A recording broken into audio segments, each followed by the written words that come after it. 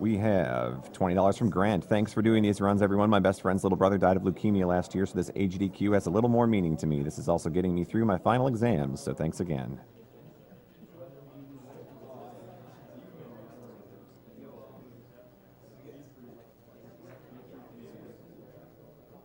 We have $50 from McKeary. Put my donation to saving the Ewoks in Super Jedi, or so say my friends, as I'm the only one with money to donate, and they're just putting in their input. Also, putting this makes Golden talk more.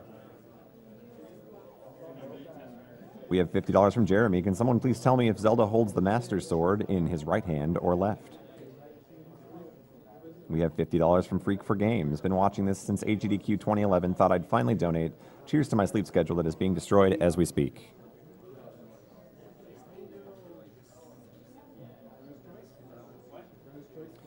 We have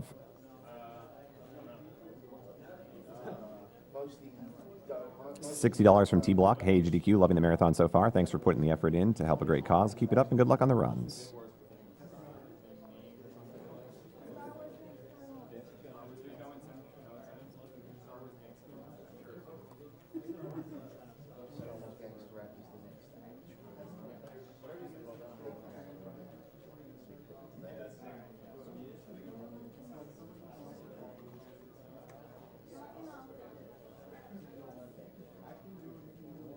We have $20 from Higgs, a small donation for my from my childhood game, for my childhood game, and my father who lost his fight with cancer when I was 16. Hopefully one day we can easily beat cancer. Please put the money to the fairy bottles.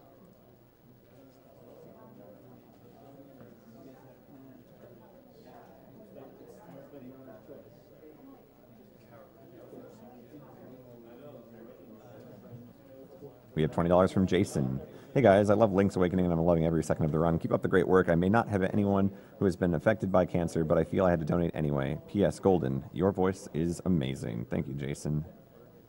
We also have $30 from Anonymous. This is a super tardy donation for this morning's Boy and His Blob run, which might be humanity's finest achievement to date. Keep it up, everyone. You're doing great work for a great cause.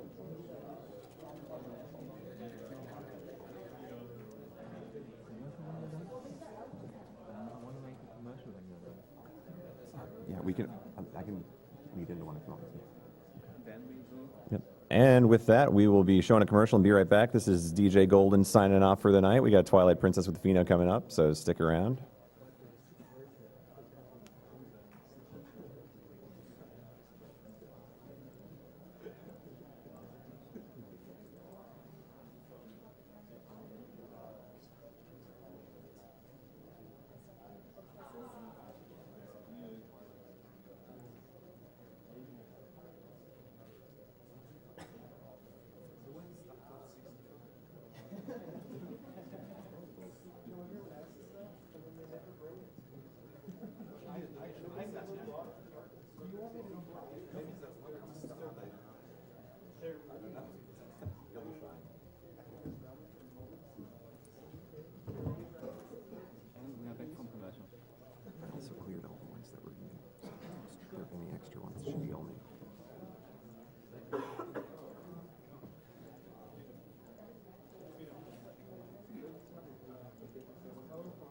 And welcome back, everybody, to AGDQ 2014.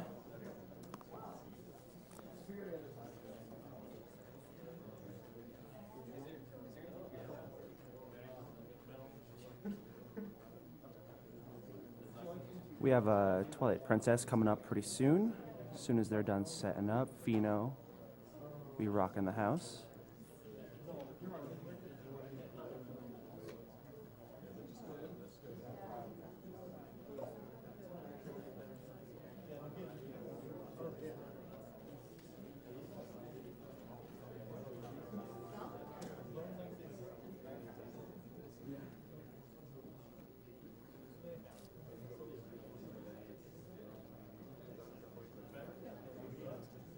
We have a $50 donation from Alexander Mees. Hey, this is my second GDQ marathon, and as a Twilight Princess speedrunner, I am thrilled to see this game represented during both of the GDQs amongst many other of my personal favorites. Good luck to the Pheenoh with all dungeons run, and to all the runners with their runs. Keep up the good fight against cancer.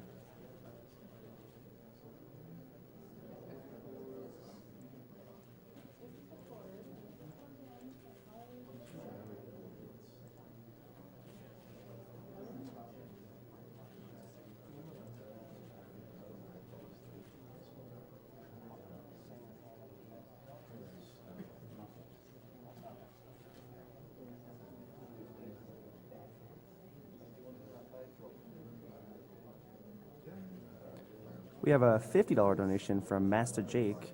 Amazing string of runs this afternoon/evening. Keep it up and show the cancer who's boss.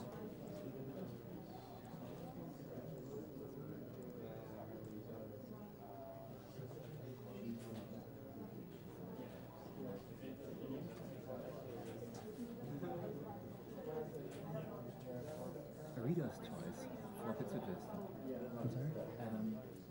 What do you want to do for donations for reader's choice?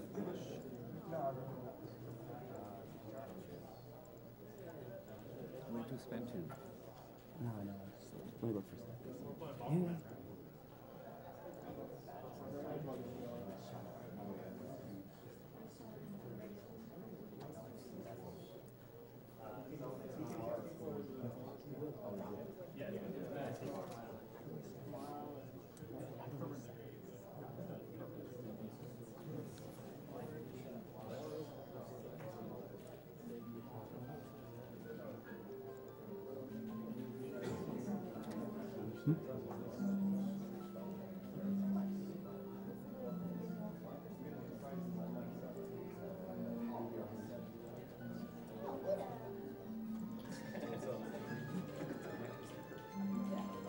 Can we turn that down a bit? It was really loud last time. Is that good? One more? Is that okay? Yeah. Okay. All right, so it's been a little bit since we showed these. We're about to get into Twilight Princess. A bit of a long run, so I figured we'd show it again before we get started. This is one of our grand prizes, the NES PC. Looks like a normal NES, but you open it up and there's a DVD drive inside. What? And NES can still be played here on the side. And you can see all the plugs here in the back. This is custom made by a fellow here who I keep forgetting his name. I'm horrible at that. I'm really sorry. I don't think he's in the audience this time. What? Is he what? No, that's not him. But as I was saying, this is made by a guy who's here in attendance. He's tested it, works on quite a few modern games, and as you can see, can still play NES games at the same time. It's really cool. It's one of the grand prizes. It's $50 buy-in, up to 3 times for $150 total. It can be done in a single donation or separate. Only the grand prizes work like that. That's not the only thing you get entered in for the grand prize. One of our other grand prizes is right here. This is very fine limited edition adventure set of The Legend of Zelda Majora's Mask. It's got the cartridge, a couple exclusive things inside here, like it's numbered. It's got some really cool stuff in here. I don't remember everything off the top of my head, so I'm not going to make anything up. You can look it up online if you would like to see exactly what's in these. It's worth quite a lot. It was generously donated. And one of the other prizes we have right here is for the Zelda block. We've got a couple different things. Most of them aren't here right now. So the only thing I can really show you is one of the cheaper things, which is one of the cartridges you can win. It's a $5 buy-in. This is Japanese Link to the Past, provided by Yggdrasil. He provides a lot of really awesome Japanese carts for us. So that's a $5 buy-in. There's a whole bunch of other prizes during the Zelda block. I think.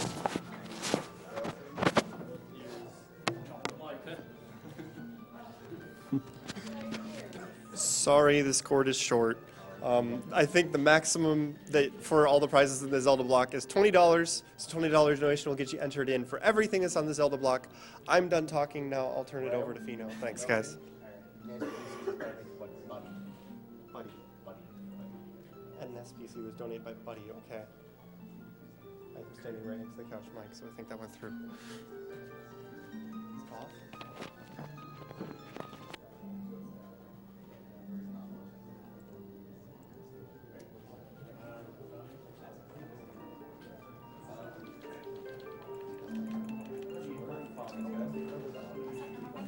Hope so. What's the file name? Donation station. What's the file name for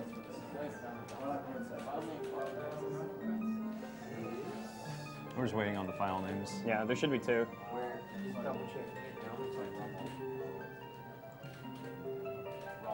I really want long to be it.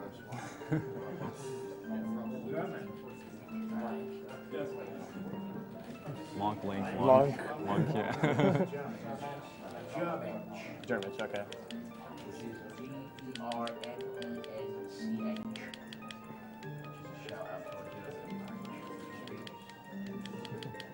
Okay, what a mensch.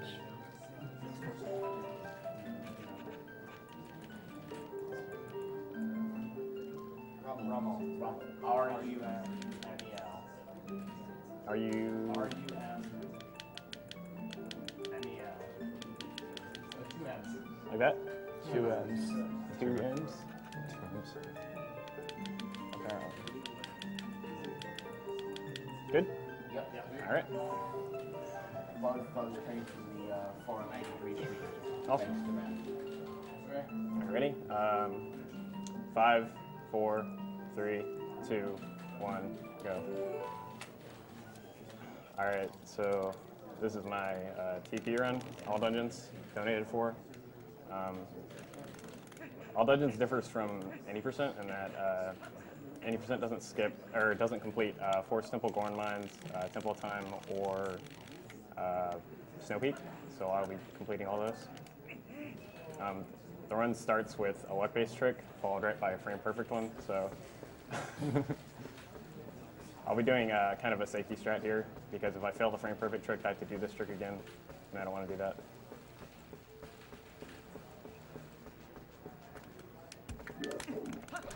Awesome. Nice.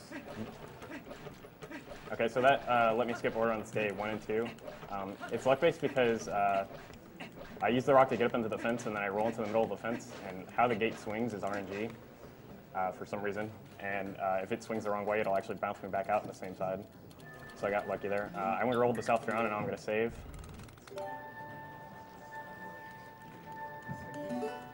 And now I'm going to roll back. So if I fail this trick more than 2 times, I can reset and try it again.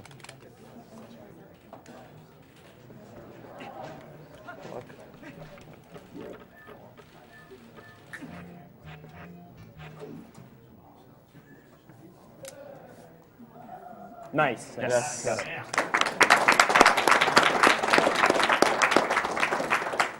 Okay, so that trick was called Back in Time.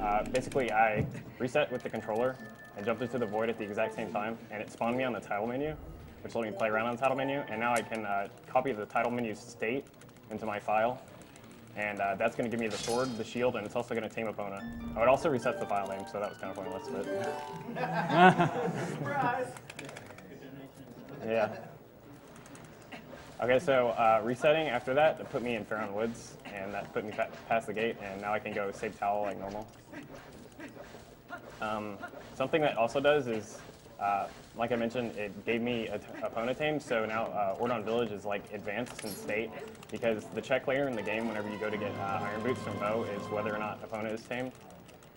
So now that I've tamed her and Ordon is in advanced state, I actually get the Iron Boots like in like 2 more, 3 more minutes rather than like an hour or 2 in. Which is really nice because there's getting the Iron Boots is RNG based because you have to wrestle Bo, and then right after that there's another trick called Gate Clip, which is also heavily RNG based. Yeah, so it's nice to split up a little bit of the RNG in this run. Yeah. Having them one right after the other is not fun. Back in Time also makes it so all the items you get on Ordon Day 2, I can no longer get them. The most interesting one of those is the fishing rod, because you need the fishing rod to get to fish out the reek fish later on to get the Snow Peak. And since I don't have that anymore, I can't actually get the Snow Peak the legitimate way. So I'm going to be doing a version-specific trick to get the Snow Peak later.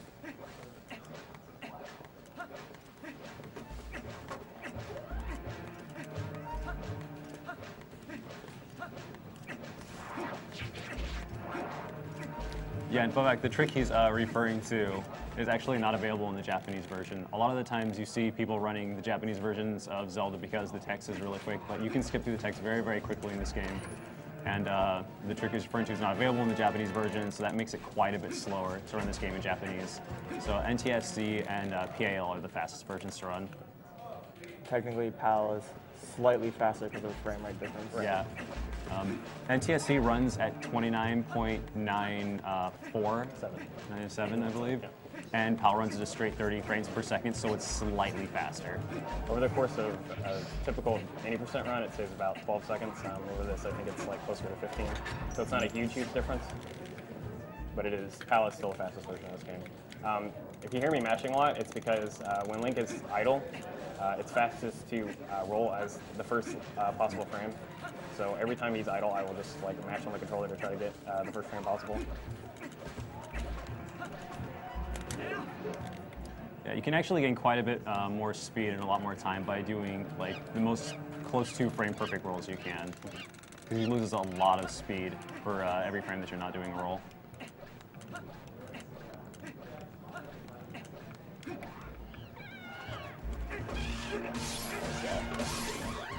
Shout out to 80% for making this easy. Yeah. In no save quit, you can't reset the game, so you can't do that trick called back in time I did at the beginning. So you have to actually do something really stupid here in no save quit, and it's very hard.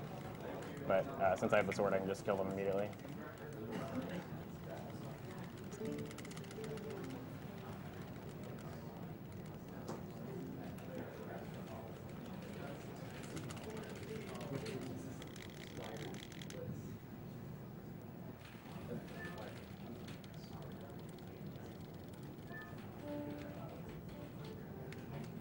Goats.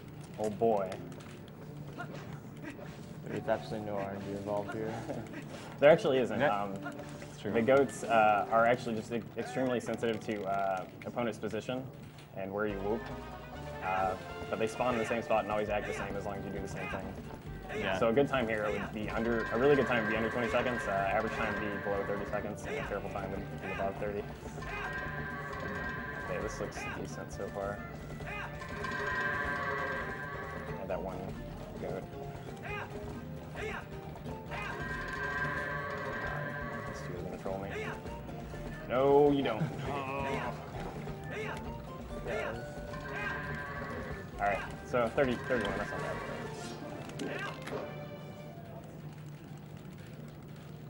Yeah, that's not a reset worthy time. Like if you're just doing like a normal run.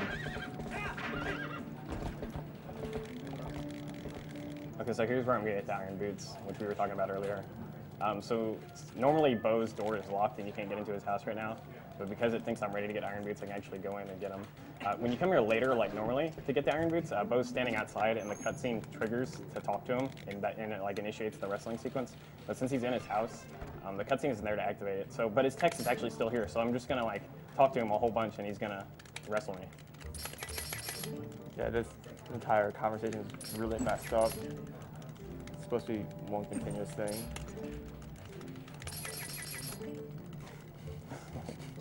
And you do what you can to like make it go by and make it a little bit more fun. Like walking in circles. So now he's like, I'll tell you the secret, you say yes, and now I can wrestle him.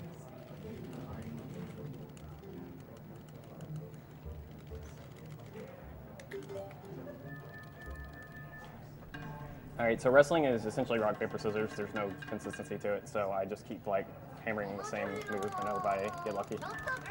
Yeah. In the first phase though, like he normally has 3 options consistent with the rock, paper, scissors strategy, but in the first phase he actually has a nothing option where he'll just stand there and let you push him off or let you grab him or whatever. Yeah. That was a pretty good first phase. Yeah, that was good.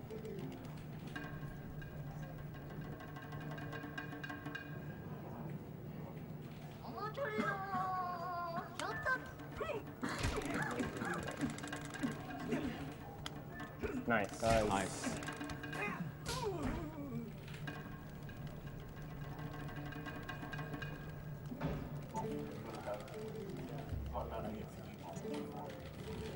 What?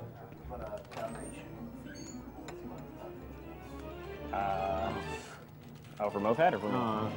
I don't know. Let's see. Kill the animals? The animal voice. Steven or Alex.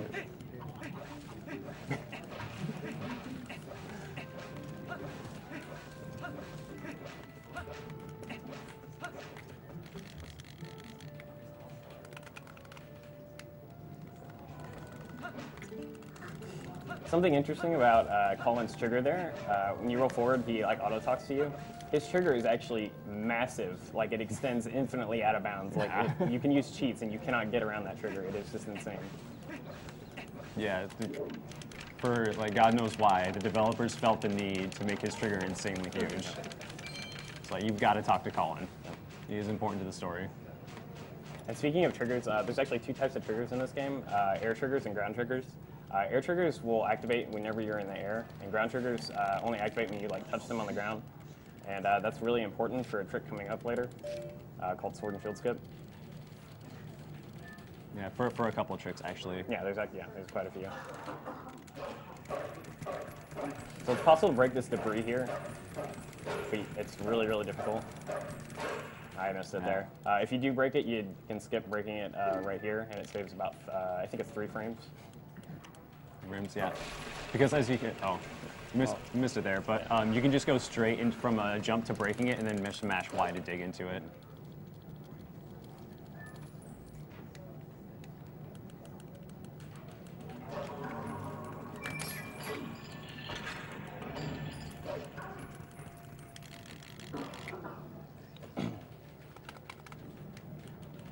Oh, something also interesting about Back in Time.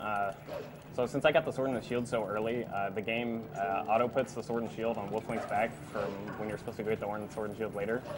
But since I had them like so early, and they're not like set to not appear yet, so they're actually there right now with Min on my back, and she's clipping through the shield. No. Actually, never noticed that.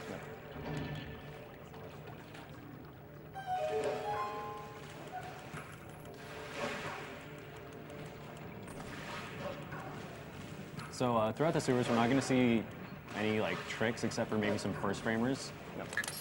But for the most part, this is just an optimization area where you go through as quick as possible. And what he means by first framers is on certain Minda jumps where she talks to you right before the jump, there's one single frame where you can jump to where she's going to be before she actually goes there. It saves a little less than a second every time you do it. Yeah, because if you miss it, you have to wait about a second until the A button appears again for you to be able to jump.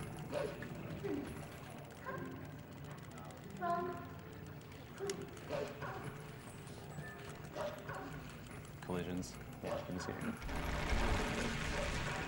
So I actually skipped the text there. Normally you break the rock and you fall, and Minda says, "What are you doing?" Yeah, that jump's impossible to make the first try. Yeah. You have to break it. Yeah. But if you break the rock and then like go slightly to the left, you can actually avoid the trigger on the ground where Yeah. she stops you. That saves about a second. Because I believe what triggers you being able to do the mid to jump is just breaking those rocks right there. So you just break them and then veer off to the left. Or you jump towards them, which causes them to break, and then you veer off to the left.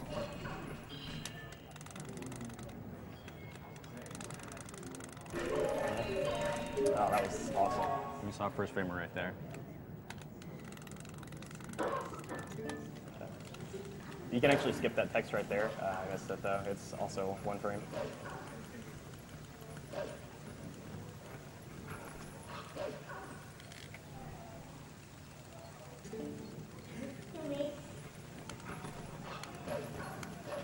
I'm timing the jump so I dash right before I hit the ledge. If you cancel the dash with a jump or like bonking into a wall or something, the game automatically refreshes your dash when you land. Oh, whoops. Oh, no. Actually, Mashing I thought I was far enough forward there to trigger them in the jump, but I wasn't. Yeah. I've done that a lot, actually.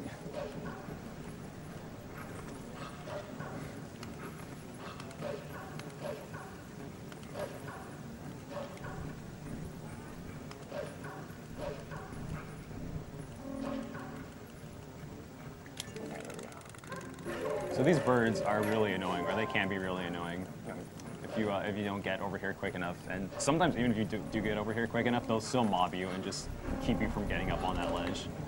Hit you in that climbing animation, knocks you down, and just keep comboing you. Yeah, pretty much. Just one continuous chain.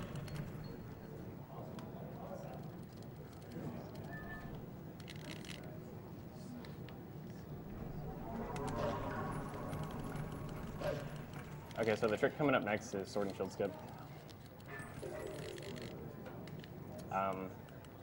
This skips going to Ordon Village and getting the sword and the shield because I already have them.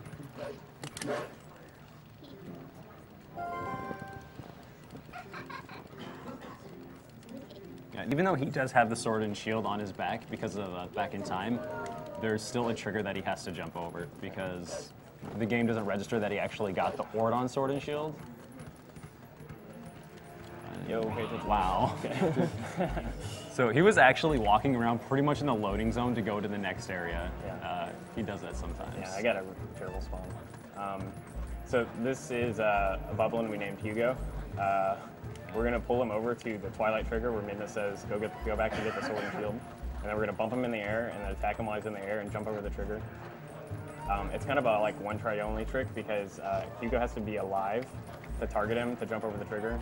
So if I do more than 1 damage to them, I can't do the trick. So if I fail it, I'll have to jump off the bridge to reset his health and lure him back over. One of the big bases of this trick that we'll see a lot later on is when you're locking on an enemy and do a jump attack, you jump much further to recover the distance between you and the enemy. Okay, I missed it.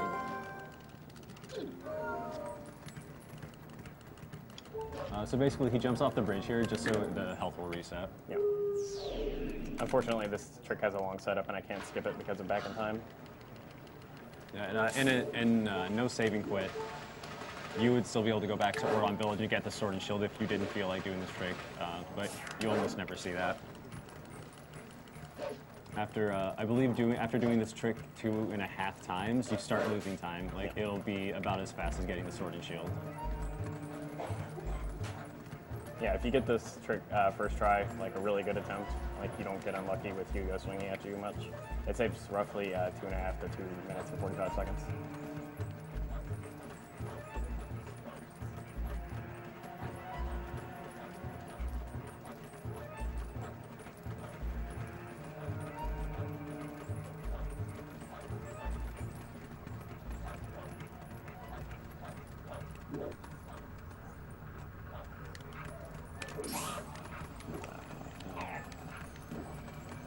Hugo, come on. Jerk.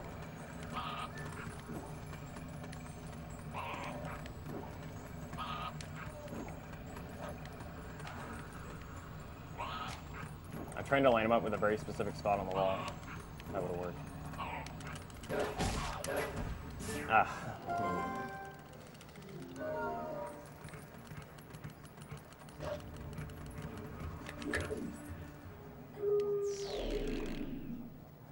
So this is actually a pretty precise trick. Yeah, it's very, very precise. Because his position, like relevant to the trigger, has to be, you know, relatively exact, and it's mostly his angle though that's really hard to get right.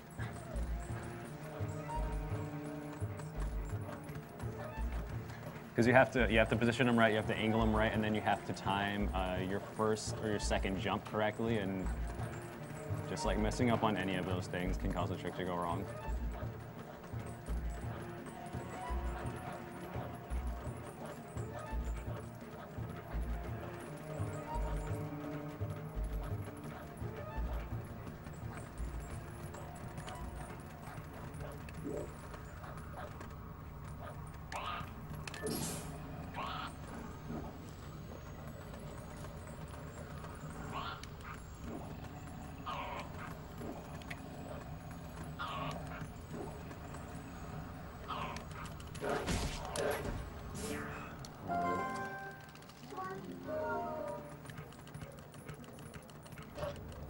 That was really close. I just jumped barely too early.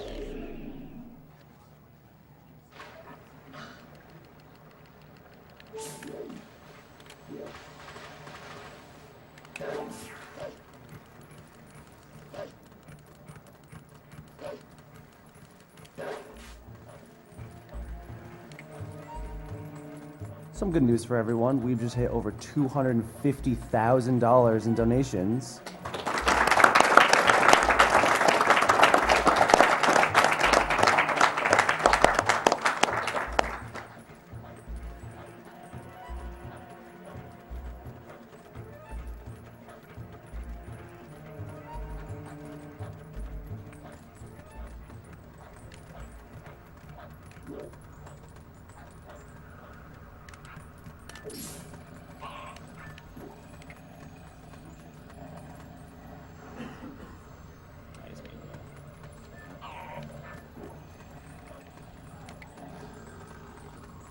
He is pushing against me right now. This is insane.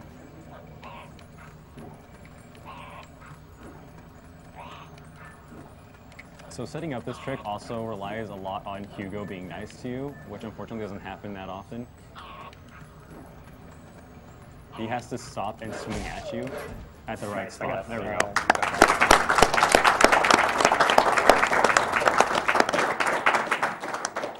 There's only one other long jump attack over a trigger that's harder to do than this one. At least as far as like how far you get over the trigger, like, and that's force escape. No. Which won't be done in this round, but yeah. So in this run, that is definitely the hardest trigger skip.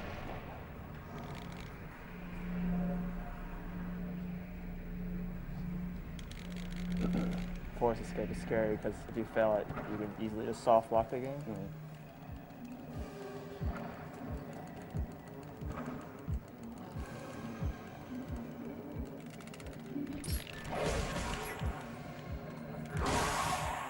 So Minna requires you to try and kill all of these guys before she'll give you the dark energy attack, which you'll be using for the majority of the game. So you have to spin attack them, at least kill 2 of them, so they revive each other, and then goes and grabs Minna. oh my gosh. Oh no. He did not care. Yeah. That's what's supposed to happen. That's what happens 90% of the time, is they'll both run at you. There's going to be a lot of Shadow Beast fights in this run like that, and there's also going to be quite a few times where I'll try to go up and walk up to them, and they'll just flat out ignore me, because this game is truly like that. Yeah.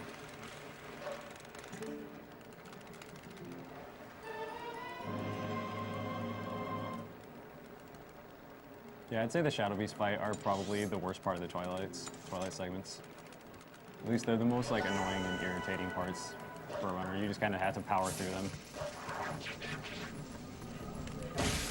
For the next few minutes, there's just going to be like tier optimization, so if there's any donations, you can read them. All right, we have a $275 donation from Slurpee. Thanks to HDQ and Speed Demo's Archive for this amazing marathon. I lost my grandmother to cancer a year and a half ago. Shout out if I could to my girlfriend, making 3 years in February. A $250 donation from Byron. The marathon feels especially important to me today. My grandma was just diagnosed with an aggressive form of lung cancer, and early detection would have made all the difference. We are hoping for the best, discussing our options and praying. Much love, and thanks for doing everything you do.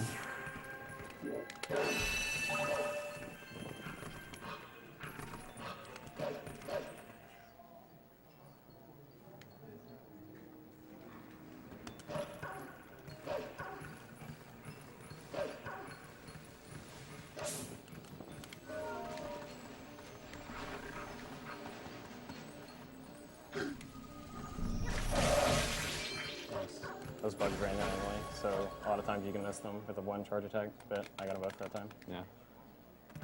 Smart GM. It's faster to take the shortcut at the beginning of the tunnel than it is to run through it. It just cuts straight to the end. And something cool about whenever you dig out of a hole like that, you'll see him mashing, or you'll hear him mashing actually. But if you just like hold left or something and mash, you can actually dash on the first frame after you're in your idle state before Minna lands on your back, and it saves a small amount of time.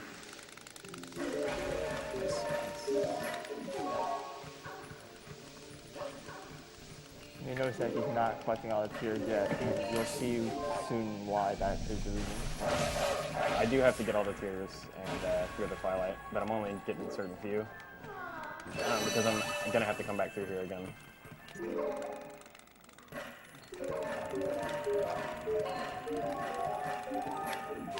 Well, we won't tell you why yet because it's a surprise. At least for those who have not watched speedrunning of Twilight Princess before.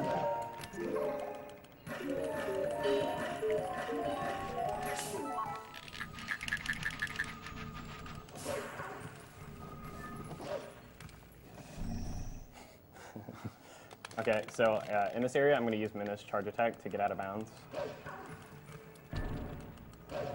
by using the Shadow Beast. The Shadow Beast has 2 types of swings. I can only do this trick on 1 certain type of swing, so I have to get lucky that he gives it to me. That wasn't it. That's not it. Nice, nice, okay. So now I'm out of bounds, and by navigating this out of bounds area, I can actually jump to a later part of the game, right here. And now I can go to the Sacred Grove and get the Master Sword.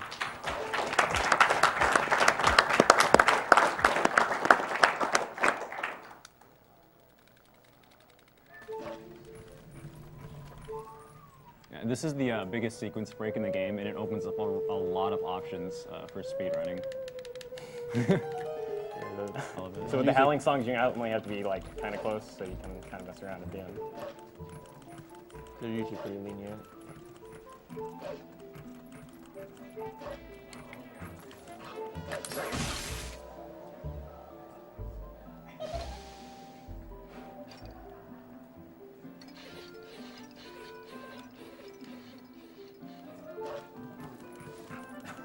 We have a $50 donation from Rokius. It's been a year since I first stumbled upon speedrunning, and my god, do I love it. Keep up the good work, and let's hope we break last year's record. I'm pretty sure I see Runner Guy in the crowd, so donation goes to his choice. Build it out. Somebody clap for that, yeah. So this is just chasing Skull Cut around until we get to fight him and get to the Master Sword area. Yeah, there's a lot of areas in this game where it's just movement optimization until you get to the next trick. Or the next dungeon. Dungeons are heavily based around movement optimization, especially after he gets the Gale Boomerang. Which will also keep that a surprise. Probably one of the more interesting items of the game. The Gale Boomerang is the most used item in this run. It's also the most broken one, and we'll see why after I get it.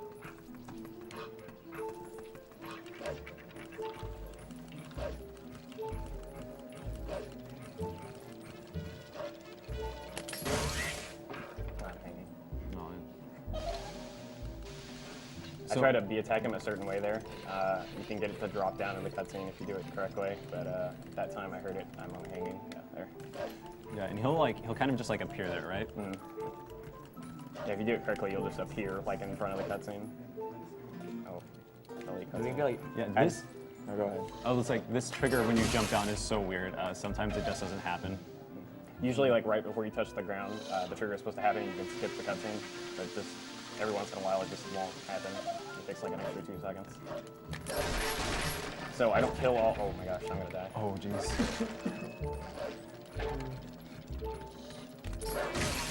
Hopefully, one of them dropped a heart. I have died here before. It's really embarrassing, so I don't want that to happen. Sure, one of these guys will drop a heart. Yeah, there we go. Let's get this. Okay, what I was trying to say was I only kill a select few of these because once you kill one of them, a timer starts for Skull Kid to blow his horn. And every time you kill another one, the timer resets. So if you kill all of them, it takes longer for the timer to tick down for him to blow his horn again. And also, the reason Pheenoh has so much awesome knowledge about this game is because he's currently working on a TAS of it, which is up to Gate Clip, I think? Like that. Like Bad Temple.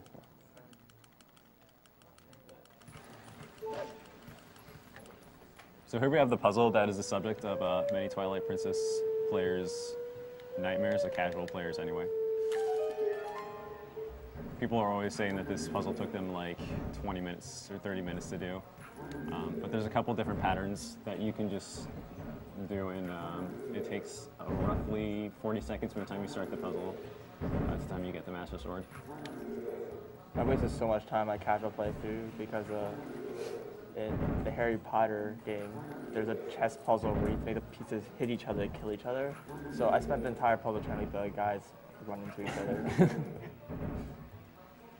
I first played this game on the Wii version, actually, and then I went and played it directly after that on the GameCube version, and I was really, really lost on this puzzle, and just in general.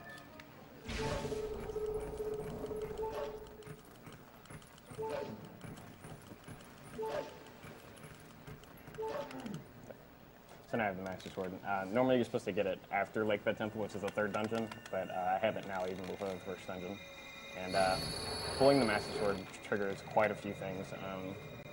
It does a lot of interesting things to the dungeons, which I'll cover later. But the most important thing is I now have warping and the ability to transform into wolf whenever I want. And you're normally really not supposed to have that until after you complete all the Twilights, so I'll be using it to do some sequence breaks later as well. And for some reason, at the beginning of this cutscene, it just doesn't appear. I don't know why. That was like for the normal And now cutscene, she's she's there. supposed to appear there. Yeah.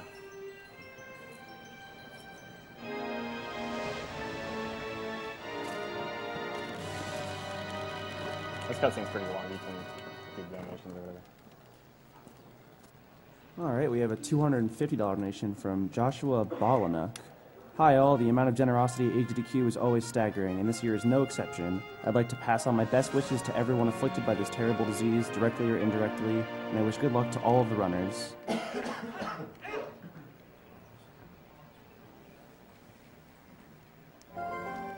We have a $200 donation from Mr. Cab. Hey everyone, loving the night of Mario and Zelda. Kill all the animals. Every last one.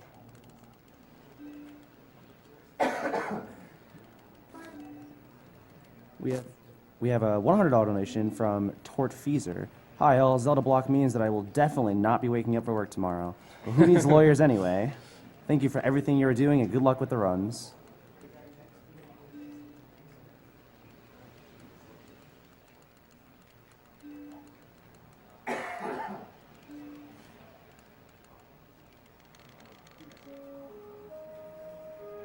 I feel like most people here at AGDQ have completely lost the sense of sleep and scheduling. Yeah, I'm like literally completely flopped on my sleeping schedule. I woke up at 8 p.m. today. So it's kind of convenient that pulling the Master Sword gives you warping because you can't get out of this area without resetting the game or killing yourself. So now I can warp back to South Crown Ridge, which is the only portal I've opened so far. And now I can pick up the tears I skipped earlier.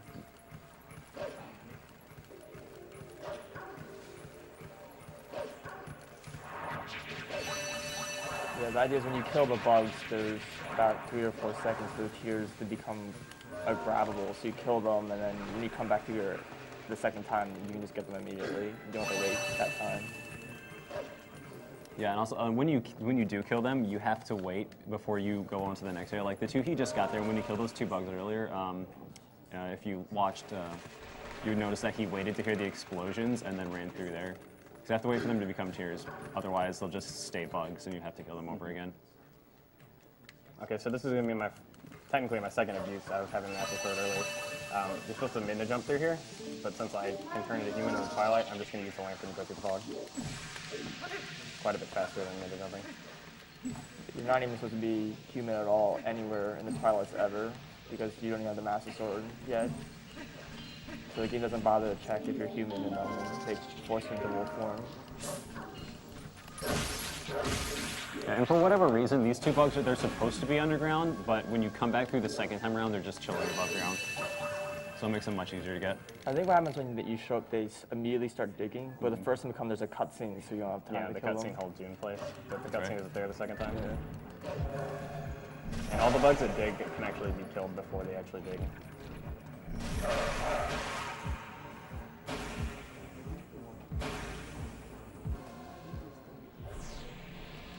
So I could actually enter the fourth temple right now by transforming human and burning the web, but I need to get the hidden skill that spawns right here, and the hidden skill is only available when the Twilight is cleared. The hidden skill is Ending Blow, and it's full impossible to just completely skip Ending Blow, but if you get to the very end of the game and try to kill Ganondorf, you can't deal the final blow without this trick. Shoutouts to Venet. Shout out to Venek, dude. He forgot it one time. It was amazing. Very end of the game.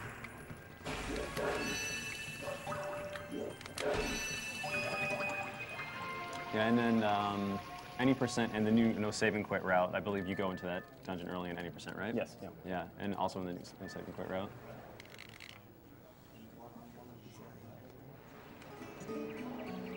And what happens then is you'll actually just go get the Gale Boomerang, the dungeon item, and then you'll leave, so you won't complete the dungeon, and you'll have to do Forest Escape, which thankfully he does not have to do in this run, because it's a dumb trick. So normally you're supposed to get the gate key from Koro and then follow the monkey through the mist. It's really long and boring, but since I have Master Sword, I can work right back to North Crown and go into the Forest Temple. It saves a lot of time.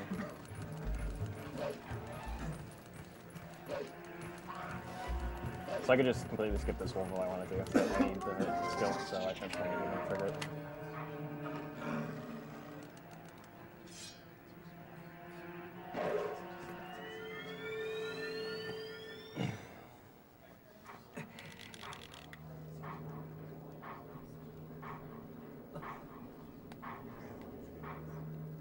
All right, so for you Zelda fans out there that are just like more into the Zelda lore, this is actually confirmed to be the Link from Majora's Mask. And I technically Ocarina of Time, you know, there's a whole lot split timeline stuff, but I won't get into that. This is the Link from... chat. Hey guys, what's the best Zelda? Okami is the best Zelda. Thank you very much.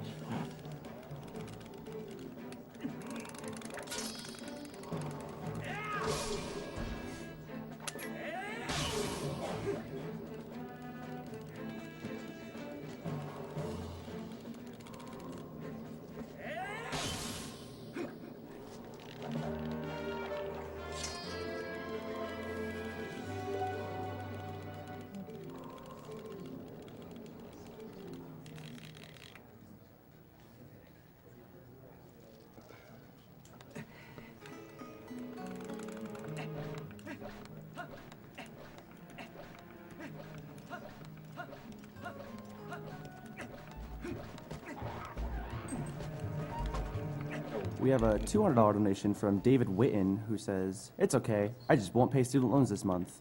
Put it all to Plexa for Wind Waker File Man. Happy birthday."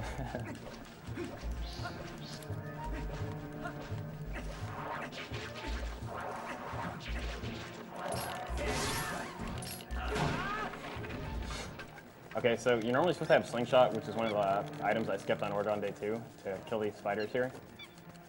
So I have 2 options. I can actually pick a Deku Nut off one of these guys, which I think I'm going to do here. And hit him with it. Sometimes the Deku Nut just breaks, depending on how the spider's positioned. Okay, that time it didn't though.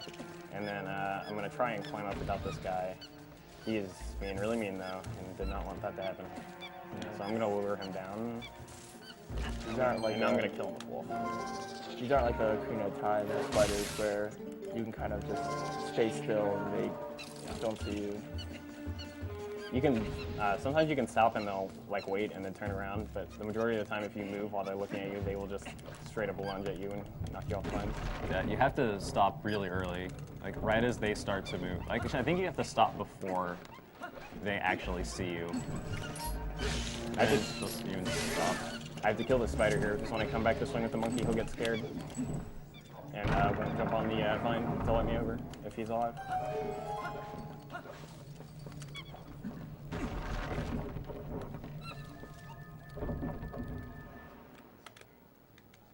So there's one frame here where I can backflip towards the door, but I didn't get it.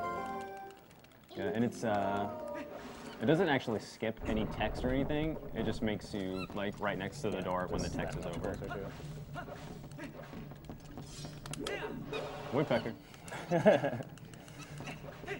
Shout outs to Rodner. Yeah, shout out to Rodney. What I did there was I jump slashed the post, and then the cutscene of the monkey jumping to the vine tried to force me in place, and it caused Link to act really strange and like hit the post a bunch of times.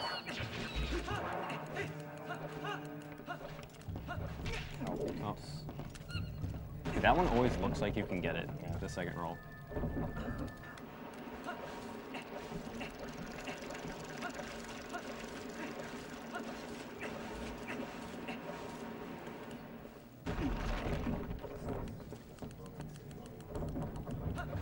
So he just comes here to get the key right now, but we do come back to this area in a few minutes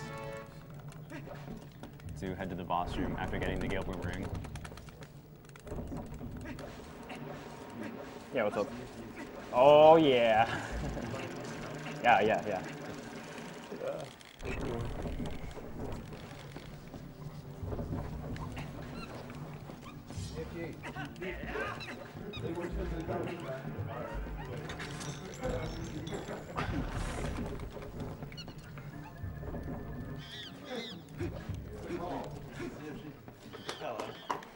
What's up, CMG?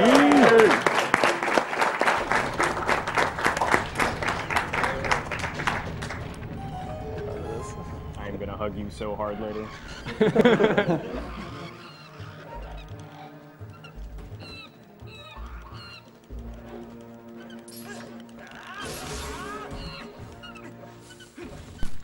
I have to wait on the monkeys here. After you kill them, they kind of clap and then they come up.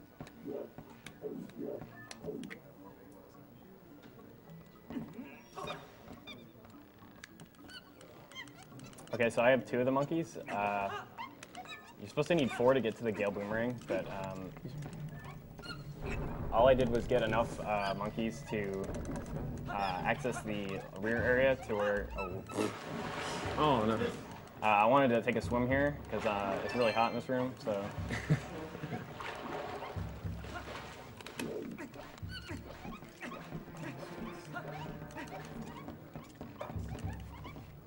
Okay, like I was saying, I'm going to use the 2 monkeys to get to the rear area where the Gale Boomerang is, and do a trick called Gale Boomerang early, and it's going to let me skip getting the other 2 monkeys, so I can just go ahead and get the Gale Boomerang now.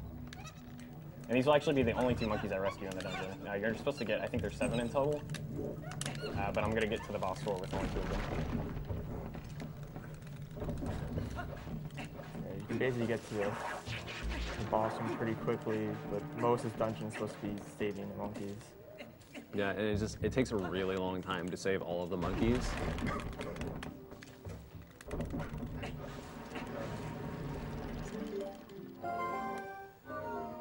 Let's kill the animals. Okay, so while the wind is blowing, you can talk to Minna, and it forces the bridges to auto-turn. And while the bridge was turning, I walked forward to clip into the side of the bridge, and by doing that, I can actually get to the other bridge. And you're normally not supposed to be able to access the bridges without the boomerang to turn them and like line them up. And for this one, I'm just gonna side hop and get by it. And now I can get to the boomerang. Yeah, so we got Ook now, and he's got a bit of RNG to him. Sometimes a lot of RNG to him.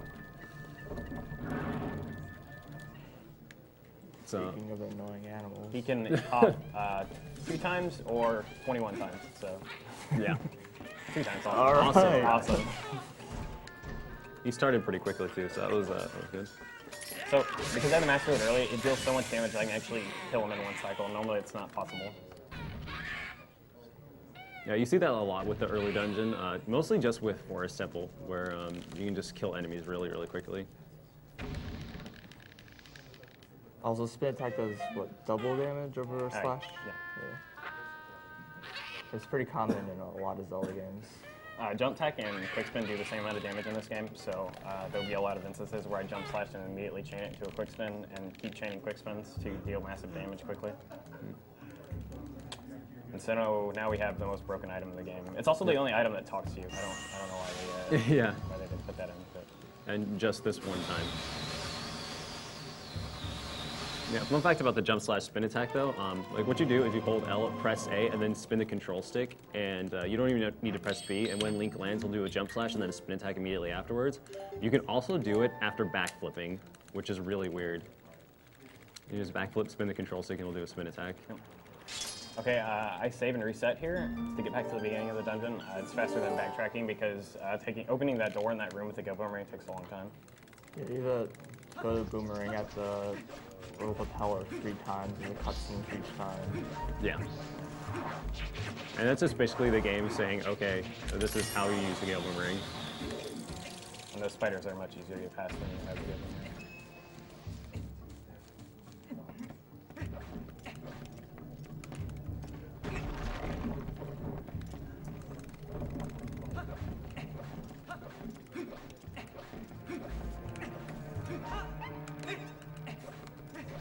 I'm going to do a little shortcut here to get to the boss key. There's one little part of the fence that blocks you off towards the boss key where you can actually hop on it.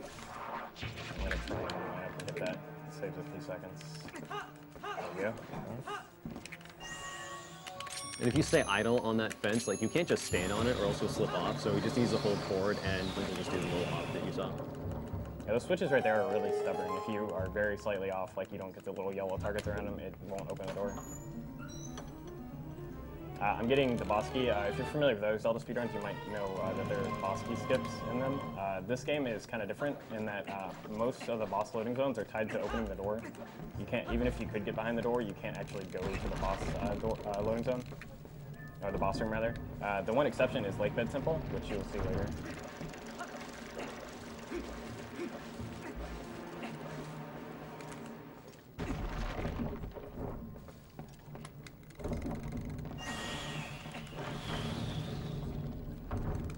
We have a $50 donation from Stephen Dimmick. Hey all, love what you're doing. I've lost too many friends and family to cancer and love what the speedrunning community does to raise money for a great cause. Also, it's wonderful that I actually get to watch the full marathon this time. Yay for not getting any shifts from work this week. Can I get a hell yeah from the crowd for some excite? Okay, so this is why the boomerang is so broken. Yeah. So it's pretty obvious I'm not supposed to be up here. Okay. So what I did was I threw the boomerang over that void, and when you target something over a void or higher ground than when you currently stand in this game, and you jump attack it, you lunge to the target, and it's just kind of like an oversight in the targeting system, I suppose. But you can, in the GameCube version of the game, you can throw the boomerang and target it, and since you can move your target around everywhere, it pretty much allows you to sequence break in like everywhere you want.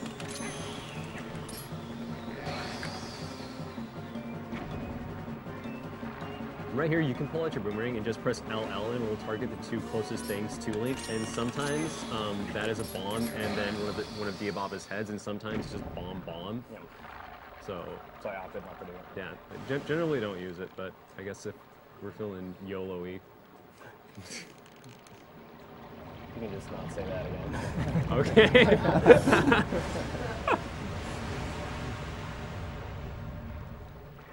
I'm going to do a little trick to speed up this fight. I have to wait for Oof to bring me out the bomb. Once he brings me out the bomb, I'm going to intentionally throw it on the ground to make the game think I dropped the bomb. And then I'm going to throw the bomb at Diababa, and right as it hits Diababa, Oof's going to bring me out another bomb immediately instead of having to wait. And also take a dip in the poison. Yeah. It's gonna be a long grab attack at it for funsies.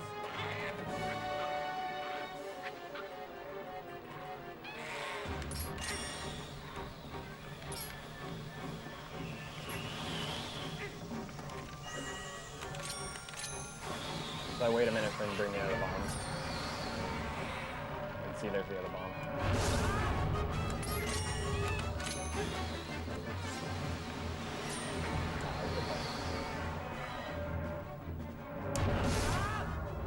And once getting the Master Sword, there's just crazy amounts of damage. It goes very quickly.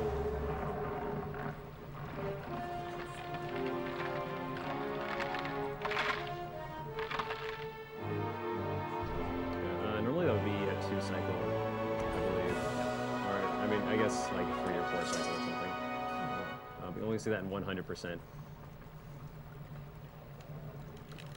I'm going to get almost all the heart containers in this run because of Snow Peak and Temple of Time.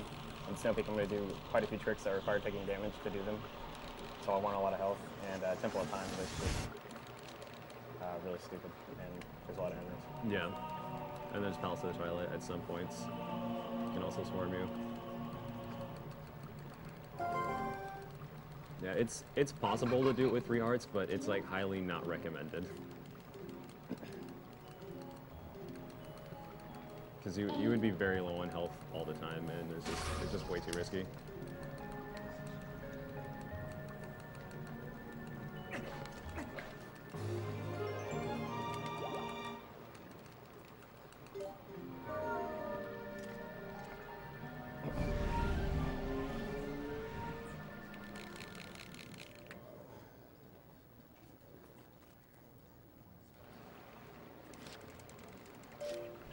We have a $200 donation from Ronnie. My sincerest thanks goes out to all the runners for taking the time to match with these awesome games and for giving your time to fight for such a great cause. I first learned about AGDQ from speedrun videos posted on YouTube, and I've been an avid watcher since. Keep up the great work, and let's all work together to take cancer down. Shoutouts to Yelitsa. I love you very, very much.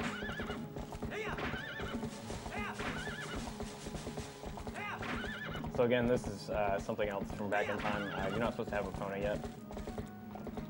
But since I did Back in Time, she's already tamed, so I just scrolled down and called her. It's a little bit faster going around Twilight this way.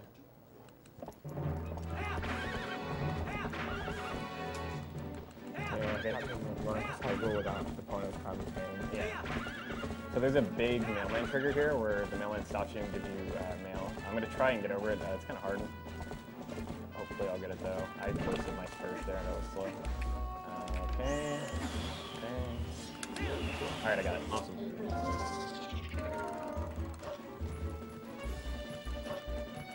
That's actually a pretty precise trigger skip too, now that I think about it.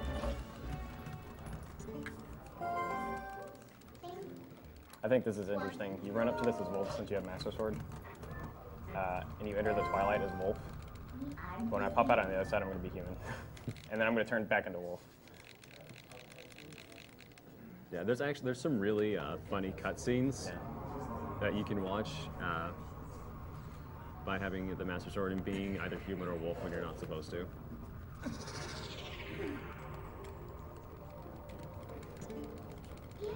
Are any of those cutscenes going to be shown? No. If there's time at the end, I guess like maybe before that.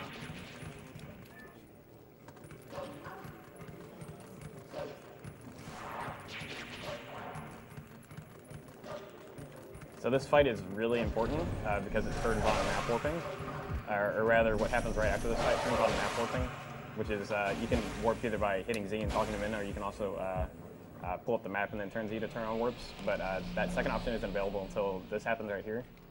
And I need the map warping to do glitches later in the run, so this is like unskippable in any run.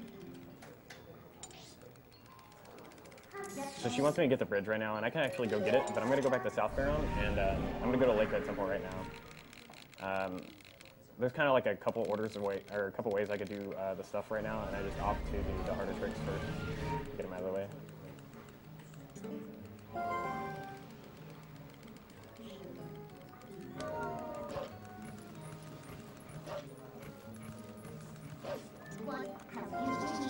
Again, just calling Pheenoh because she's faster than Wolf. And I also need her for a trick coming up.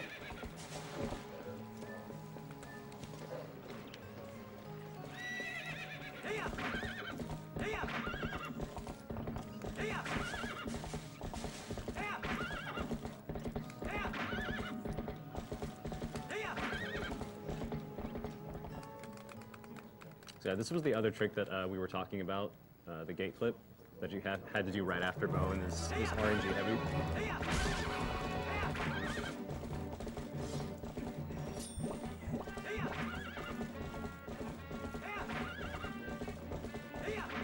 So this is the back entrance to Lake Helia. You're normally not supposed to open it until you clear all the Twilights and you go through the wagon escort to get the Thor armor.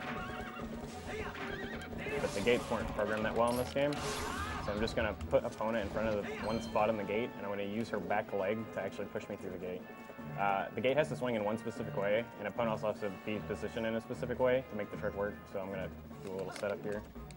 And then I'm going to roll into the gate a bunch of times until it pushes me through. Oh, that's the end. Knock in the corner.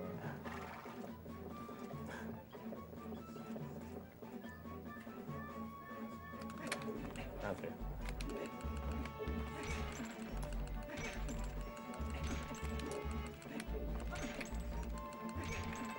There we go. Awesome.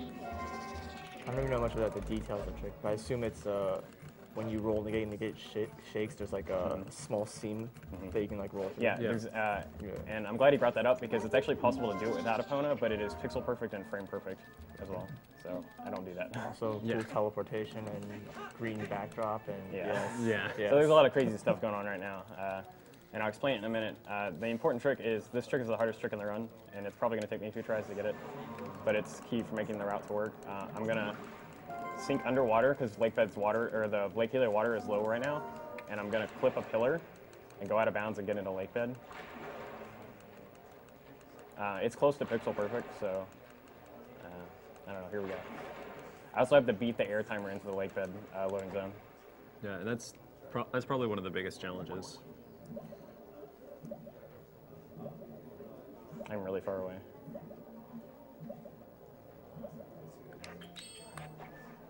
Yeah. Okay, I didn't flip. So I'm gonna reset because I won't make it back to the surface and try again.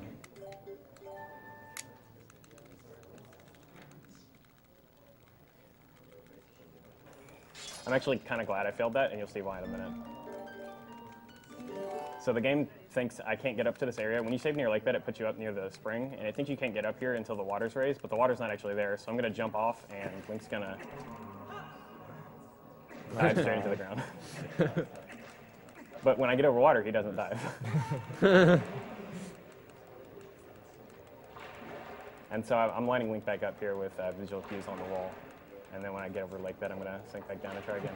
Yeah. And when we say visual cues in this game, we pretty much are just talking about splotches on the wall. So I mean, there's not a lot to go off of, but splotches. For those who are unfamiliar with this game, this is actually the third Twilight area. He hasn't really spent any time in the second one at all. He walked in and walked out. I went too far out. Usually it's between 1 to 3 tries here, so this is still pretty average.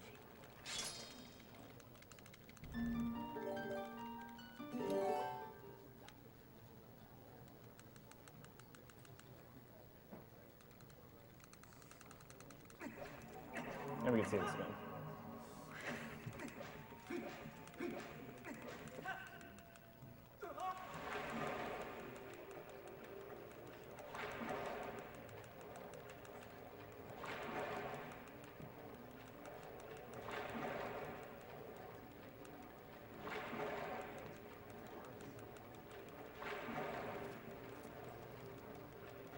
We have a $20 donation from Jackson Hagan. Hey guys, great to see Twilight Princess being run by Pheenoh. It's rare to see so many great people in one room doing something for such a great cause. My uncle lost his life to colon cancer, and my mom survived oral cancer, but to only have half of her tongue. Regardless, I'm glad she's alive. I'll donate again if everyone in the room high-fives each other. Oh, that was like Okay. not enough high fives, I think. I think we got enough. Okay.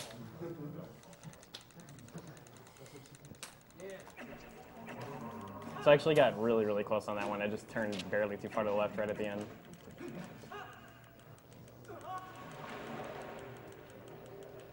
And again, this is still pretty atypical of this trick. It's very, very difficult. In a lot of other categories, you would have the Zora's armor, which means that you don't have any kind of air timer, which makes this trick much simpler. Yeah, I think in No Saving Quit and 100%, those are the two categories that you would have Zora armor in. I'm actually not sure about 100%, but I mean, it's actually way, way easier with Zora armor. So much so that it's hard to fail. I still went too far out. As you can see, this is a much harder way to do the trick. The massive speed you can get with Zora armor underwater and being able to turn really quickly allows getting out of bounds here very easy. Yeah. And I mean, getting Zora armor would be slower than just doing this. Yeah, this saves quite a bit of time, regardless of how many times he fails it.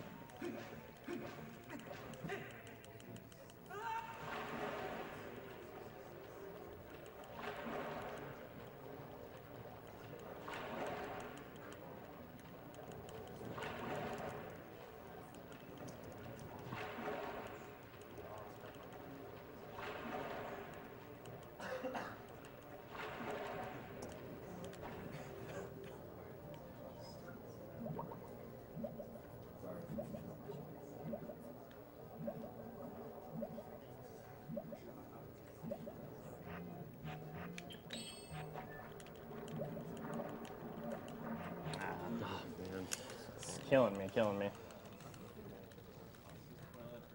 Yeah, this is Twilight Tetris. This. There are some tricks in this game you can practice over and over and over, and you just can't get them consistent.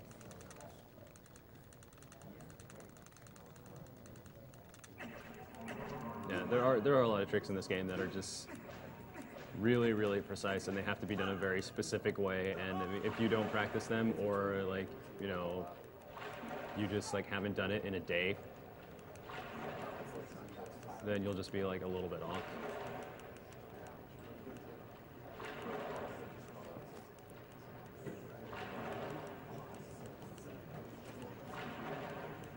There's been a lot of times where I will practice a trick for an entire day and I'll get it consistent for about a week, and then I'll maybe stop playing the game for a day, and all of a sudden the trick won't work and I just like won't be able to figure out why. And I'll just like have to go back to the drawing board. So. Oh my gosh! Wow, that was so close. I can't believe I didn't get out. I thought that was gonna be in.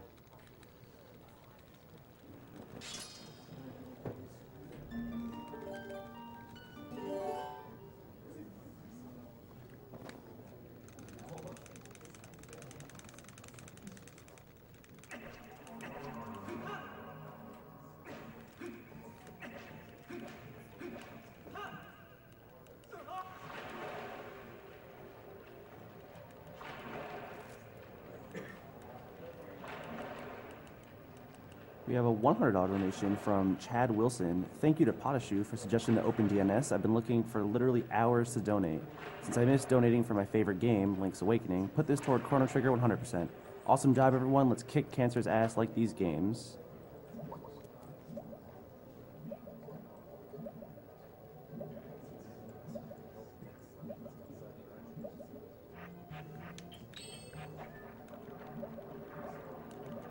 There we go.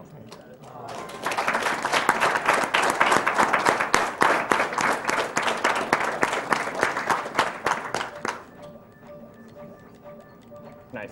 Okay, good.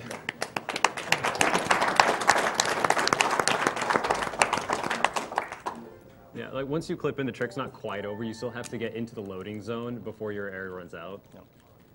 But as long as you- Generally, once you get out, you pretty much are guaranteed, not guaranteed, but you have a pretty good chance of getting in. Yeah, as soon as you landed close enough and got out pretty much right away. It's just the combination of both the air gauge and the preciseness of the trick. Or Through the hoop! Oh my god, you got it. Marathon run saved. Okay. So that choo-choo just, if you're really lucky, it just jumps straight through the switch there, and it looks really cool. I think this is the only room in the game that requires bomb arrows.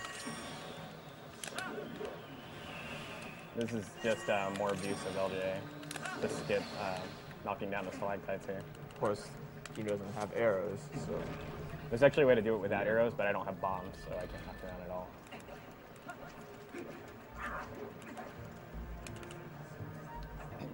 So we're gonna do a really cool trick here if I get it correct. I'm gonna chain one LJA straight into another one to get over by the Aku, because I need him.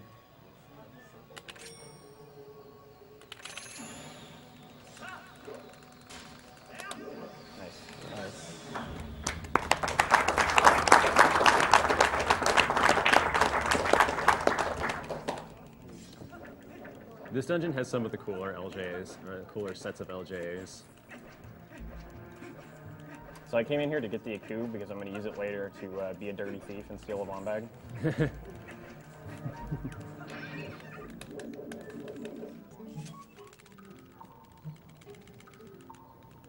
Or some people call it the man chicken. The man chicken, yeah. Rip chat.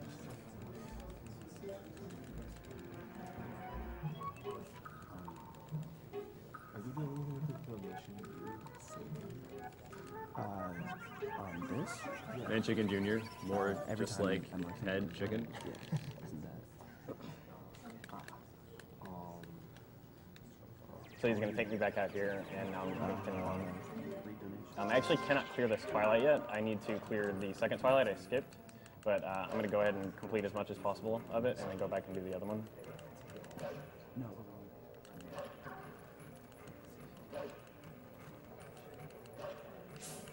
Now, while I was doing Pillar Clip, we were talking about getting the Zora armor and doing the clip. I'm actually not going to get the Zora armor at all in this run.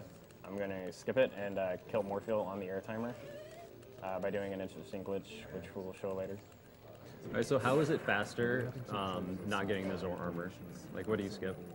It basically just skips the escort. That's the big thing. There's a way to do this fight 8 seconds faster by going into the water as Human Link, but if he grabs me, my game will crash. Yeah, it's not like some person do that in a marathon run like a crazy Yeah, person. Kofax ran this at SGDQ and didn't have any backup save and got it, but if he'd have failed it, like the run would have been, that's it.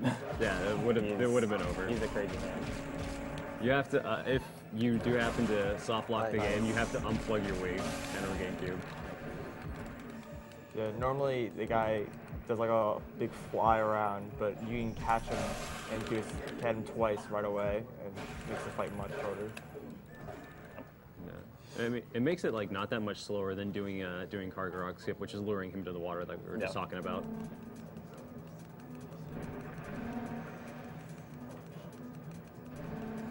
And also another side effect of doing the Kargarok skip is you're human when you go into this sequence, so he's actually carrying like nothing or like a really malformed version, I think.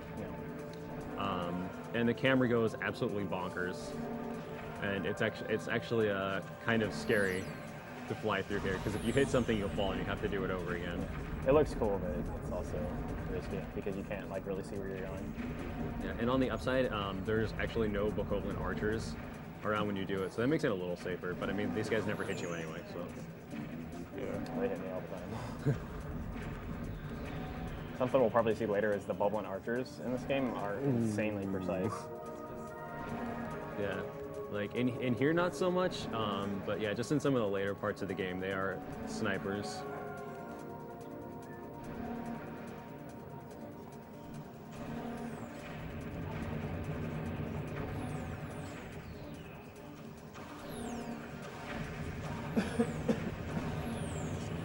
I remember this section being a huge pain on the Wii version.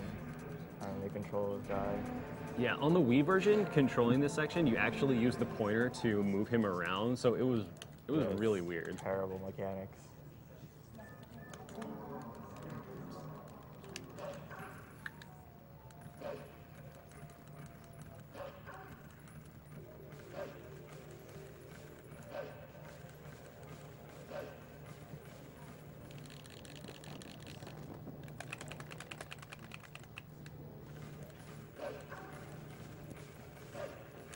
Oh, and also, I guess while we're talking about the Wii version, the reason that we run the GameCube version and not the Wii version is because the LJ with the Gale Boomerang, which I guess we call the Gale Slash, is not possible to do on the Wii version because as soon as Link takes out his sword, the targeting breaks.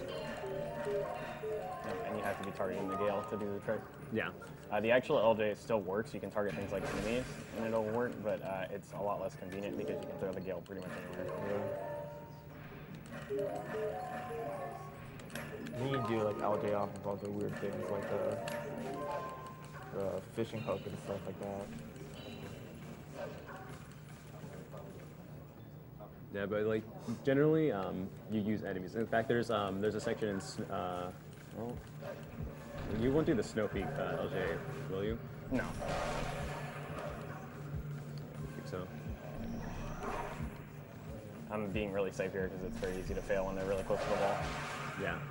Yeah, sometimes those guys can like completely ignore you, and it's really hard to hit them both. Yeah, we were talking about that earlier. Yeah. Like that's exactly what we were talking about. Is sometimes they'll just walk away from you and they won't even register that you're there. Okay, so I opened the Source Domain warp, but I can't follow the domain yet because Elden Twilight has to be cleared for the giant meteorite to fall. You're also supposed to do Goron Mines at that time, but I'm going to push that off to later, which I will also explain later. So I go back to North Freon and go ahead and grab the bridge, which was what I was supposed to do a long time ago.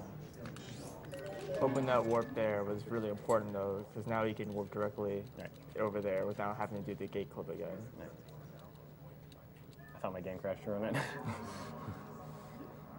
Haven't saved yet. I wouldn't put it past this game. I really wouldn't. It has done stranger things.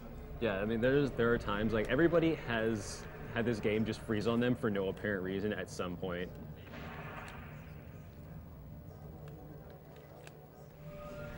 So Minute talks to you here right when you land, but there's one frame where I can jump out of it. I got it. Nice. Okay, I'm gonna do something really weird after I dig under this gate. So since I have the Iron Boots so early, the game thinks I'm ready to fight King Bubbling 1, but I can actually flat out skip King Bubbling 1. I don't have to fight him at all. So what I'm gonna do is dig under it and then walk around his trigger. The trigger's only in one circle area because you're supposed to jump the gate with Epona later and land in the trigger. But they didn't map it like all this whole area, so I can just walk right around it. Yeah. I mean, if you actually do happen to hit the trigger, you can walk out, right? Yeah, you just walk right out and it fixes it. Yeah, if you do hit the trigger, it puts it in like this broken, it puts Kakariko in this broken like half Twilight, half regular state, and like nothing is here. What? Who's that? The ninja. Yeah, I think it's if Link is too close sometimes, he'll go straight to a Shadow Beast and then immediately back and he won't actually hit it.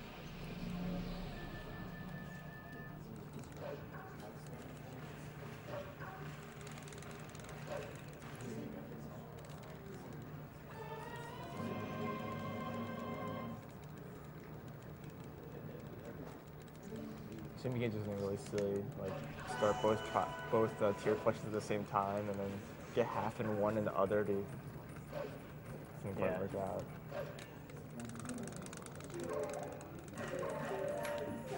Yeah, the tier collection doesn't trigger until you melt Zora's domain, I believe. Right. You can't get the vessel until Zora's domain has been thawed. You can actually get in the spring, but she won't talk to you, even if you're wolf, until Zora's domain has been thawed. So this is, for the next 8 or so minutes, just going to be tier collection like the first time, so feel free on donations.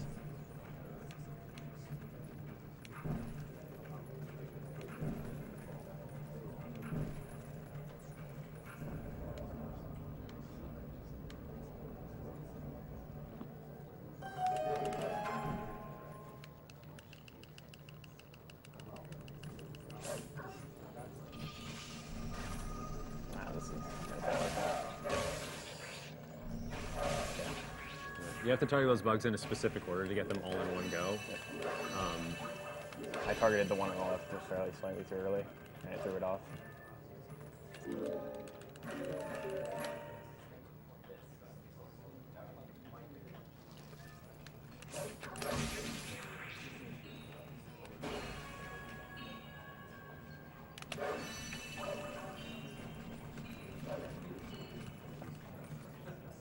So there's some cool little tricks in this area that help with optimization, but there's nothing major in this area as far as tricks are concerned. So a little interesting fact, there's actually like, when you run straight through the middle of the village, you slow down for no reason at all. So when possible, I try to avoid the direct center of the village. It typically only saves like a frame or two, but every turn counts, I guess. Hype.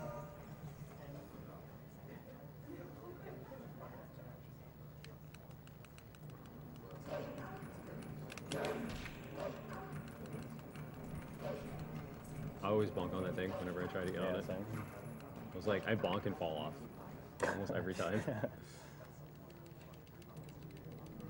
We have a $350 donation from Chain Reaction. Thank you very much for this wonderful cause. I can't believe I haven't heard about this until now. This has consumed my life for the past 2 days. Looking forward to donating more in the future. Keep up the good work.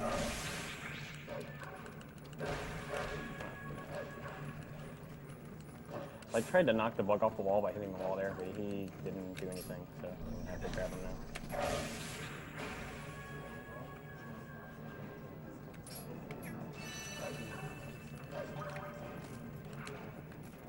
I have to be kind of careful in some of these areas because it's possible to pick up the tier and then walk out without it. Yeah, it actually has to appear in the vessel that's on the right side before the game will say, okay, you have this tier. So if you walk out before it appears in there, then it'll just assume you didn't get it and you'll have to turn around, go back in and grab it again.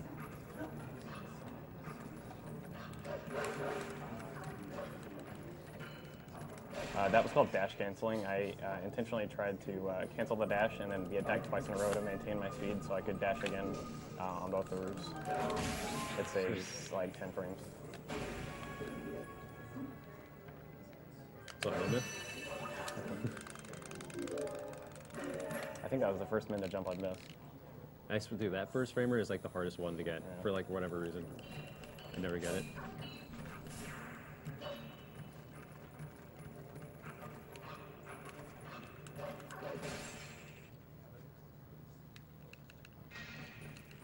So far this Twilight has taught us to break into people's houses. We're going to burn down a house next.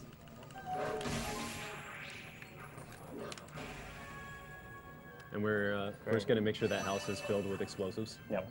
Burning down is a bit of an understatement.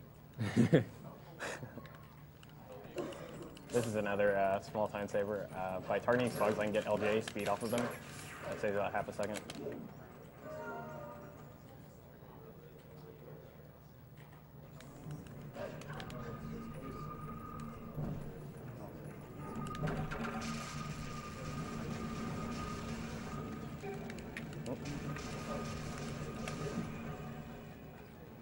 I found out it actually is possible to die in that room. Oh yeah, you game over. if Yeah. you die. You wait a pretty dang long time though. I think it's pretty interesting. When you clear the Twilight and come back here later at night, there's a Poe here. It kind of seems like you killed someone. So we can add a murder to that list too. Breaking and entering, larceny, murder. It's a good game. It's a cool game.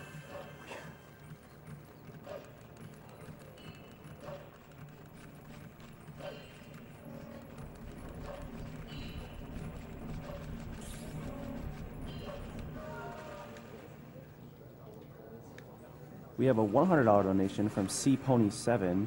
AGDQ is blocked at work, so I brought my tablet with me to watch between patients. This donation is in memory of my grandfather, who lost to cancer a few years ago, and in honor of my father, who is currently fighting cancer. Runner's choice where the money goes. Keep fighting the good fight. So every time I reset the game, if I pick up a rupee bigger than 1 rupee, it's going to give me a text. I can actually side up or backflip or jump attack on the rupee and skip the text. As long as you pick it up while you're in the air. Yeah, yeah.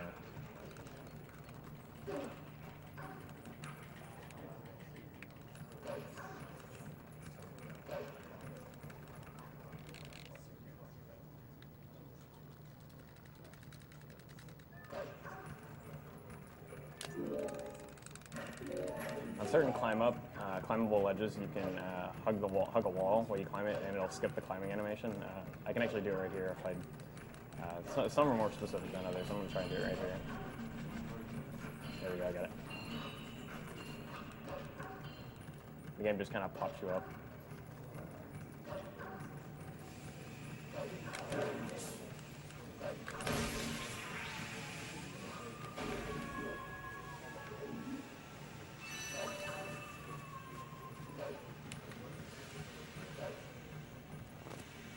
We have a $100 donation from Joseph Harris. Got to donate for that Borderlands 2 cosplay. Bro is going to be a hot gauge. Thanks for all you guys are doing and keep having fun.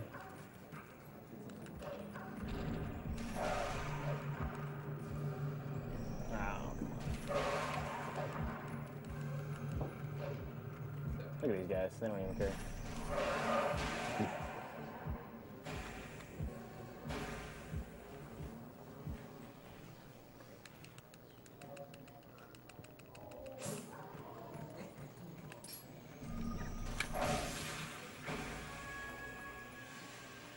So being a little slow in that Shadow Beast fight actually didn't matter too much because usually you have to wait on the steam. I was actually really slow. I didn't realize. Most of the time, you end up having to wait on the steam there. Oh no, this guy. This guy! Oh my gosh! I've never seen him do that before.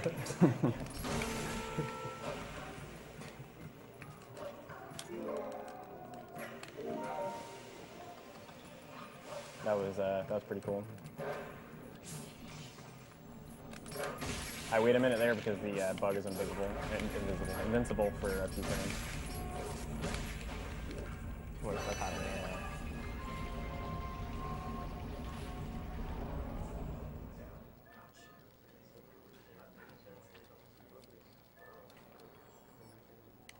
The cutscene's also messed up. Yeah.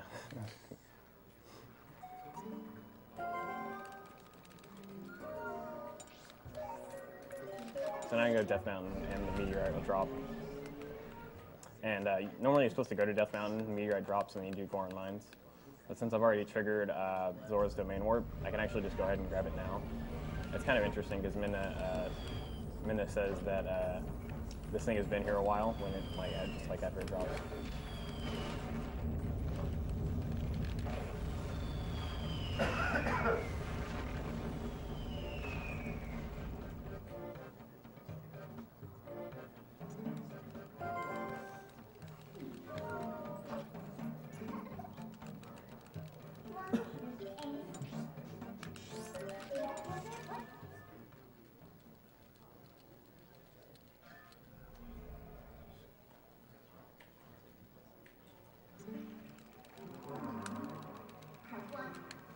It's actually possible to skip this cutscene, but it saves less than 1 second, and it's kind of hard to do, so I just opted not to do it.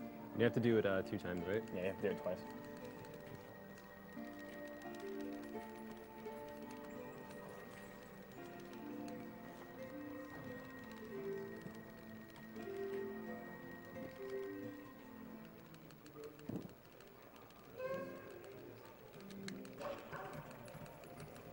The main reason why skipping it doesn't save that much time is because you have to transform into human to do it, but you have to be wolf to pick up the vessel. So you have to transform a total of 4 extra times, and it's roughly 6 or 7 seconds every time you transform. So it almost equals out the cutscene, just having to skip it.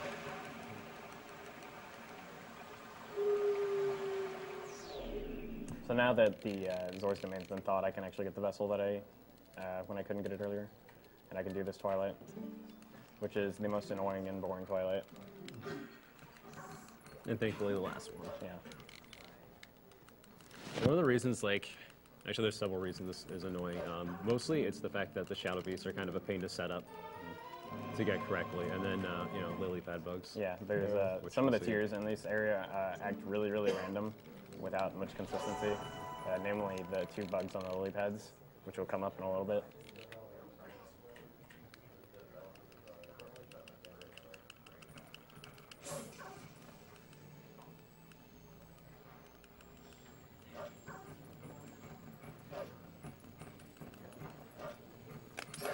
Oh, this guy. See, here we go. Yeah. It begins. Number 1.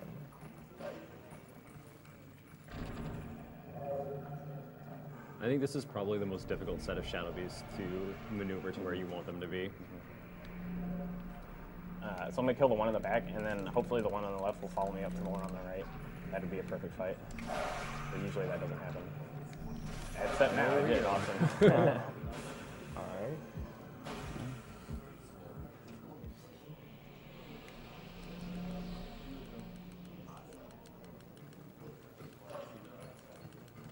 So have to be really careful here. It's actually really easy to fall into the water, and it wastes about 40 seconds to climb back out.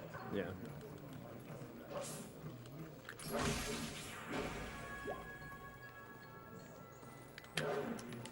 And unfortunately, I've had the pleasure of timing that multiple times.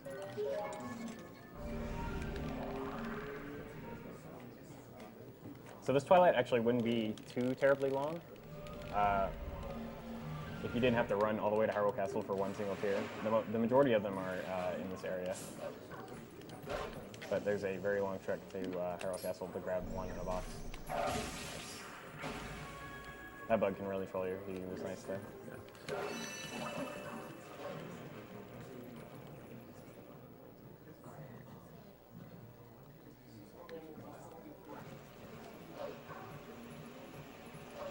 So he's gonna fall off this ledge here and land on a really small spot.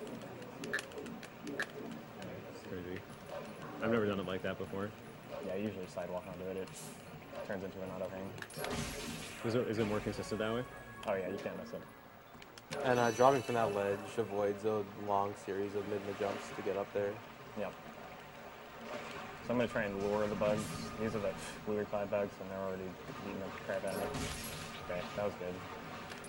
Alright, that was good. Yeah, that was pretty good. Probably the most annoying part of the lily pad bugs is the fact that climbing onto the lily pads is hard because where Link's head is facing, that's where he's going to climb. It's he has to be facing the lily pads in order to climb them, and a lot of time he's looking at the bugs. So I try to bounce this bug closer to where I need to go. Saves minimal time. And then I miss the tier. That doesn't save any time.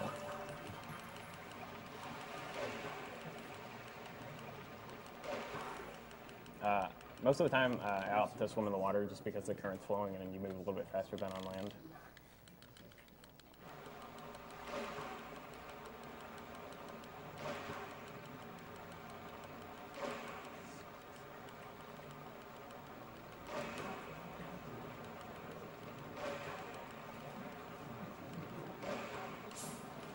We have a $100 donation from Marzipan Whale. Greetings from Norway. This is really ruining my sleep cycle. Luckily, I'm flying to Japan in a day, so maybe you have ruined it in the right direction. I'll be sorry to miss the stream for 12 hours on the plane, but I'll manage. And just like Marzipan Whale, if you guys donate at least $20 before the end of this run, you're entered for a whole block of prizes, among which are the new Zelda 3DS XL, Papercraft King Usurper Zant, and some pretty cool posters.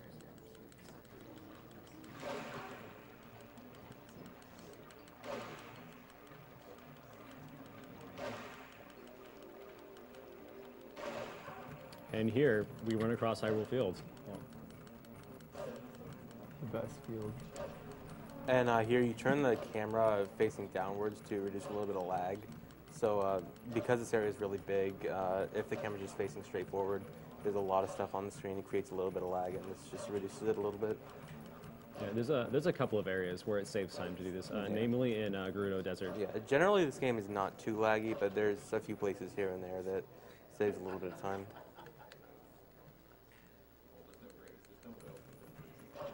These lag reduction strats found by the legendary ZFG.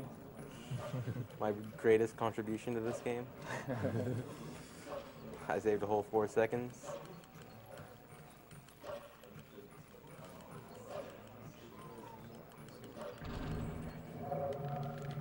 I actually think it's worth it in that area too. I'm not sure though.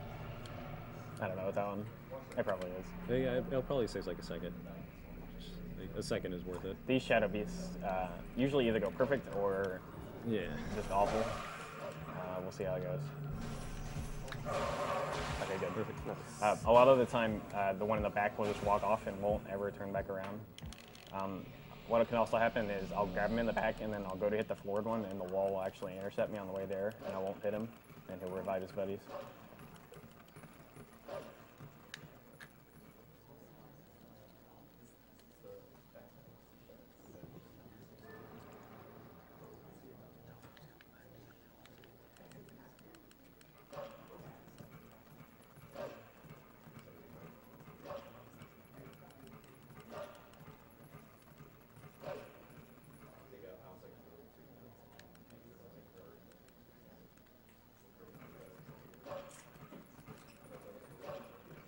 I'm not sure what controls the ghosts here. They're in slightly different. Wow. Wow! What did you do to that? Okay. Don't look, ZFG. So yeah, fine example of the collisions in Twilight Princess. Look at this guy. Oh, nice.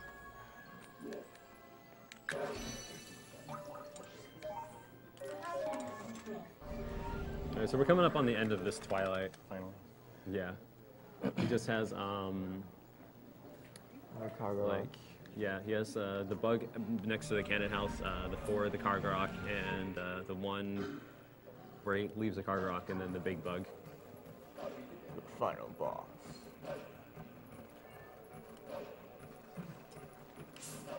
Probably the most beautiful creature in this game. I think you mean Oxymidna? Squidna?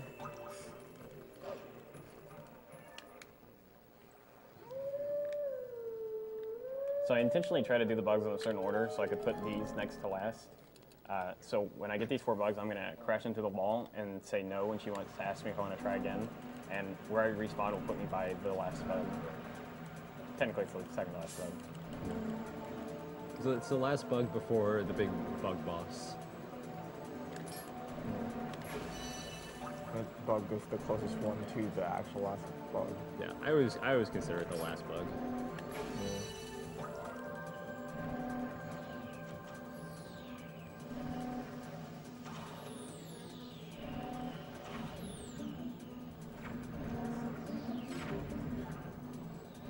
We have a $200 donation from Kebab Skull. Enjoying the Zelda block immensely. Big thanks to the runners and everyone who donates. Great job for a great cause.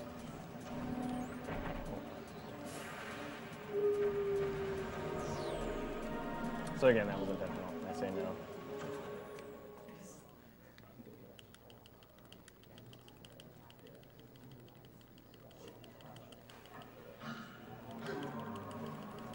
And a $75 donation from Santa Chanto. I absolutely had to donate during the TP run. Gotta love those LJAs. Zelda platforming at its finest. Keep up the great work, guys. Well, thankfully, this is the last Twilight, and this game is chock full of it after you clear all the Twilights. So.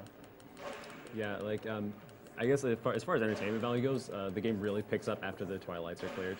Yeah. Even as far as fun value goes, the game really picks up after the Twilight is I cleared. like this boss. Look at his legs; they look like sausages.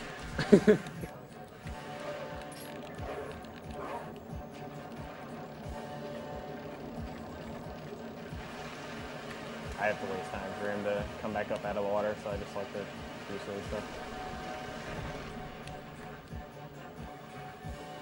Personally, I like to click L targeting with along with the song. If you attack him from too far away, it's actually possible to hit him, and then he'll go back up, and you won't actually grab him, so it'll add an extra cycle to the run. Yeah, you'll just kind of pop off of him sometimes.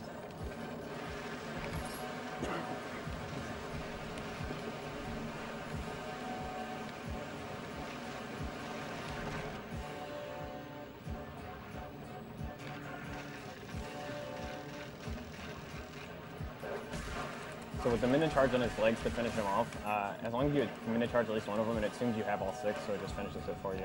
Wow, I fell off him. Please. Also, this bug is really slippery.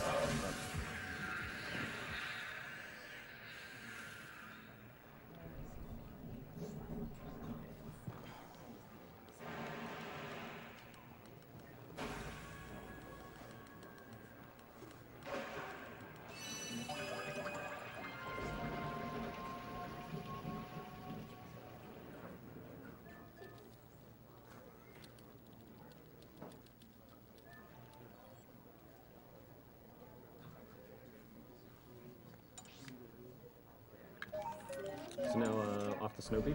No, I'm going to steal the bomb bag. Bomb. It's faster to do Snow Peak with Claw Shot. That's right.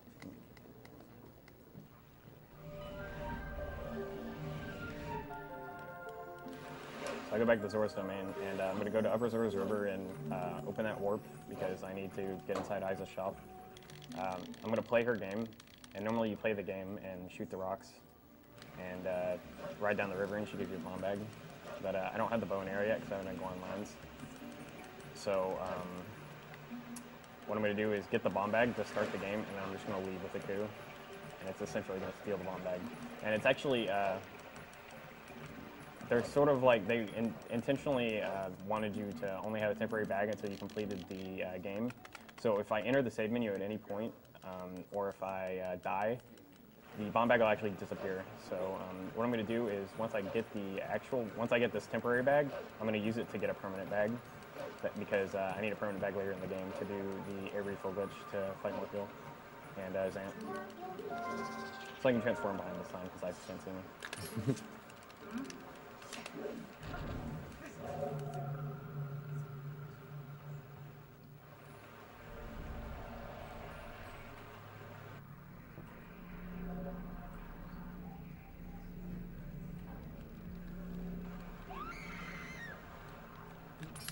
Best screen of the night.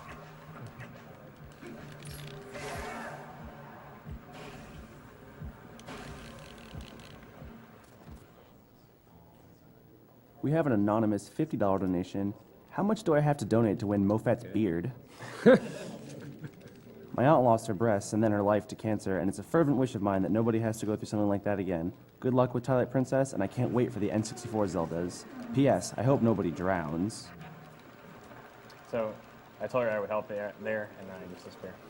Goodbye. Just kidding. So now I'm back in Lake Bed, and I'm not going to go get the Claw Shot just yet. I want to get the permanent bag. And if you know anything about Twilight Princess, you probably know that you can only have one type of bomb in your bag at a time. So what I'm going to do is empty this bag and then get water bombs.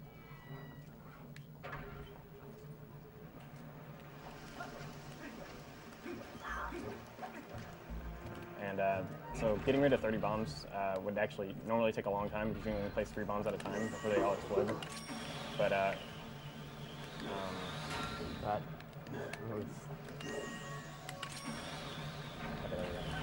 but if I get under this waterfall, I can just put them out immediately. Take a nice shower here. Which is pretty nifty. The water just instantly destroys the bomb. Yeah. As soon as the bomb gets destroyed before it even appears, so it allows me to put them out extremely quick. And then conveniently, there's more water bomb creators.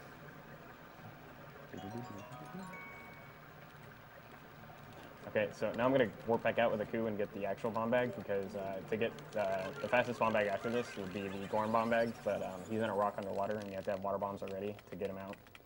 And since I just got water bombs, I can now do that. Yeah, somebody just made a good point. They said that that's the only bomb bag I can get.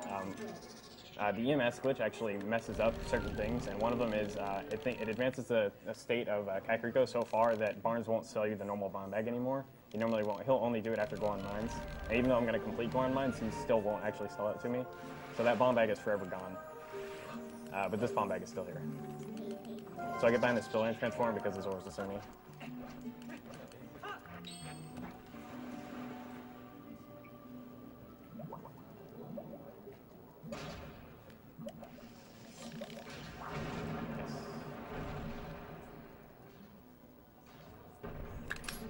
Not really sure what he's doing underwater, but Yeah. he's here for us. He was in the meteorite, apparently. Okay, so I'm going to do a trick called Rocket Link. There it is. Okay. So what I did was I pulled a water bomb and then forced unequip my iron boots, and you're not supposed to be able to swim with water bombs. So what I did was I dropped the water bomb immediately, and the game launched me to the surface of the water to try and resurface me. This is actually a two-part glitch. If you hold it long enough and then drop it, it won't resurface you like that. It'll just refill your air meter, which is the air refill glitch, and that's how I'm going to beat more fuel.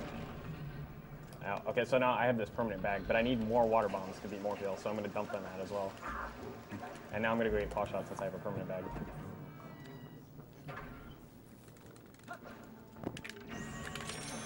This is just jumping to the staircase.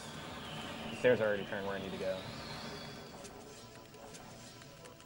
If you guys don't mind, could we get a roll call for everybody on the couch? Yeah, I'm the runner. I'm Pheenoh. I'm Mofet. I'm Test Runner. I'm ZFG.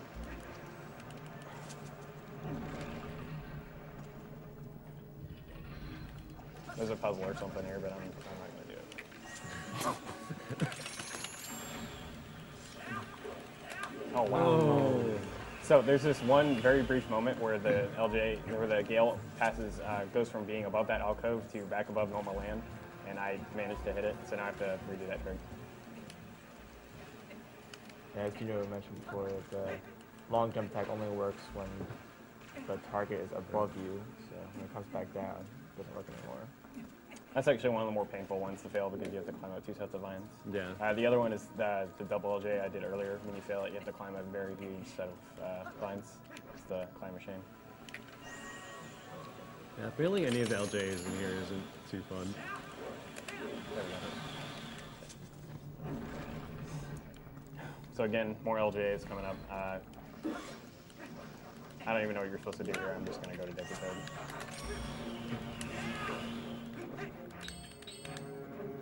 You're supposed to get over here somehow. But I use the LJ and get on the railing, and now I can go to Deku Toad right now. Yeah, the normal way, you have to go to another room across the way and do a whole bunch of crap, get keys and stuff like that, and unlock doors. I remember there's a lot of kind of going back and forth to the 2 sides of the dungeon.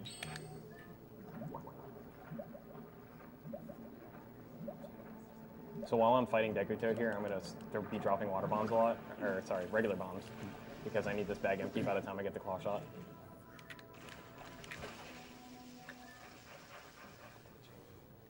And conveniently, this room's floor is completely watered, so it destroys the bombs immediately. And you see him pulling out his sword when he has a bomb, which immediately causes him to drop the bomb.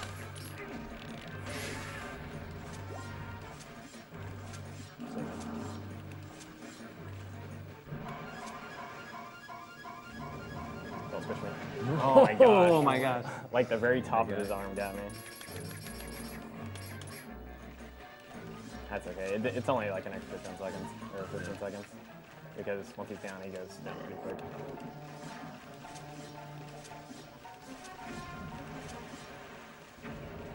I dropped the water bomb to blow him up. I'm gonna do the same thing here.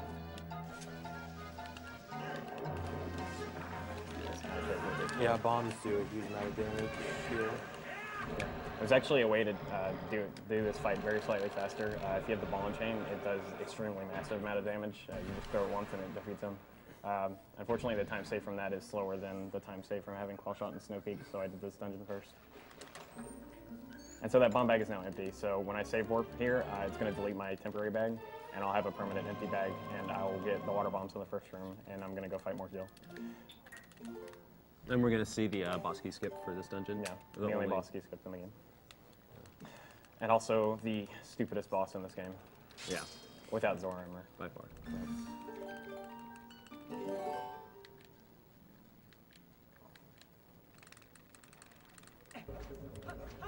Nice. Nice one, dive. That was intentional.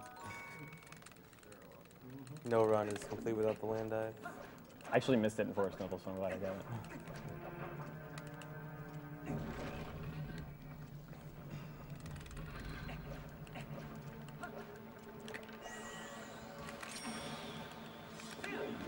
What? That was RNG manipulation for Morpheal. That too. Perfect fight coming up. I swear if he gets me, if he blocks me. Okay.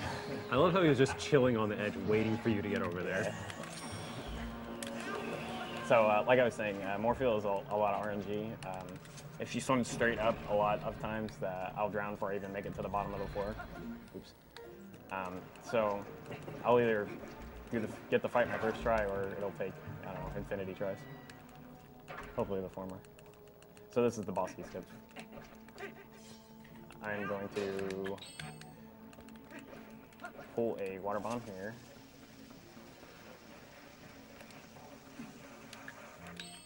Go out of bounds. Swim under the floor.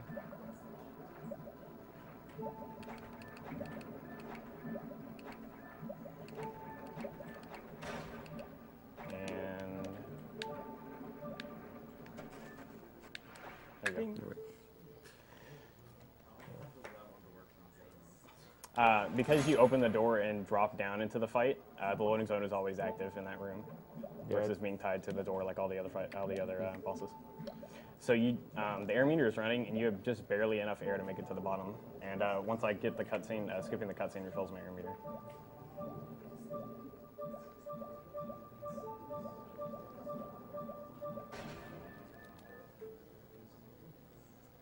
All right, here we go. She has 2 phases. The first one's a little easier than the second. All right. Okay, good.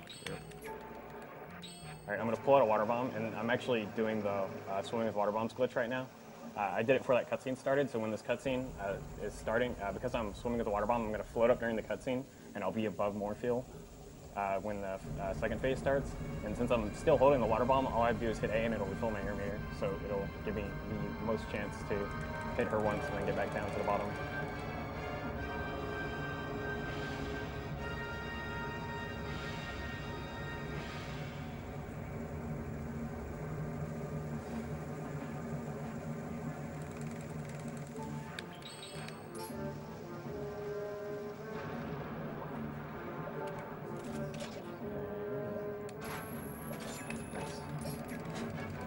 Swim down. Okay, good. If she swims straight up, I don't have enough air to make it down to the bottom, but thankfully she didn't, so I should be able to make it. There, he also unequipped iron boots by equipping something over it, and that lets you get off Morpheal early. Alright. What? Alright. Please.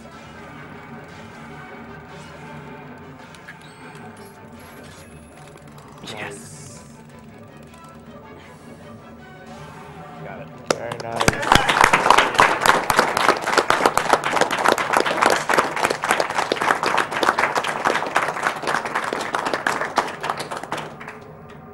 Excuse my language here, but fuck that boss. Getting that last claw shot in skip like a whole round there was really, really How she tight. swims there, like at that very last claw shot, she can swim a million different ways and it won't make it. So, and usually if that doesn't make it, they can drown. So, that was a good fight. That was pretty much a perfect fight. Good RNG manipulation. See, I told you it would pay off.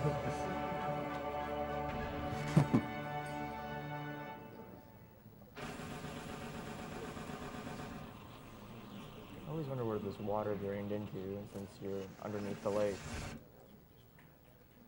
Yeah, that's a point people bring up a lot, and I've never had an answer. Don't question this game. Yeah. You're better off not knowing. So that was the last big stressful thing in this run. So, it's a load off. Failing that probably wastes more time than failing any of the other figs. So I'm really glad I got that first try. And again, hearts here for Snow Peak. I want as much health as possible because I have to do a lot of tricks that take damage.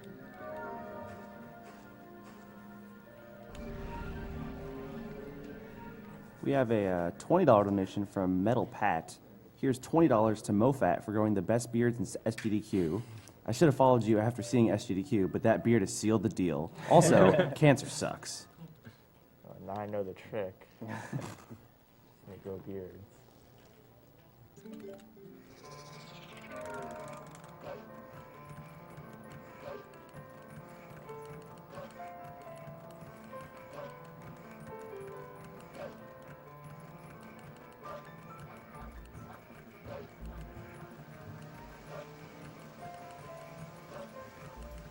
I even have to log in. Music here is really good. Yeah. It's a pretty popular one. Yeah, I have to throw in this gripe though. Like the first time playing through this game, like this is such like a great moment. Yeah. And then you run by an enemy, it's just like Yeah. this dirty enemy music creeps in. Exactly. This is one of my favorite parts of this game, and I kind of wish this left out any enemy music. And even you're like fighting a boss, it should still play the song. You know, sequence. This guy. The bubble archers in this game scare me because they're deadly accurate.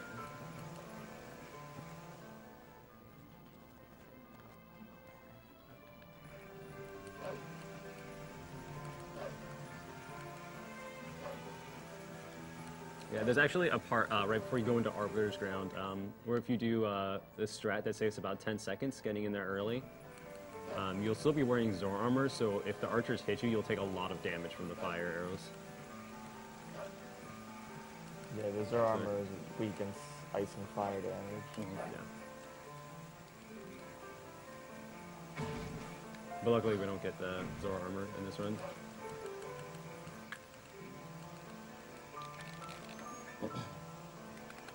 Sort of kind of trivia, I guess. If you actually jump into lava with the Zor armor, it'll instant game over you, regardless of how much health you have.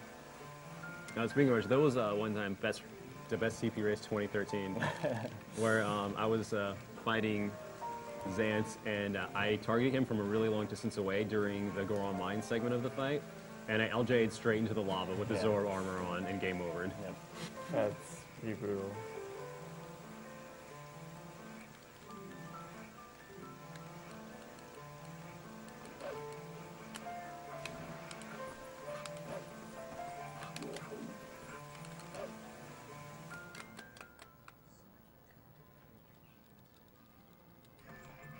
There's a trick that saves 3 seconds in this room, but if you're not extremely fast, the Goron will see you when you grab the rope.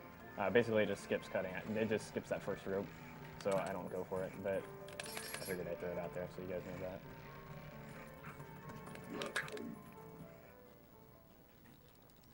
And so since Minna is like in her sickened state, I don't have the charge attack, which would normally be fastest for killing foes, so I'll use the attacks here instead.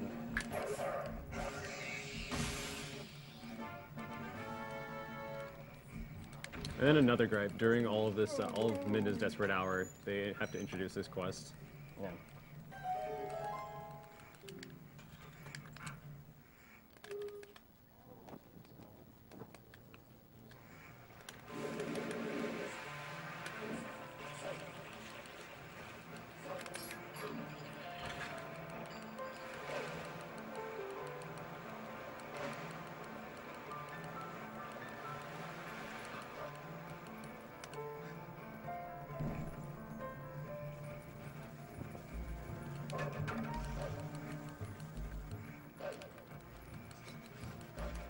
So here's another place where I can use Master Sword early, because at this point in the game it's still technically early. Normally you're supposed to kill both those keys, and then you can climb this ledge with the torch, and then burn it with the torch, but since I can transform to human, I just use the lantern to do it.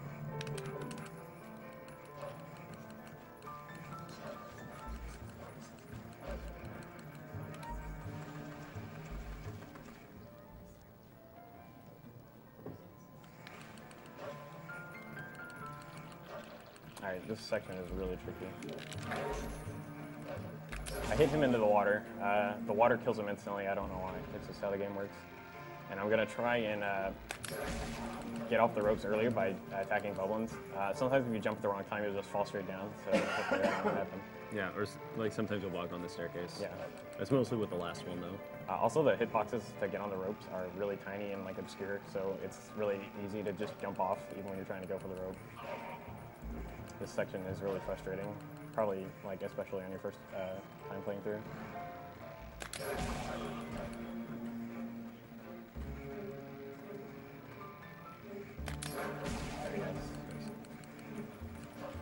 So that's a scary one to fail. Watch this guy.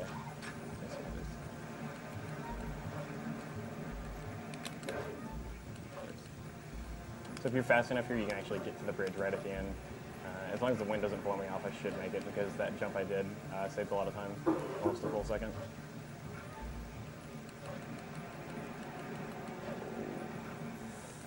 Okay. Nice. That's very close. He's falling down as he lands on it.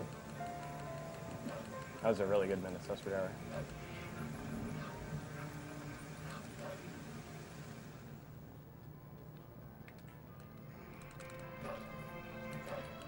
The cutscene here, if you turn into human, is hilarious. And if I have time at the end, I'll show it if I'm allowed. Because you're still not supposed to have Massive Sword at this point. And if you turn into human and watch it, the game tries to render Human Link as Wolf, and crazy things happen. Humans just weren't meant to be wolves. So when the Harrowfield text appears there, I can't pull out my map, but by pulling up the item menu and then canceling it immediately, I can pull up my map very slightly faster than waiting on the text to disappear. Okay, this is the trick I was talking about a little bit earlier, where I said I needed map decal warping. Basically, I'm going to talk to Minna and then warp at the same time, and Minna's going to cancel my warp by pulling up because I talked to her. And what the game does is once you initiate a warp, it starts to unload things, unload the next area. But because Minna cancels a warp, only one thing unloads, and that's triggers that aren't tied to actors, which are basically just triggers you can walk into. And that's going to let me skip the reach stint. Because there's a gigantic trigger here that sends you backwards, but because I do the map glitch, the trigger is no longer there. This is also NTSC exclusive. And PAL, sorry. Okay, got it. If you miss that, you'll actually just warp, and it wastes about 40 seconds. So this trick is actually one of the reasons why Japanese is not faster in this game, because the trick just does not work on Japanese version at all, and it wastes a very large amount of time. Yeah, because you would have to go and get like the fishing pole and stuff. Before you even do clear out, because once you do all the back and time stuff, you don't get any more. And even if it did work, the text in this game is so fast, it would save very minor amount of time. Yeah. Another strange effect of map glitch, which I won't demonstrate because it makes it hard to see, but if you turn on senses, you can't turn it back off without getting hit. I don't know why, it's just how it is. There's some more of the edge glitch I did earlier. Okay, so to continue on to Snow Peak, you have to dig into a cave, and like I said earlier, all loading zones are gone. So if I dig into this cave right now, my game's just going to crash because there's no loading zone there. But I also mentioned that loading zones tied to actors, or objects rather, aren't affected by the glitch, and there's a howling stone up here to trigger one of the hidden skills. So I'm going to howl up the stone to go into like the howling area, and I'm just going to leave immediately, and it's going to refresh the area, and I'll be up at the top of Snow Peak with all the loading zones active, but past the refresh loading zone, so I get to skip it completely. It's just like really convenient that this howling stone is here, because if it wasn't, this wouldn't work at all.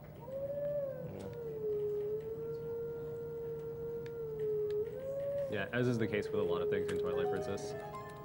They just like happen to work. And then I just leave.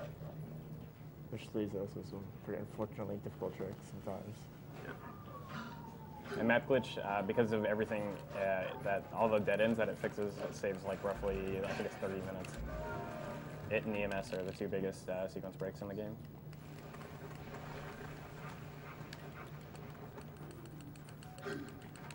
And this is the reason why I did Lake Dead first, because now that I have Claw Shot, I can speed up a lot of these areas.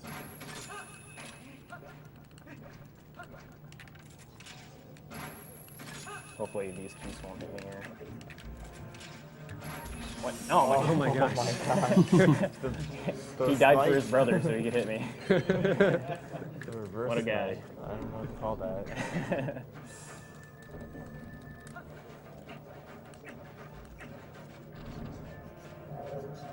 SVA is laughing somewhere.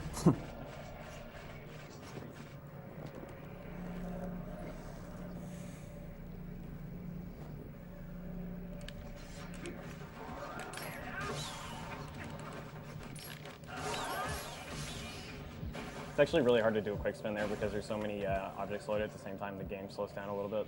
So I have to intentionally do the quick spin slower, or else it'll be too fast for the game to register. Okay, I'm gonna pick up this heart here, unless I have full health, which I do. So I say no to him here just because it skips 2 text boxes. He wasn't happy. I'd like to point out that he has a saddle on his head. Yeah. I really like this guy. He's probably my favorite character in TP. That is how you ride a snowboard. That's right. The rupees on the snowboarding are kind of important. They're going to determine what I'm going to do rupee route-wise, because you need 300 rupees to fix the cannon to get the city in sky. Yeah, there's some backup strats, but they waste a little bit of time. Yeah. Realistically, as long as I have 100 rupees before I get anywhere close to it, I'm fine, because I'll be able to get the 200 out of the bell with the bomb arrows. But my goal is to skip that, because it's faster to grab rupees along the way than it is to go out of your way to get that one.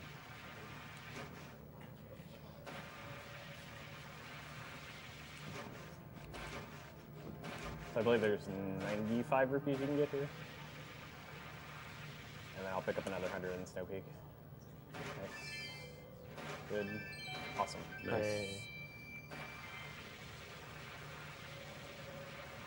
That last 50 is like the most important one. Yeah, the 50 there is definitely the most important one. And And also- it's like free. It's also I know. probably- That's okay. That's okay. Okay. I'll just pick up 20 before Goron mines.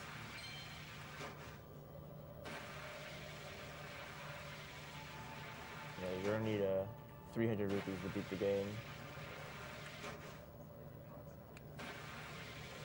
So jumping on snowboarding actually saves a little bit of time, but it also makes Link kind of hard to control. So for most areas, I opt not to do it, where it's a little risky. All right, this dungeon's pretty tough. There's no super luck-based thing like Morphle in this dungeon, but there are a lot of hard tricks. So here we go. It's also the shortest dungeon in the game if I execute everything correctly. It also has the most annoying enemy in the game. Yeah, the chill Yes. twist. Oh, ZFG also found this trick too. Oh yeah. No one else would have found that besides me. So you're not supposed to be able to get over there, and that they didn't think you'd ever be able to get down there without breaking the floor. So you can just shoot the clock shot straight through the floor because it's a one-sided collision. All right, this is a out of bounds LJ. I'm using the item menu to make sure it goes out of bounds. Whoops, I missed it there. That's okay. I'll just kill him and do it again. All right, cool. And it's actually faster to jump into the void here, but because this is a marathon run, I'm going to be a little safe and try and get back. There's a good chance I'll just fail this anyway because it's hard, but... All right, I got it. So that saved me a heart. Okay, so this room is really poorly programmed, and you'll see why. So I'm going to target right here, and side hop, and go through the floor. And then roll into that door.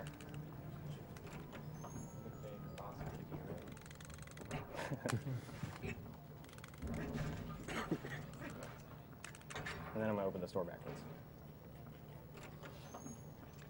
Okay, so I'm going to try and skip this cannon puzzle here. I'm going to turn the freezer one way and then turn him back and try to wedge myself in between the door and the wall, and it's going to push me out of bounds, and then I'm going to open the door backwards. This trick can be kind of scary. Nice. That trick's actually kind of difficult, so glad I got it. And there we go. Nice, that was good. Yeah, if you get frozen in a bad spot, it just keeps comboing you ice over and over. Yeah, which is really bad in a run where I don't have that much health. Okay, so if I do this fight correctly, I can actually one-cycle this guy.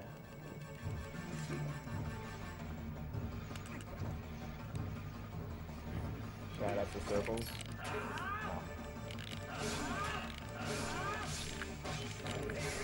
Okay, I still got it.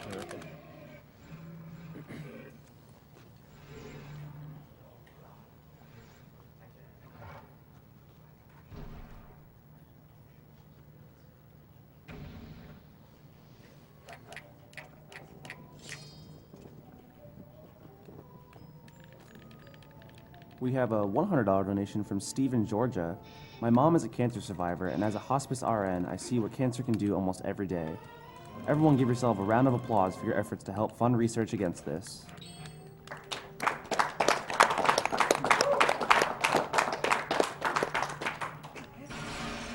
Alright, so this bubble here has 100 rupees, but if you do not ending blow him, there's a 1/6 chance that the 100 rupees here just won't spawn. I don't know why. It's Twilight Princess, that's why.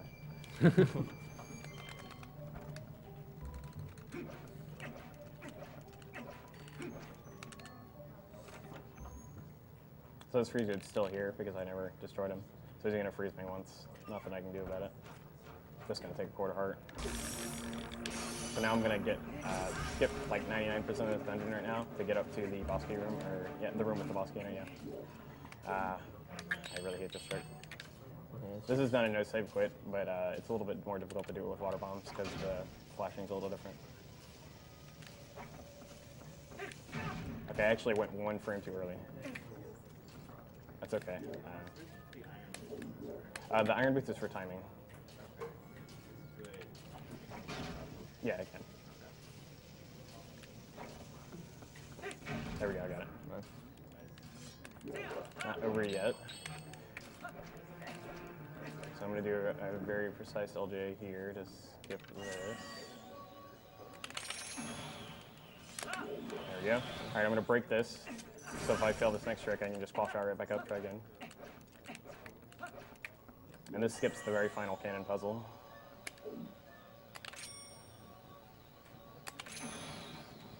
Okay, it actually didn't go out of bounds. That's why I broke the menu to make sure it would.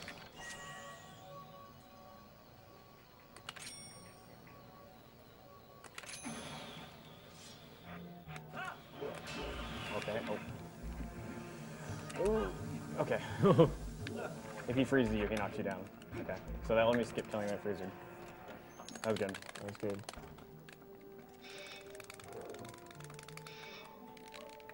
Okay, so if this room goes correctly, I should only get hit once by the Chilfos. But it also requires I get a little bit lucky, so... This room is extremely dangerous because they are ruthless. Oh, okay. Okay. I'm triggering only sets of them at a time instead of all of them. It makes it a way easier to go with them.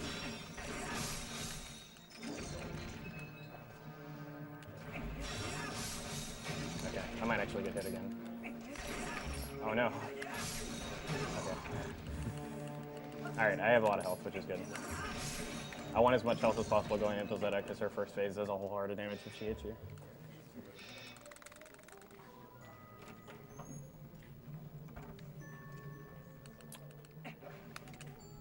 Here's the bedroom key. Okay. There's one frame where you can side out before Minda talks to you there. I tried to get it, but I didn't. So, I second loss.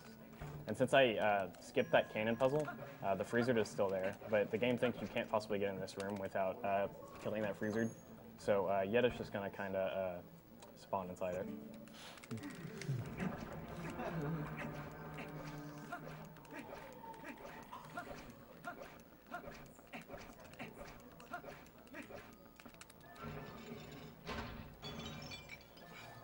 Cool boss. I like this boss, even though it's kind of a pain.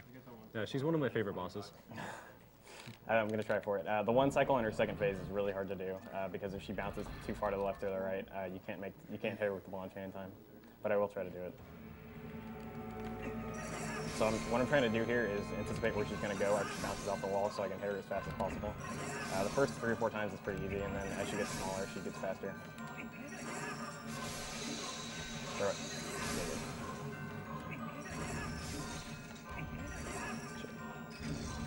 Ah, see. Okay. That's why I want a lot of health.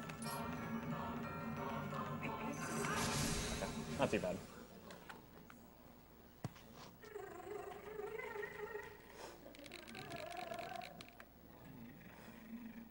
Okay, so what I'm going to do here is, normally you're supposed to let the 10 icicles drop and then you destroy 1 or 2 of them, so it puts a hole in her ring so you can hit her. but I'm not going to destroy any of them, and I'm going to use the invincibility frames from getting hit by an icicle to get in between her and the wall and hit her. What I'm going to try and do is hit her 3 times in a row, and it'll skip having to do it anymore. But it's really difficult to do, like I mentioned earlier.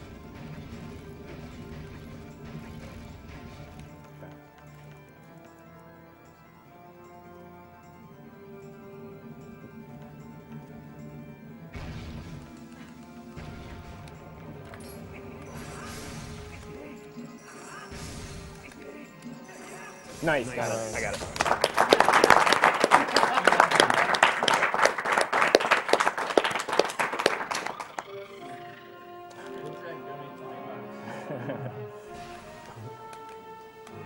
Okay. I want to give a shout out to Vinnick. There's a trick coming up that doesn't really save any time, but it looks cool. There's one frame in between, transitioning between this cutscene and the cutscene where Yetta runs over to Yetta, where you can backflip, and the cutscene will force you forward and you'll do a gainer. It looks kind of silly. It's only one frame, so I'm just going to match him if I get it.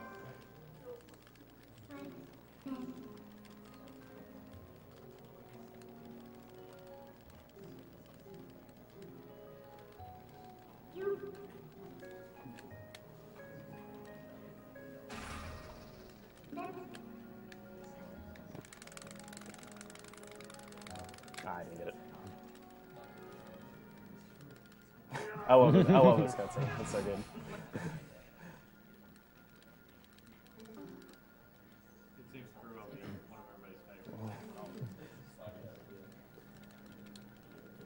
Forget mirror. Look into eyes of Yetta.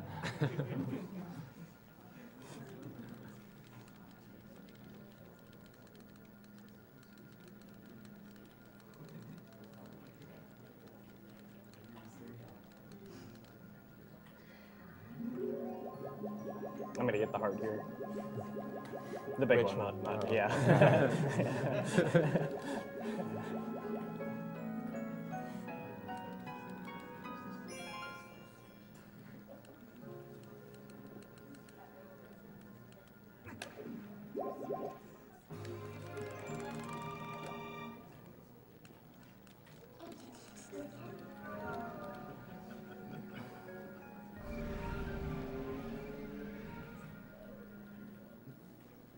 That dungeon went really smooth. I'm glad. It was getting me a lot of trouble in practice.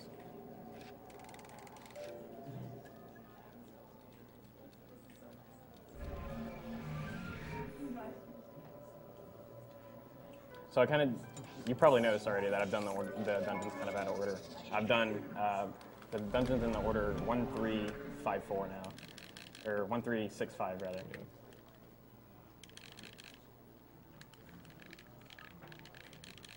And most of the time, doing the dungeons in certain orders is to save time. Like I mentioned earlier, I could have done Snow Peak before I did Lake Bed, but I opted not to.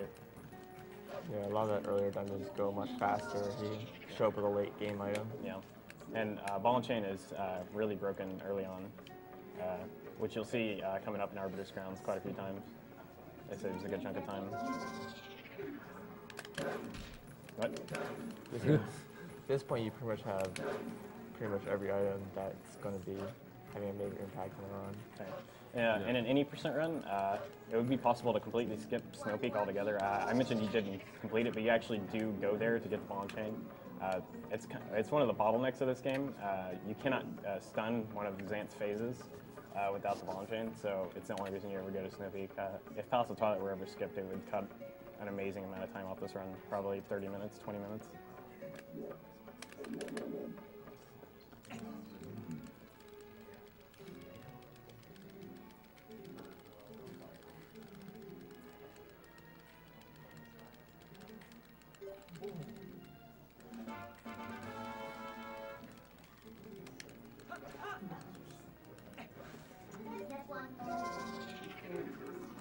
If I had Zormar, it would be faster to swim straight to Fjord, but because I don't have it, I run there as well. And it's only a couple seconds difference. Yeah.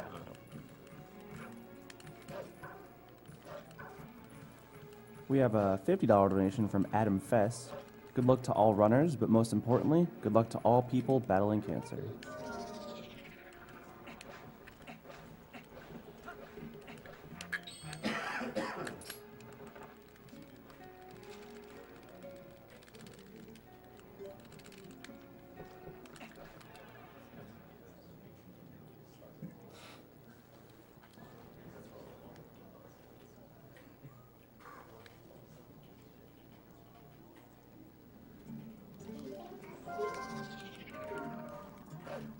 I'm really curious, dude.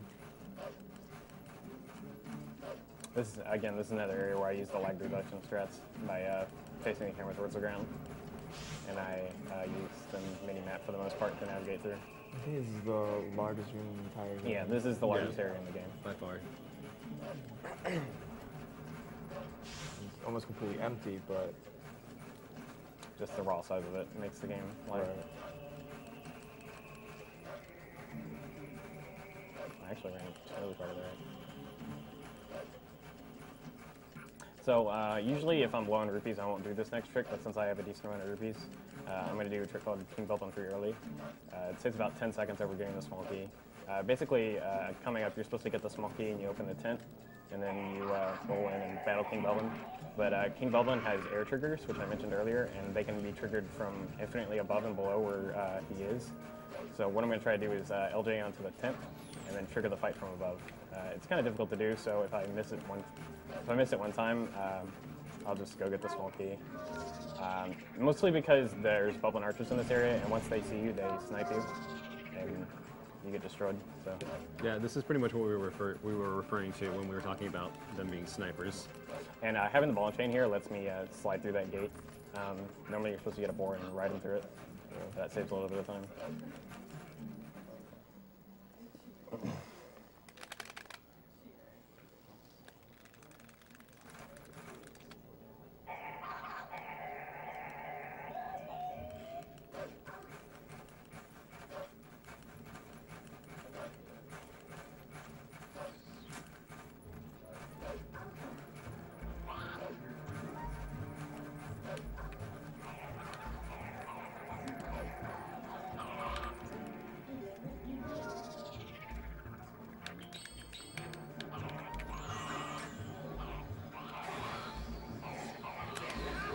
Nice. Okay, not over yet.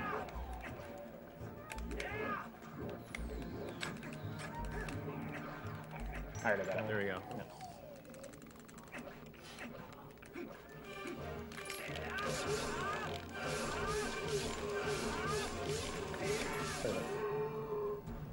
So for whatever reason, when you're fighting King Bulblin, you can only quick spin counterclockwise to hit him 3 times. If you do a clockwise quick spin, it'll only hit him twice.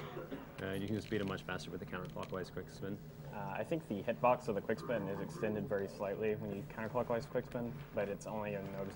You can only actually see it on King Belvin 3, or I think that you can see it on 4 too. But for the most part, the quick spins are identical. yeah, I know in Skyward Sword, like left versus right quick spins, one is I think like 1 or 2 frames slower than the other for whatever reason. Well, it has something to do with start of animation, which quick spin they program first or animated first.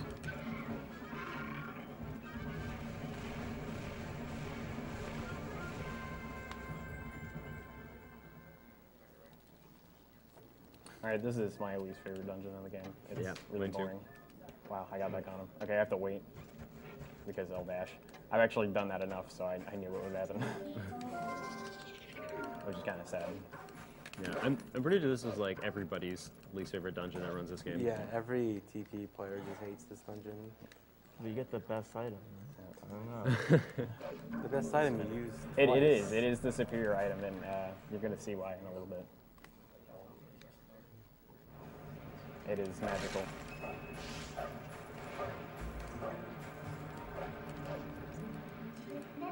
Oh wow, Wolf can hop. If you B-attack, Wolf can just hop straight through sand, and I can't really tell if it was intended or not because you can actually use it to just skip some puzzles like later.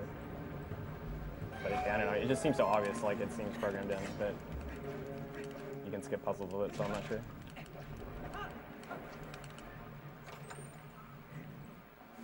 I use it actually on the B attack to skip across sand to skip a large portion of this dungeon later.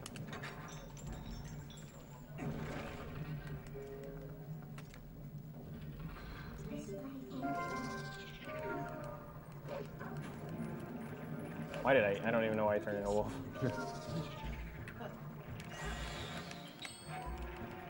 I like how I was thinking I was on the next room, that's why.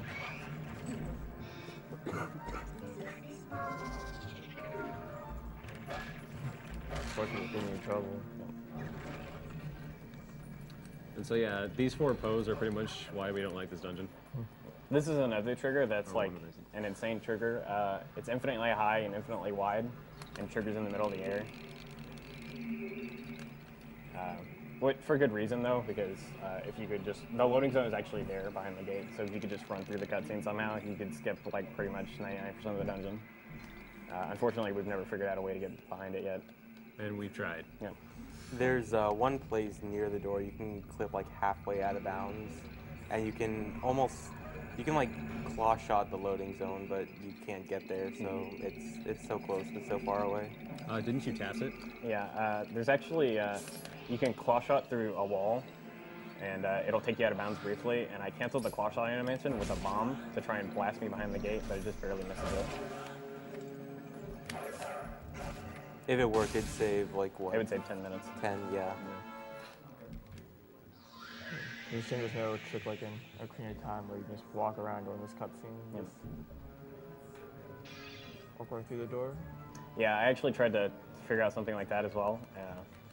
One of the things I came up with was like putting a pot to try to stop the cutscene from triggering. And what happened was I walked into the pot and the game soft locked. Classic Twilight Princess. Cool game. This game can crash and soft lock for the smallest things. Let that be known, that's one of the only things I've found in this game.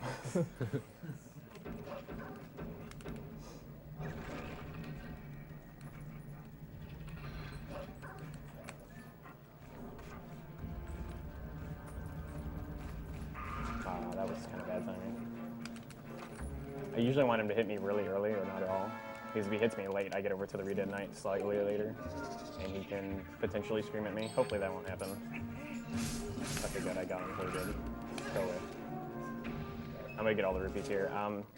I can actually skip the rupee text like I mentioned earlier, but I'm opting not to because after so many side hopping over, it becomes slower than just reading the text, so I just read the text. I'm gonna kill 4 of the Redead Knights, and that's gonna be 80 rupees.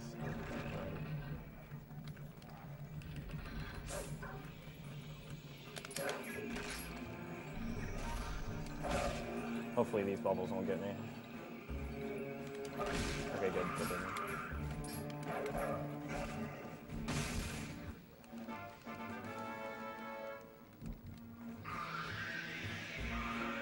Going for you in that cutscene. Yeah, they are really mad.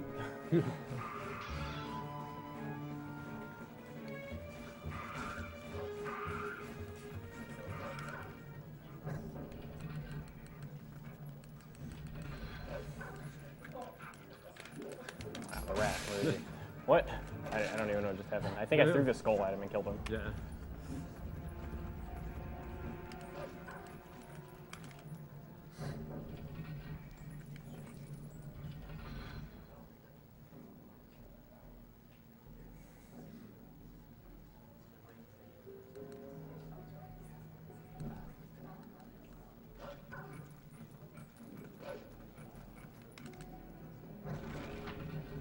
For those just tuning in, this is Awesome Games Done Quick, hosted by Speed Demos Archive, the premier community for video game speedruns. We are raising money for the Prevent Cancer Foundation. Since 1985, they've invested over $134 million in support of cancer prevention research, education, advocacy, and outreach programs nationwide. Okay, so you're supposed to pull back the lever here to raise up the chandelier, and you get under it before you have enough time. But by not doing that, by aiming this LJ right here in one specific spot, you can actually just get on the chandelier. There you go.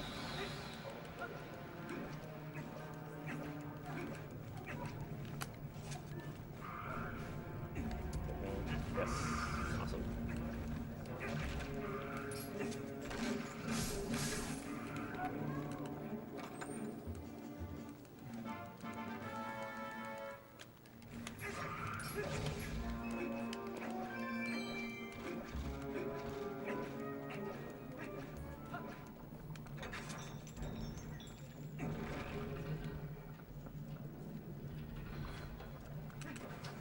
We have a couple of $50 donations. One from Axie Millie, who says, "Hey guys, first time watching AGDQ as it happens. Not seeing as much as I want to because of work. This is a great cause though, so keep up the good work." Another from Mary Kish. Watching gamers unite for a good cause makes me feel warm and fuzzy all over. A tip of the hat to everyone involved. Looking forward to the Chrono Trigger later on. Robo!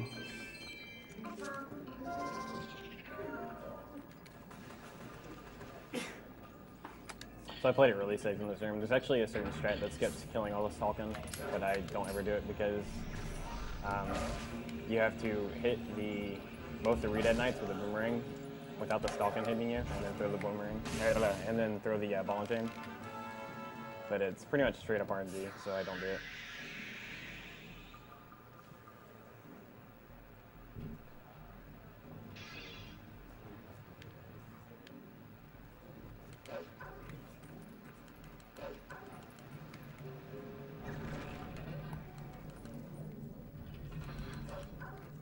So there's a lot of really annoying rats in this room. If you leave the room fast enough, you can avoid them catching on you, because what happens is if they catch you, they'll slow you down. You have to stop and do spin attack. Yeah. Usually if you hug the back wall, it always works. So what I'm going to do in this room is jump to this chandelier and not miss it and not waste 2 minutes, which I did in a run recently.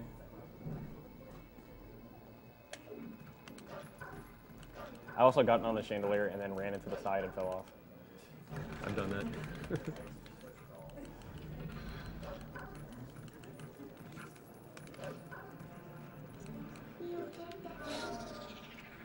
Again, just skipping more chandelier shenanigans here with LJs.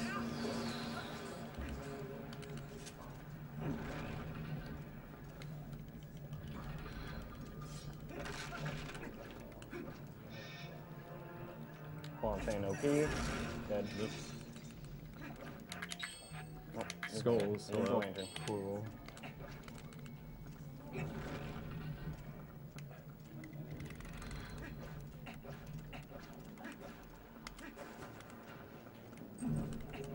think in my first playthrough, I didn't realize this was a puzzle. I just lit 2 torches and it worked.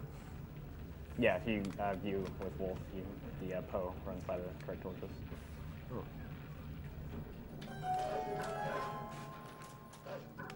So this Poe's patterns are RNG. How long he spins around is random. So sometimes he spins around a long amount of time, sometimes it's short. On his second phase, he has a slow spin and a fast spin. Sometimes he does the slow spin forever, sometimes he doesn't do the slow spin at all. Sometimes he only does it for a little bit. Again, just RNG. I try to walk towards the door just so I'm as close as possible to the exit.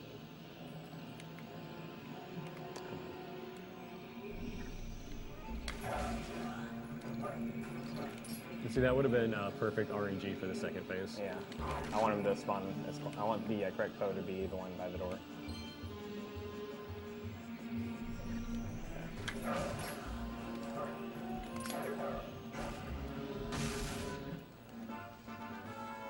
That wasn't too bad. Sometimes I can spin for up to 5 seconds longer than that, so.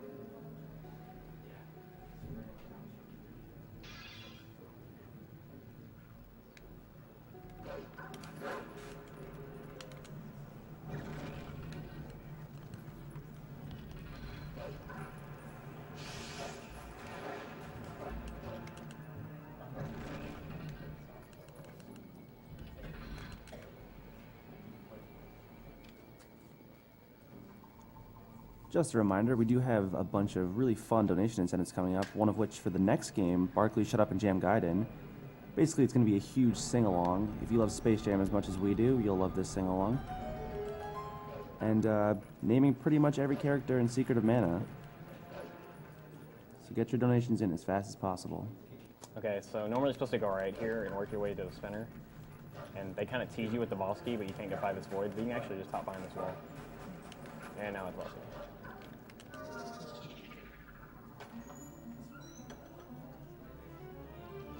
Normally you would grab this on the way back, but it's slightly faster to do a save warp and come back the other way. So I grab it now, and then after I get spinner, I save warp.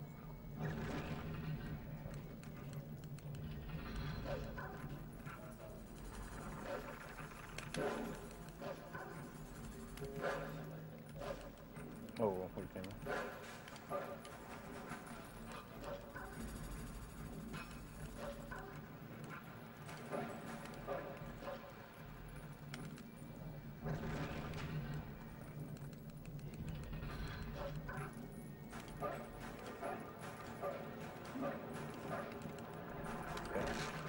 So if this goes well, I'm going to try and place the bombs at specific points so I don't have to wait on these Stalfos.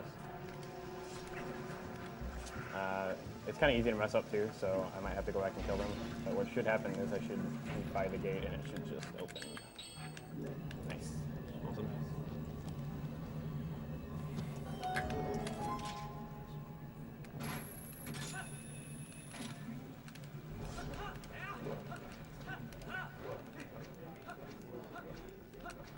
This next room, the ball and chain's going to come in handy since you're not supposed to have it yet. Yeah, this is a great example of how massive its damage is. It's actually enemy specific how much damage it does. It was found recently that if you do King Belbin 4 with ball and chain, it takes 90 hits to kill him.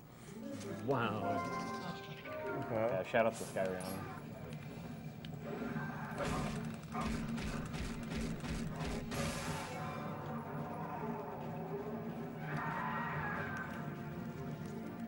So it's not supposed to be possible to complete this fight in less than 2 cycles, but the ball and chain does so much damage that you can.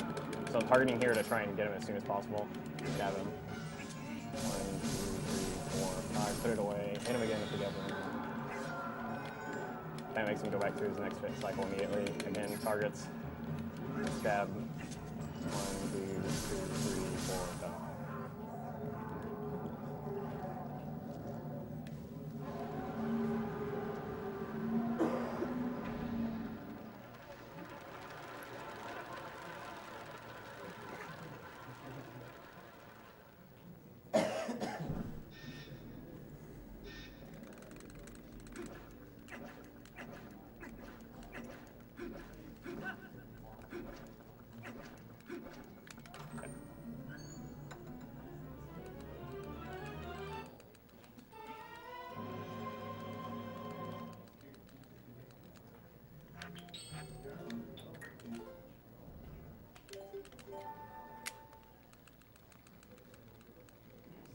So for those wondering about why I'm resetting so early in this stage sequence, it actually takes less than 15 frames or half a second to save the game. But for some reason, the actual saving sequence is 5 seconds long. So I'm not really sure why it says don't reset, because it saves almost instantly.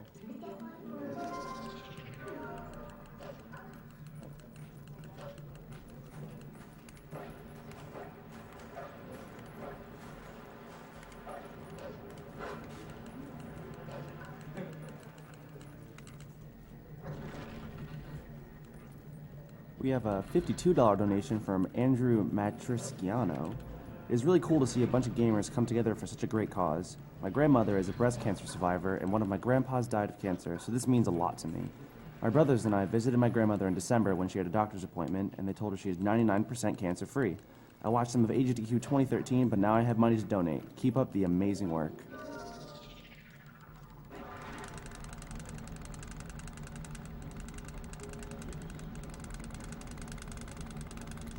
Unfortunately for the spinner sections, the faster you match, the faster it turns it, so every time there's one, I'm really going to hammer on it.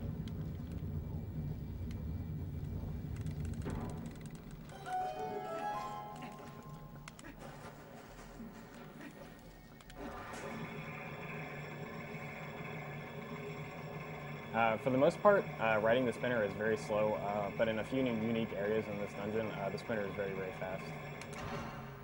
Most notably, the boss room. Pretty much everywhere you ride it, the spinner is automatically extremely fast.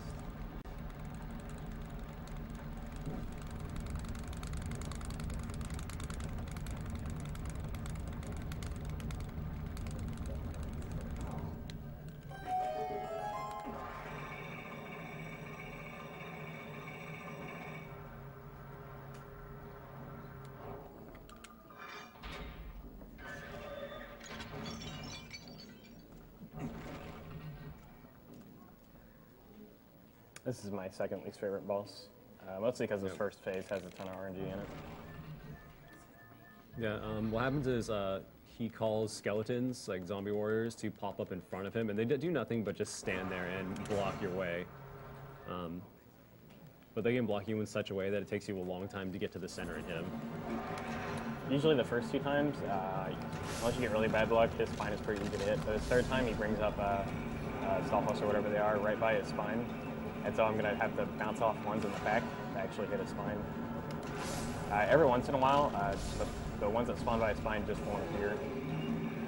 But I've only ever had that happen twice, so yeah, this also happens too. You just get blocked by the front ones.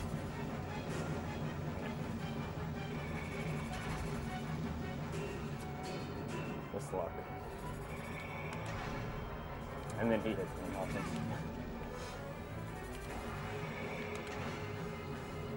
Okay, this should work. Dang it.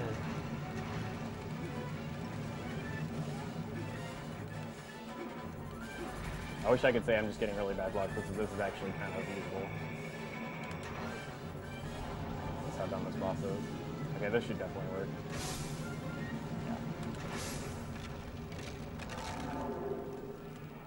So only its first phase is a pain. Its second phase is pretty easy. Yeah. I mean, if you one cycle is second phase, if you don't, you lose like a ton of time. It's probably like 40 seconds. The second phase is really actually a lot harder than the first phase normally. Well, yeah, I guess if you're just learning the game, the second phase is probably a lot harder because you have to chain a lot of quick spins together to get the one cycle. But like once you're good at that, just the RNG makes the first phase probably more difficult. Yeah, I would agree. So where you spawn here is based on wherever you pop off the spinner in the first phase, and it's really fast to ride the spinner straight to the middle. But if you tend to pop off, if you just so happen to pop off behind his head, you have to like walk around his head and that wastes time. Thankfully, I didn't happen that time.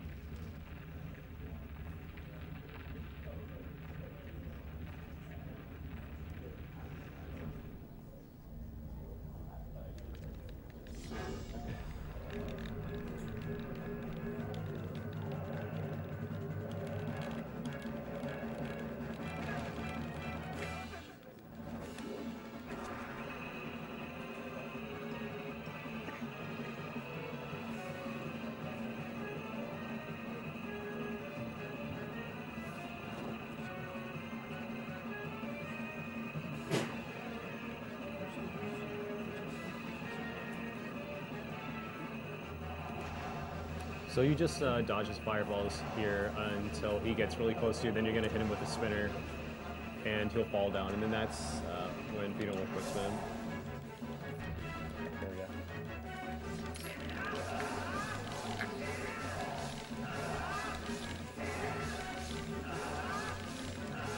Nice.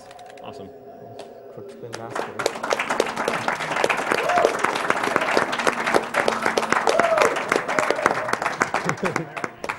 I love you. I love you. We actually have a $50 donation anonymously. Cancer bad, Stylord bad, Mofat beard good.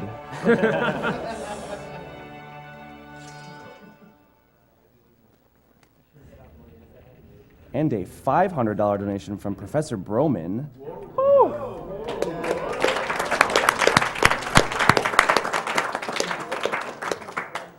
The Borderlands 2 speedrunning community will not stop until Japanese is triumphant. The war is real. Bring it, France.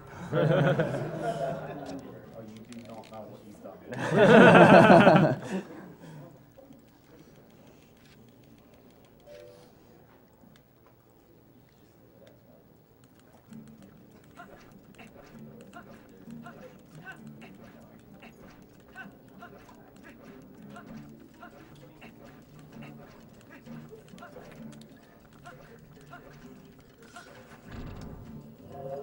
Okay, so what you're supposed to do here normally is after you do this fight, you spin around to the top and then raise the mirror. But it was like a long time ago was figured out that you can actually skip that by just warping away. Normally you can't technically do that because when you try to warp, it says, wait, no, the mirror's so close. But they forgot to check that if you zoom your map in all the way, you can turn on warping. So all I'm going to do is just pull up the map and then zoom in all the way, and my warping will be active. Yeah, it's a really surprisingly simple solution. Ta-da!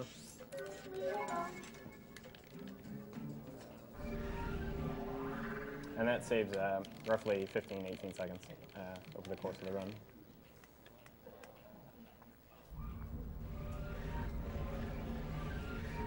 And now I'm going to do Gorn Mines. So entering Gorn Mines is pretty unique. I'll get to that in a minute. I actually need to not get hit by these. The meteorites, or whatever they are, dropping here are luck. And I got unlucky. Dang. Yeah. That ledge. Usually they'll drop where it hit me and right there. Sometimes they won't drop at all. Other times, I like how I can transform into this guy looking at me. Other times, only one will hit me. It's just kind of chance. So you can actually just side operate through this thing. That was intentional, maybe. Yeah. So you're supposed to wrestle these Gorons or throw them off or something, but the spinner is OP and just goes right by him.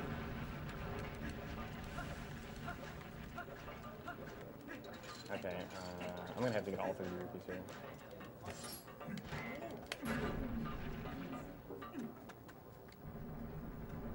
So there's some free rupees here. I don't even get. And I'm going to use this ledge to skip the last Goron. Okay, so normally what's supposed to happen here is you enter this area and all the Gorons like try to rush at you, and then Goron stops them and wrestles you. But Master Sword, pulling Master Sword causes a lot of crazy things to happen.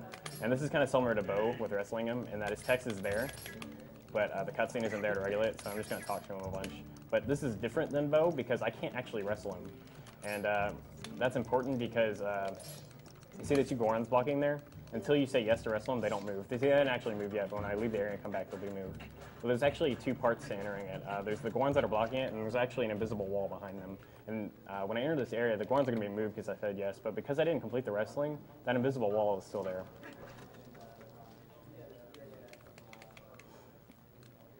And a good example of how much this messes up the state of Goron mines is standing on the right side is actually the boss of the dungeon. So since this invisible wall's here, I'm gonna just ride the spinner through it.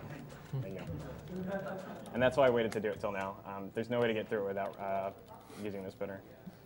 And I don't know why the spinner can go through it, it just can. That's why it's the best item. Yeah.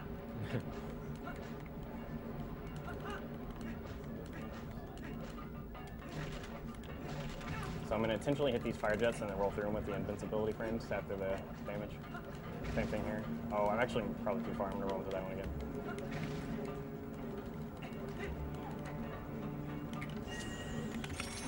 That's going to miss.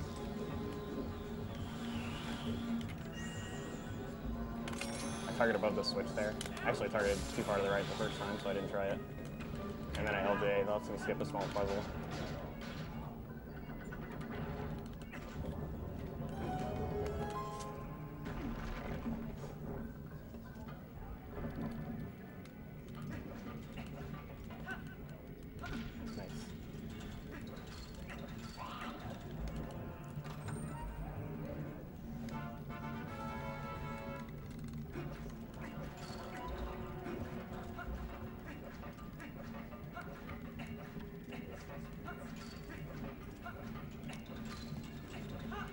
Oh, am I too late? Yep, I am. Oh. Because I ran into that wall, I didn't make the cycle in time, so it turned right when I went to jump.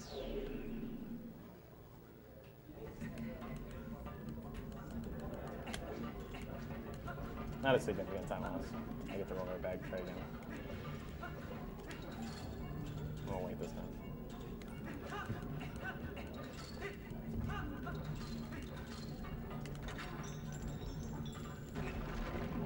Just a reminder, donate during this run and you'll be entered for all the prizes during the Zelda block. $10 or more gets you some cool stuff like some Perlers, the Zelda Prima Guide box set, and a really nice Super King Zant papercraft. But donate $20 or more, and you can win the Link Between Worlds 3DS XL.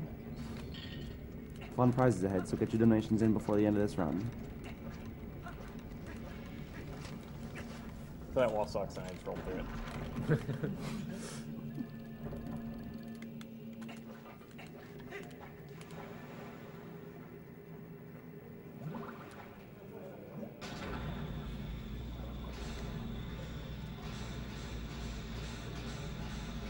So I guess something noteworthy is that there's actually a glitch in the Wii version exclusively with the iron boots and the magnetic ceilings. While you're flying up towards the magnetic ceilings, you can bring up the item menu and equip something over your iron boots, and then you can just run around free on the ceilings. But that's only in the Wii version. Unfortunately, we don't get that A luxury. Yeah, the luxury. Which is really unfortunate because there's a big sailing section coming up, and it's really boring because you move very slow.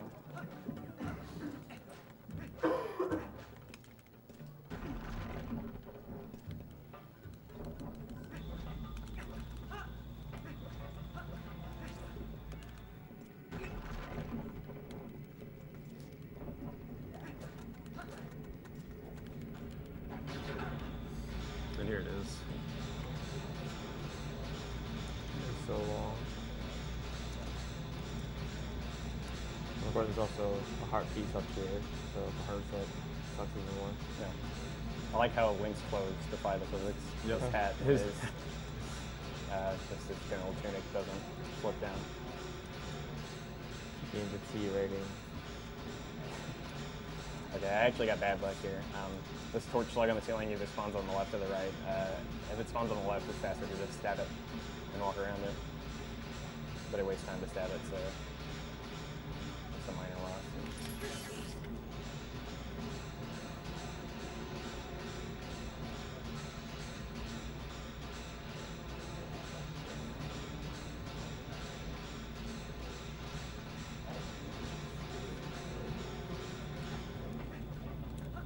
The best is when you get to the end and then miss that platform, and you get to do it again. I've done that so many times when learning all dungeons.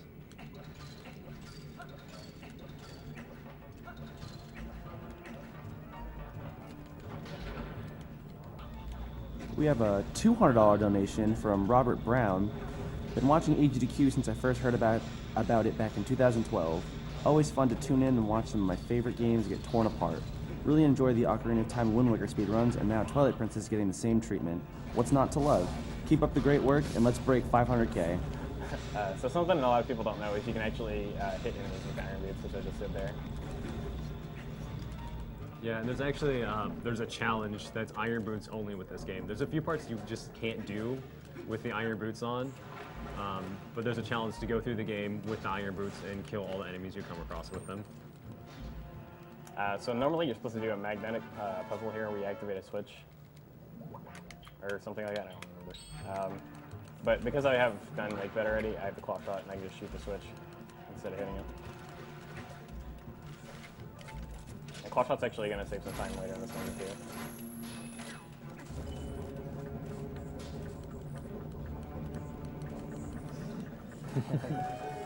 They're eager.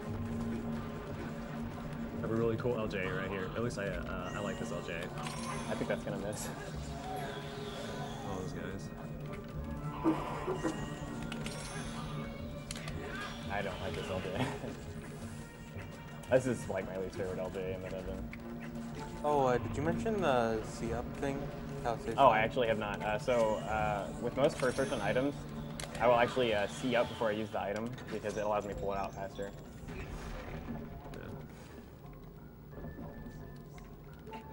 Which only works if you're on the ground. If you're actually hanging off of a target with the claw shot, then it's faster to do hold down L and then pull out the item, which is another method of quick pulling. Yeah.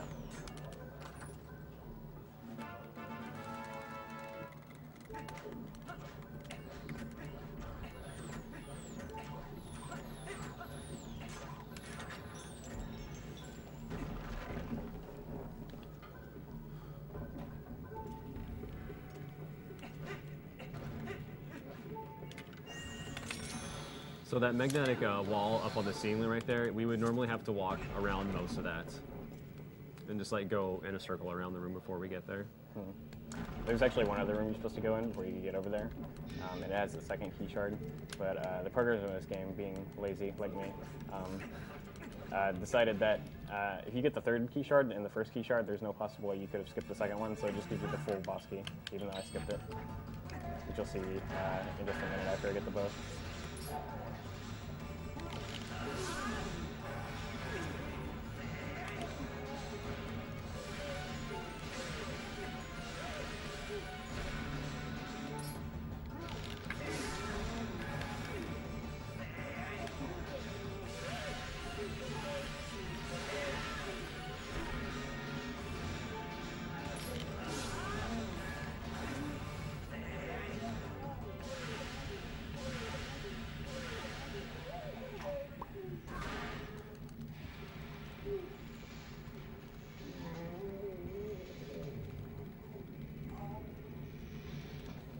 So this guy acts really menacing, but then his mask pops off. This guy actually has a really huge trigger around him to talk to him, which is kind of annoying. Until recently, we just kind of had to walk through it. Then somebody found that you can actually slash the sword and then roll right after you slash the sword. So that saves a little bit of time. I'll do that on the way back as well.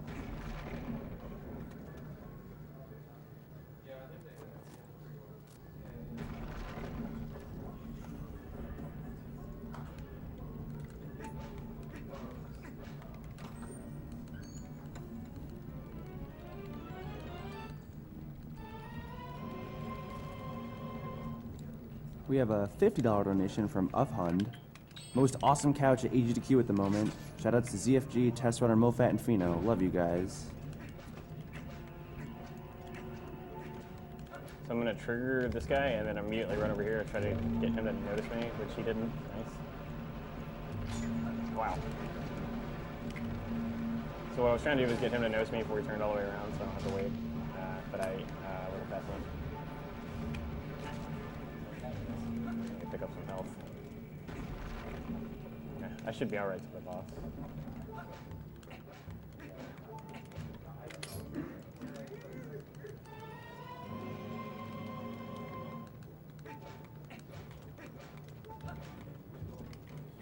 Yeah, boss isn't really difficult to not get hit by. Virus is probably, I was gonna say he's the easiest boss, but Armageddon is pretty easy too. Yeah.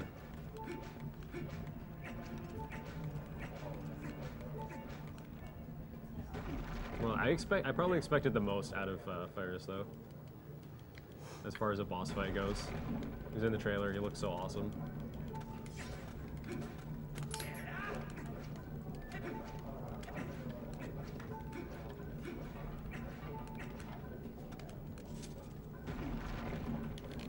So coming up is the last magnetic puzzle.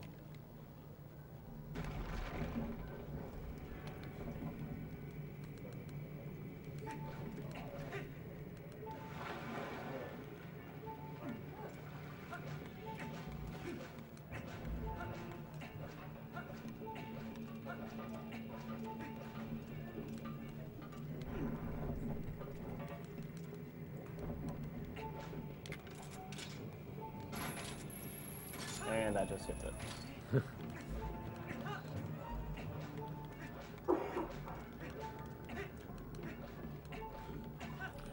Normally you'd have to ride a magnetic, like a portable magnetic disc over there and then shoot the ropes that were holding the bridge up while it was upside down. So these Velvet Archers are really mean, so I'm going to try and snipe the bridge from way back here, like that. Nice.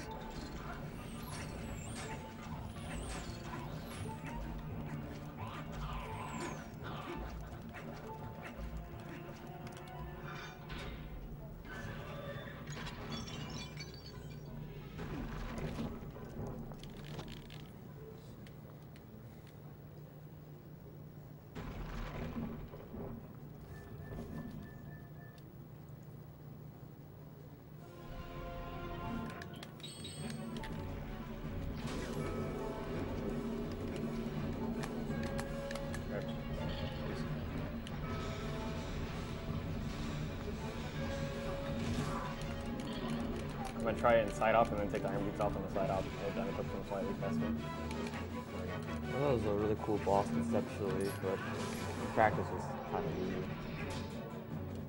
A lot of bosses in Twilight Princess are kind of like that. Yeah.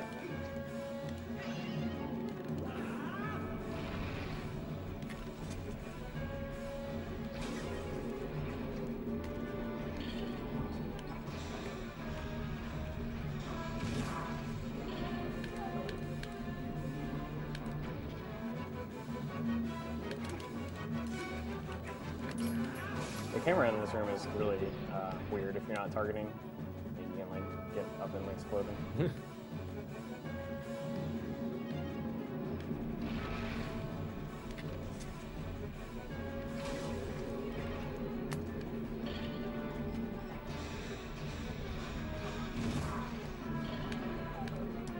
So you can actually glow him from anywhere. You can target his eye. So I'm actually going to try and pick this up, get it from back here, like that. camera. Yep.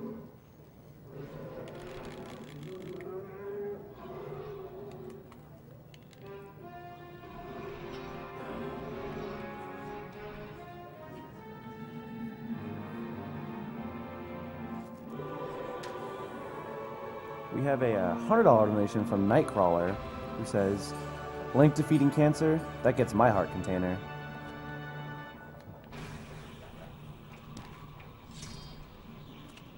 And another $50 donation from Aeschylus, who says, both my grandparents passed away last year because of different cancers, and it's good to see you guys trying to help out. Good luck, Pheenoh. Love this game. Thank you.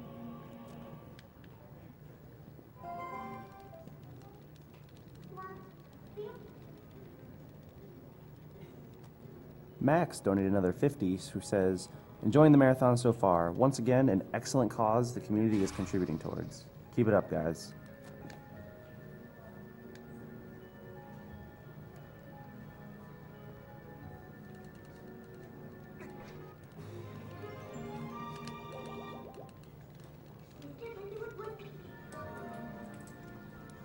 Again, getting heart containers because I have to take a lot of damage to get into the Temple of Time, and then I'm going to take a lot of damage inside the dungeon as well.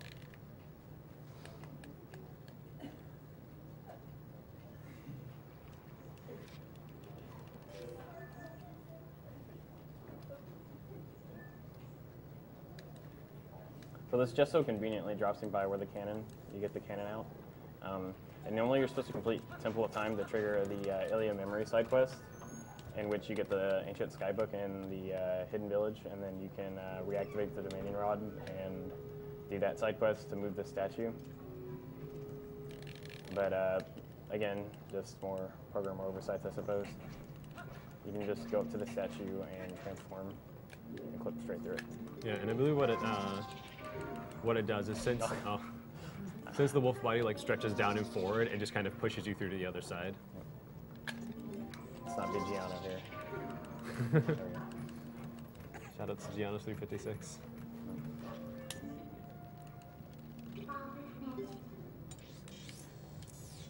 I'm working. So if I actually say War Piece says, or Minute says that we actually can't warp it because that guy's here, but as long as she's over the cannon, if you just open up map warping and then activate it, she warps it anyway. So this is what I needed the 300 rupees for. I'm going to get here to fix the cannon and go to City in the Sky.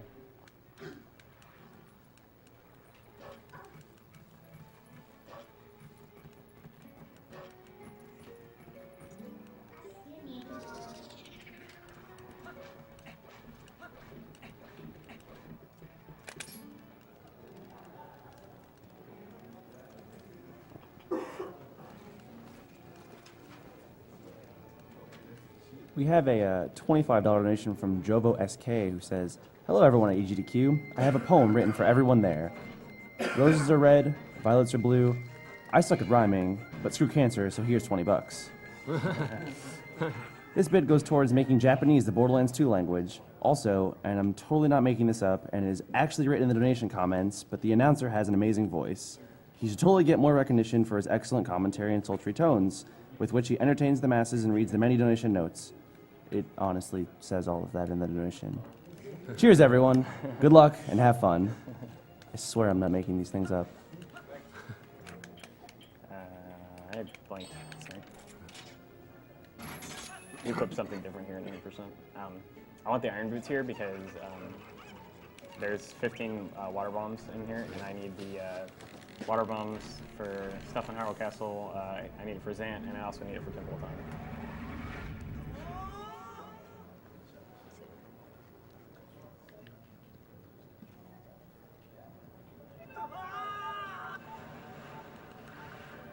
So since this entire dungeon is pretty much floating over a giant void, LJAs are going to be used a lot. Yeah, this is definitely this is one of the funnest dungeons to run. It's probably my favorite to run, and it's also the most entertaining.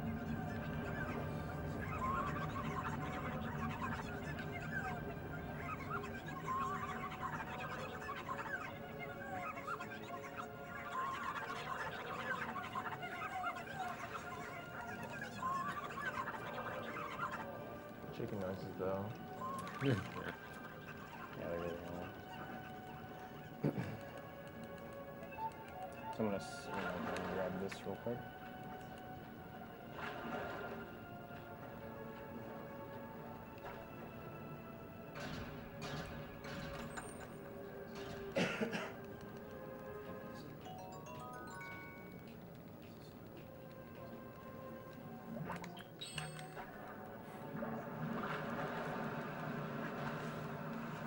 Nice. Wait, please.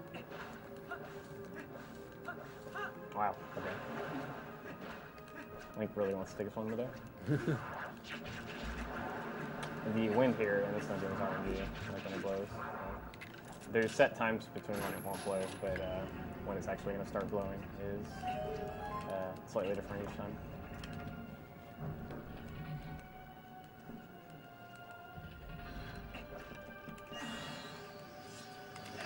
I'm going to wait on this Helmsaur, because I don't want him to knock me off the edge. Sometimes he can, like, if you don't wait and do like normal strats, sometimes he can just get you anyway. Yeah. It just sneaks in.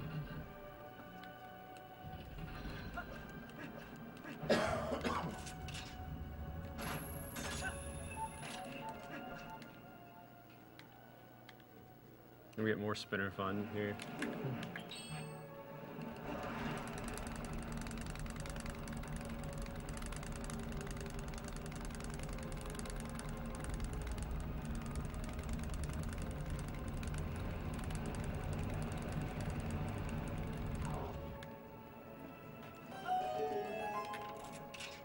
So there's something interesting coming up. I'm going to get the small key out of the chest, and the game is actually going to move my spawn.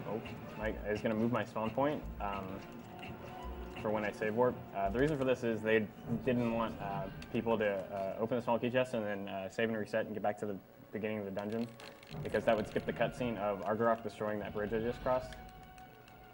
So they moved the spawn point here, but there's actually, we found a way that you can skip that cutscene. So the spawn point, until you watch that cutscene, never gets reverted back to the beginning of the dungeon, which is really useful because once you get the double claw shots, you need to come right back to this room.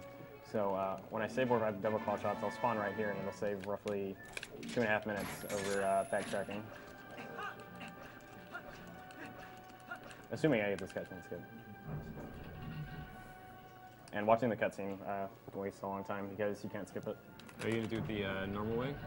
Depending on what kind of wind luck I get here, I'll do the normal way or the hard way. Yeah, I'm going to do the normal way. Usually if the wind's blowing there, you have more time to do the harder way, which is a little bit faster. I'm waiting for the wind to blow and just jump slash. Let's get the cutscene. Because where the cutscene trigger is right in front of the door. Luckily, it's a smaller one.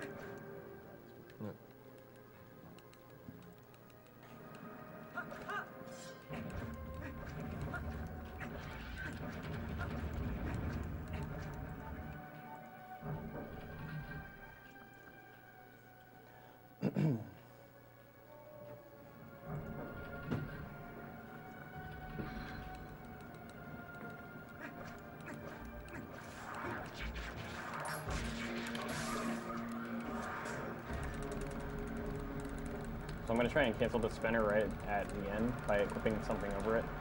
And it should save a very small amount of time by letting me roll away from the spinner spot. Assuming I get it. If you do it too early, the bridge will actually retract, so I don't want that to happen. There we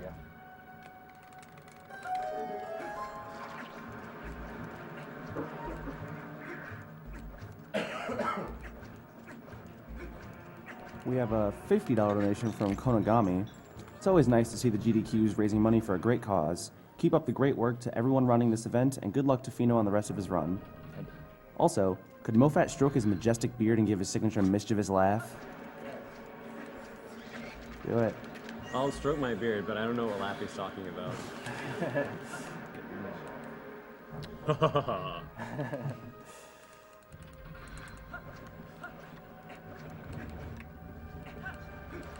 Okay, so this room is just LJs to skip the call chase on the left side of the room. I throw the boomerang into the doorway so it retracts faster. This is where we start seeing a lot of LJs. Nice. Is that the first Hard one? boss fight or mini boss fight? Yeah. What? Is that the first frame jump slash after like a door? Is that the first one you ran all run or? I think that's the first time you can do something like that, where you'll jump, but the cutscene will trigger anyway, and you just save a little bit of time off of it. I got a couple rolls over there. That's the first jump slash I can think of there, where I actually have the sword out. Alright, so I'm going to pick up the Aku here and wait a minute for the air timer. So this next room has a really tough trick called the Aku jump. And I don't know if trying it again is actually faster than just solving the puzzle if you fail it. I believe if you don't get it the second time, then it starts wasting time. Hopefully I'll get it first try. That was an insane jump. Yeah, Awesome. This didn't work though. That was good.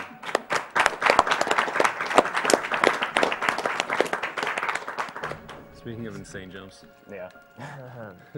There's a really good jump coming in this room.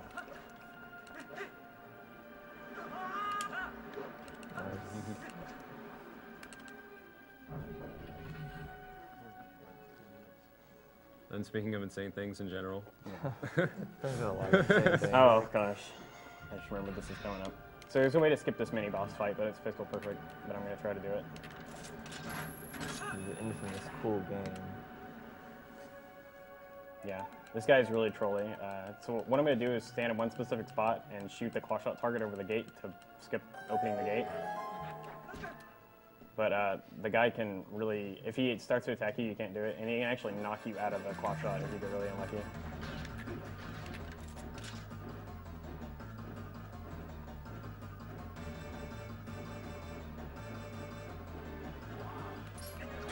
Oh man. So yeah, I'm actually going to try it again because this fight is really long and it saves a lot of time.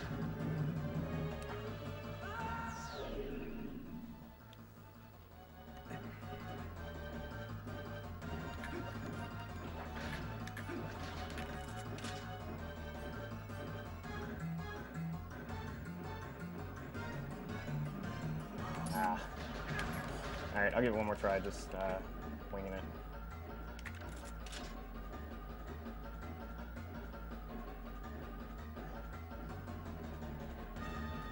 Alright. It is very hard. It's extremely Yeah. precise. There's also a chance of when you claw shot, the guy can just hit you out of the air. Yeah. I've also had it where I had one heart and I got past the gate and he hit me through the gate and killed me. Turn.com/TP2 is what it is. See, this is the big reason why I like skipping it, because he can really troll you on the second part. He'll just fly around and won't attack you. Oh my gosh. What a guy. And if you're in the wrong position, you just can't claw shot him at all. There you go.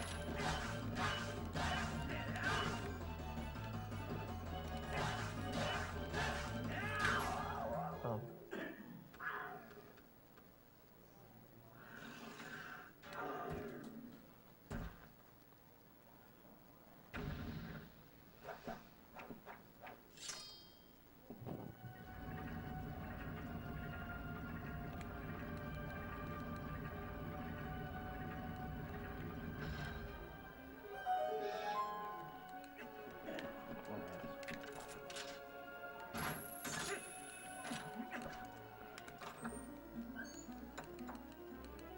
What could it be?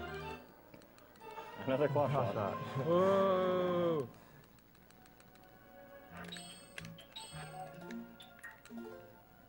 Love the wording of that. So when you first get, you're like, what? And you're like, oh. It's another claw shot. Great. All right.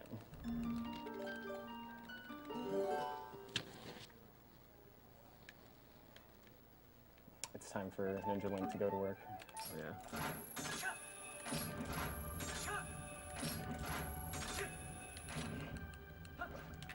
This part of the dungeon is the most fun for me personally. I think for a lot of runners, because there's just a lot of cool tricks and optimizations that you get to do during this part, all the way up to the boss actually. So instead of hanging on the switch, I shot it from there, and now I'm gonna LBA to the bait.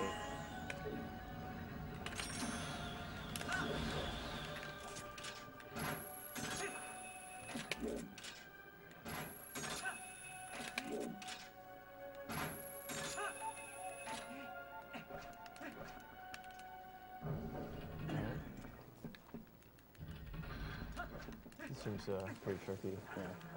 So I intentionally get him to dodge left, right, and then that gives me enough time to aim this and skip the fight completely.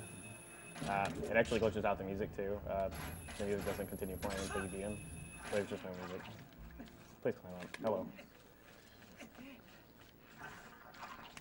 Yes, on that note, there's something really weird in Twilight Princess where if you hold up after you claw shot onto a vine, you'll just climb to the side for whatever reason. It's based on camera angle. If your camera is very slightly to the left, it'll think you're continually trying to climb right when you hold up. Oh, get off. Okay. Oh my god! No. Wow. That was unexpected. That was unexpected. I don't think I've ever done that before. Whenever I see anyone do that LJ, it always looks like it's a possibility, but I've never seen it actually happen until now.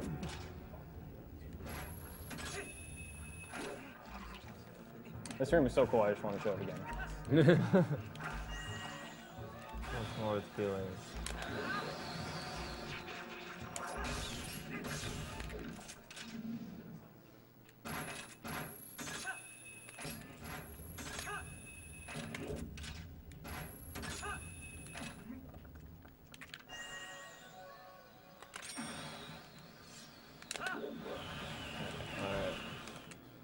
Alright, I have to be really fast in this room to make the P-ad cycle.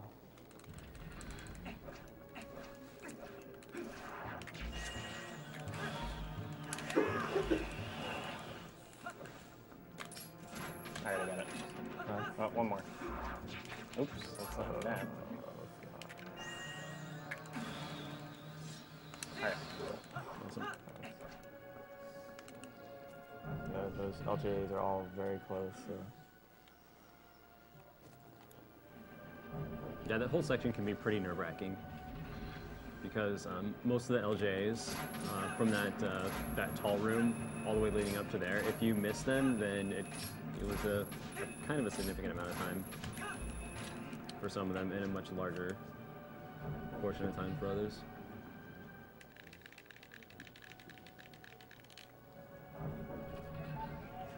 Just a reminder to those donating. Any donation you make that is above the prize threshold automatically enters you for the prize, so please put your donations toward donation incentives for future runs. Coming up, such as the Barkley Shut Up and Jam Gaiden sing-along, or the Chrono Trigger, or Secret of Mana character names, etc. Just like a double check.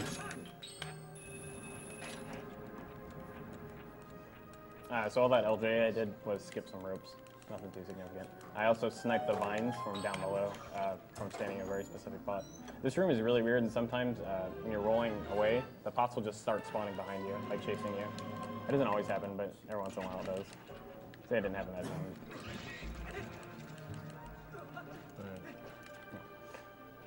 So this next room has one of the coolest LJs in the game, if I can do it. It's actually a riskier strat. The safer strat is 2 seconds slower. But I always opt to do this just because it's awesome. We were supposed to do this in the previous room where you just drop down from. There's a switch that you Look at this guy. What is he doing? Turns on the fan, makes all these start spinning. Yeah. So this like Tesserain was saying, this skips activating the very final fan over here because it's not turned the correct way. So what I'm gonna do is climb up here. Oh, he wants my blood. I can hear him. And got it.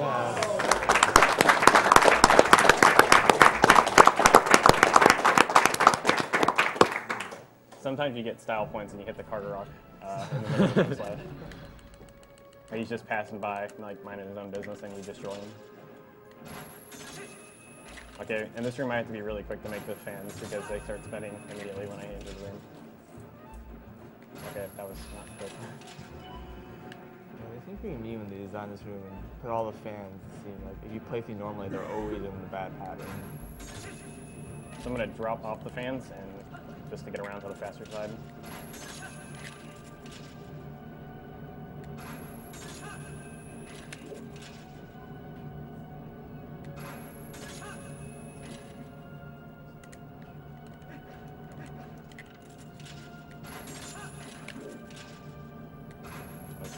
Oh yeah, it was like a fan room.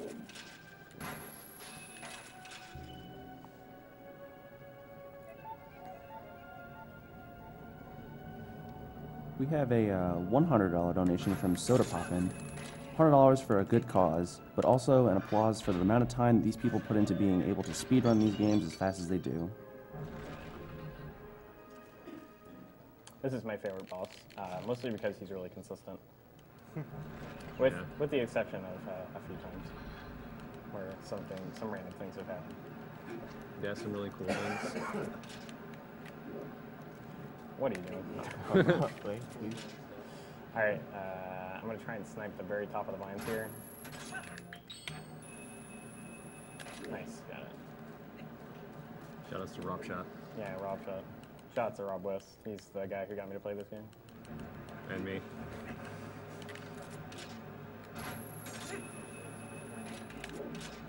Okay, he's flying right. So if you actually grab his tail here too fast, the game soft locks, which I found out the hard way during the middle of a run. TP3. Thankfully, right after it Cool happened, I game. figured out how to not do it. And how to not do it is just don't be too fast. And whatever. So go slow in the speed run. So normally he's supposed to fly off here, and then he comes back and you grab his tail again. But if you're fast enough, you can grab the pillar gratings and grab his tail again immediately without having to wait on him. Like that. That saves 30 seconds, probably more.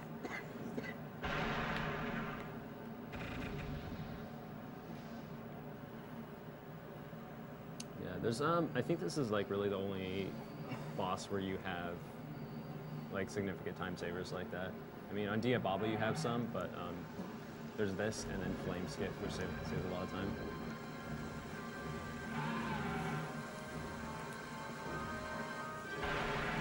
This cutscene's like a minute long if you have anything to read. Yeah, it's really long. This is usually my Sure, why bad not? break. We have a $20 donation from Buckwild619, who says, "The crowd looks a little tired. I'll donate another 20 if I can get a Ric Flair. Woo!" That first woo. Jarvis, get out.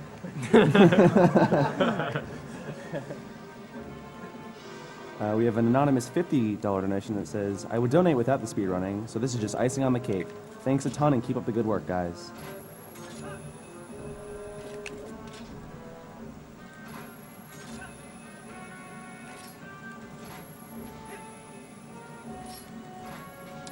This boss is really cool. Where is he? This is a boss, I think, really cool, like, visually, but in casual play, it's pretty straightforward. Yeah, I thought like he was probably my favorite boss when I played through casually. Yeah. So I was counting there to a very specific point, and then we saw something I can just grab it back immediately. Really nice.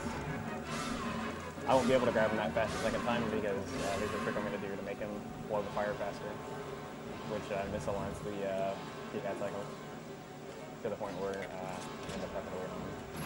Or technically, he's waiting on me.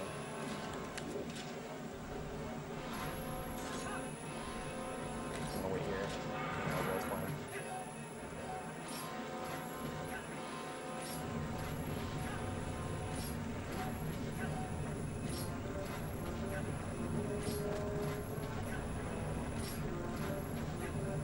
So if you get hit by this guy with Zor armor on, he does 6 parts of damage. Yeah, in a run where you would have Zor armor and no saving quit, he would just kill you. Yeah, here, it's instant game over. Okay, so on his third cycle, he tries to switch it up and he blows one flame, and then halfway through it, he starts to blow another one, but I'm going to do something to trick him into canceling the last flame. I'm going to make him think I fell off the hat.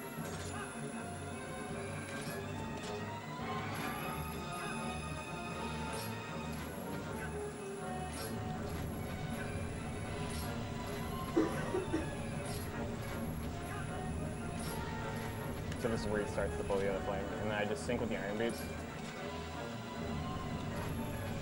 And then he stops his flames.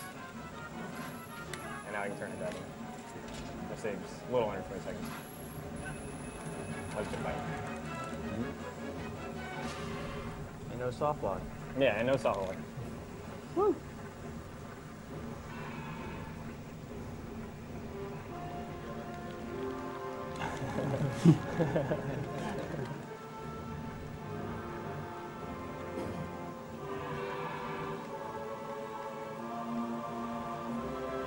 We have a $50 donation from Shadow's Temple who says, I need to go to work and Minecraft needs to happen, so have some of my money. Shoutouts to the Bree Wheel Forum. And $75 from Samuel who says, off to work also. Great work you're doing. Keep it up. Send the donation to whatever Pheenoh wants. What's up next? Oh, okay. Cool. We have a $20 donation from Rendon who says, I have a confession to make. I, the announcer, am making up comments to bring attention to my amazing dulcet tones. But seriously, hashtag. I'm not making these things up. But seriously, it's not about me, guys. I'm just reading off a screen. Give praise to these great runners you're going to be watching all week.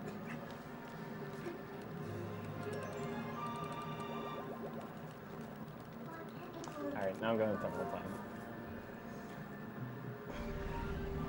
So what you're supposed to do here normally is you go to North Huron and Russell calls a Golden Kuko.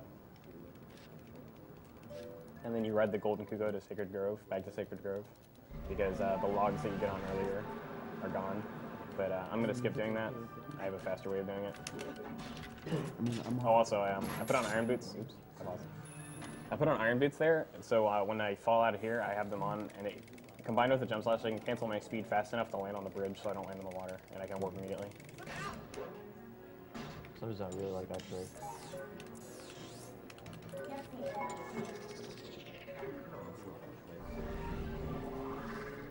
Funny, I heard the sound effect for the iron boots being taken off. Yeah. When he transforms. Yeah, when you warp, it takes them off. All right, so this trick is kind of difficult, but it looks really cool if I can pull it off. Okay, so what I'm gonna do first is aim right.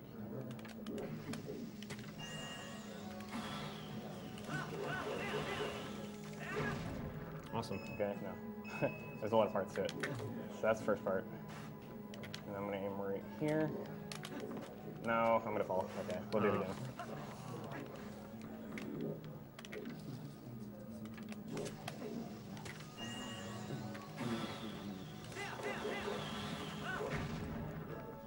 Thankfully, I have spare bombs.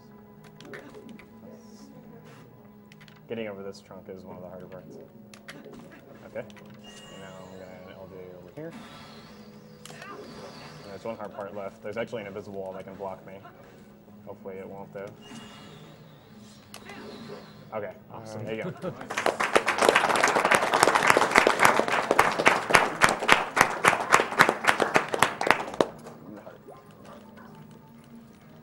Yeah, that trick is pretty tough. Yeah, that still saved a ton of time over getting the gold Kuko because you have to watch a really long cutscene. You guys remember the first time we came here, we used an enemy to jump over, but that enemy doesn't exist anymore. So. Yeah.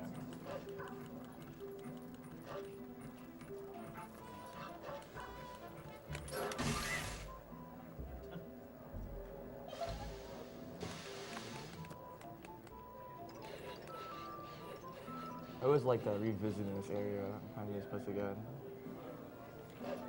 Yeah. It's infinitely more annoying to track him down the second time around. Yeah, it's much harder. Yeah.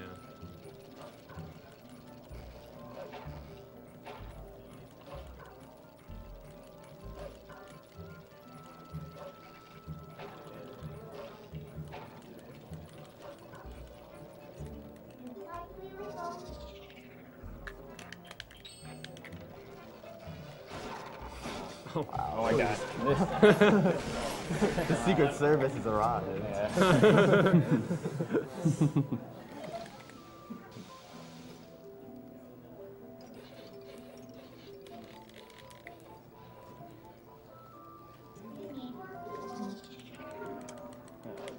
check how I'm doing on arrows.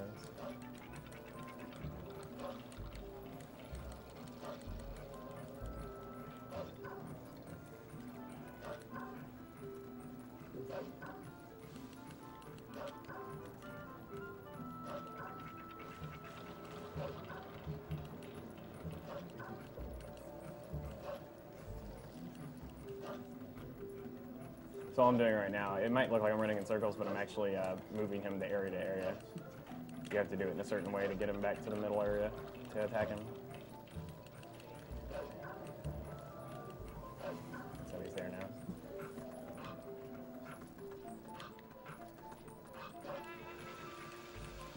Boy, come to his minions. Look at this guy. Wow!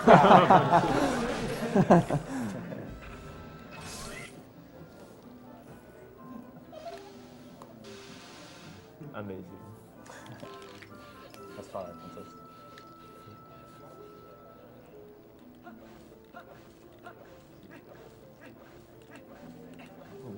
Wow. It just disappears. Yeah, it just disappears. So this is actually, what I'm going to do here is slightly a little slower, but it looks cooler. His hitbox right here is so huge, you can actually hit it with a jump slash instead of arrow.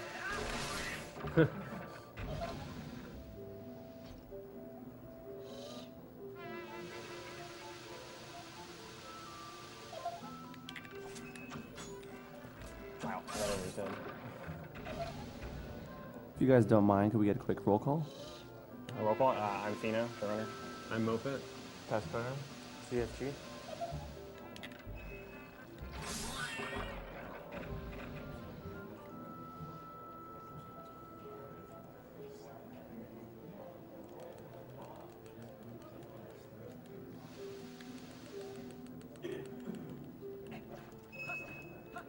Yay, 1 rupees.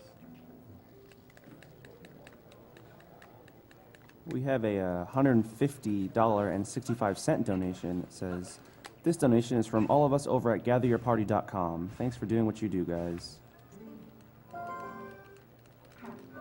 We have another $100 donation from Paul Coltis, who says, "The first Twilight speedrun I've ever watched.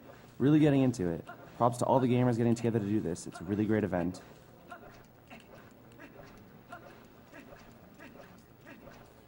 We have a $50 donation from Remix Dave. "Thanks for doing something for a good cause and always giving me something to watch while I'm off sick. You guys rock." This is the last Shadow Beast fight. Well, technically no, it's not, but it's the last one that opens the portal. Right. There's one more in Pennsylvania.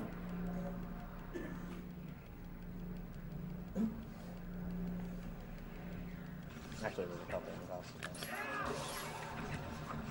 No, I'll pilot like a 15 part or whatever. Alright, that went well. Yesterday I was practicing and I went to forward stab that one on the left, and the targeting went all the way around and ended up forward stabbing through the floor, and I had to redo the fight.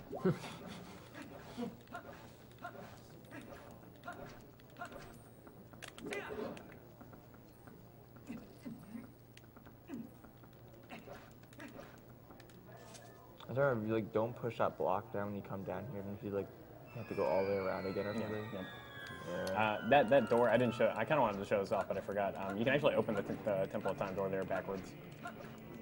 You can go, if you go behind it and then just like walk backwards, you can randomly get the open sound and just like open it from behind.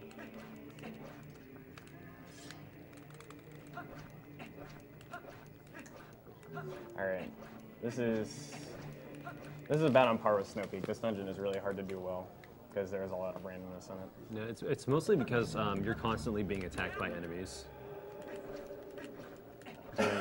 during a lot of the jumps and tricks. Yeah.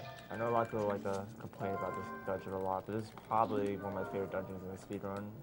So yeah, there's a lot of tricks done really quickly. Yeah. Shoutouts to Vinnick, he really optimized this dungeon a lot.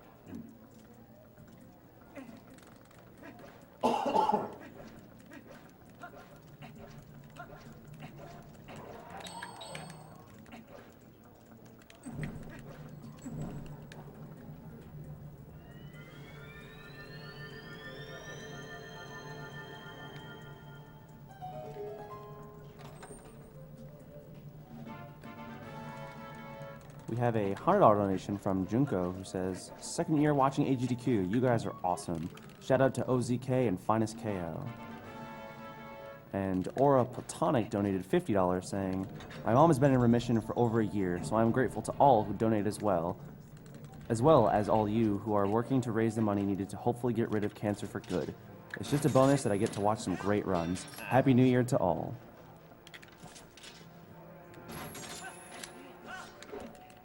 There you go. I did not know you could bonk on the stairs here. So I'm gonna try to get all these guys together. If this Pheenoh in the background. There we go. Awesome. So Nintendo, being the geniuses they are, put a pressure-activated switch right by the actual gate it opens. So I'm going to put one on this switch, and then I'm actually just going to roll through the gate before it closes, because it's so close to it. It is a little difficult, but there we go. Nice. Sometimes the keys will attack the pot for some reason and break it. Yeah. You're supposed to use one of the big, or the little heavy statues. But a pot is slightly faster. It's just if you get unlucky, the keys can break the pot off the switch. Which fortunately doesn't happen too often. Yeah, it doesn't happen very often.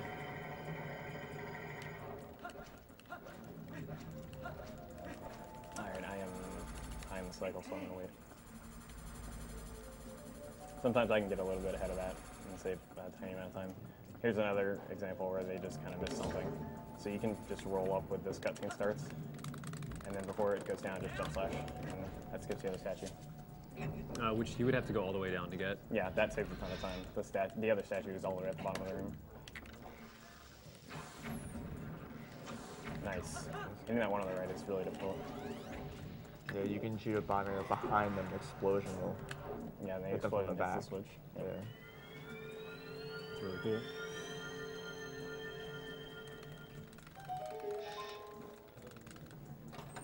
Just a reminder to everyone, this run's almost finishing up, so if you want to get in on those sweet Zelda prizes, now would be a good time to donate.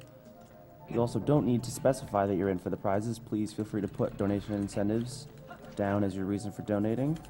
Gladly looking forward to things like the OOT glitch exhibition after ZFG's OOT run, or even F-Zero GX hard mode, or Donkey Kong Country glitchless.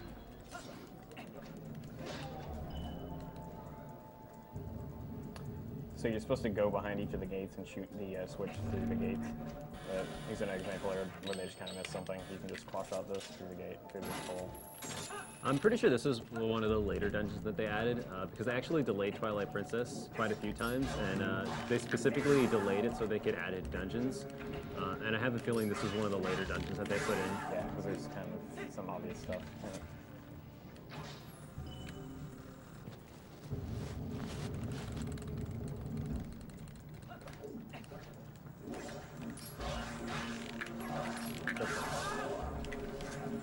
I don't bother with 20-9 alphas here because they're not as aggressive as those alphas. Although if you get unlucky, they do still hit you.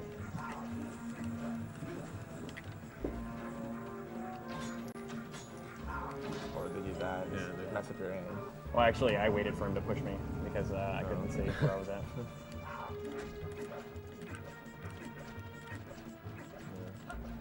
Thoroughly, you take a lot of damage with dungeons. Yeah. It can get pretty scary, even with these heads. When I kill this guy, I could still mess up my targeting. So this railing's actually low enough to just jump slash on, and it's going to let me get the boss key earlier than normal.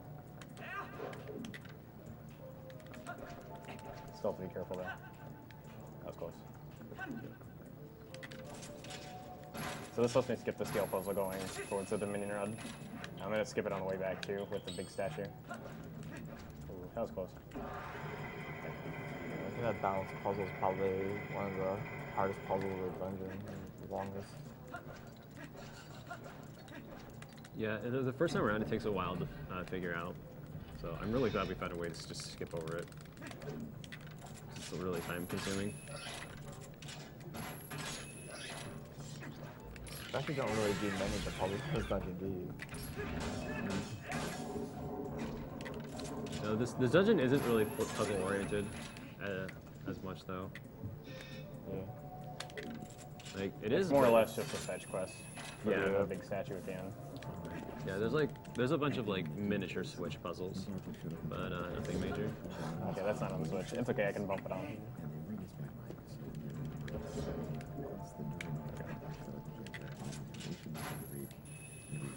Okay. That clip.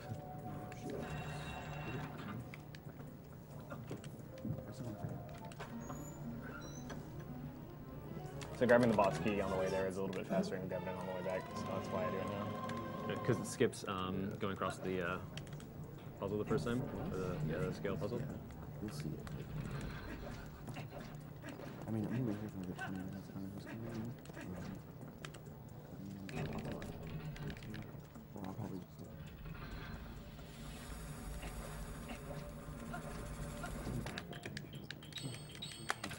I'm gonna kill these guys now because they'll get in my way on the way back.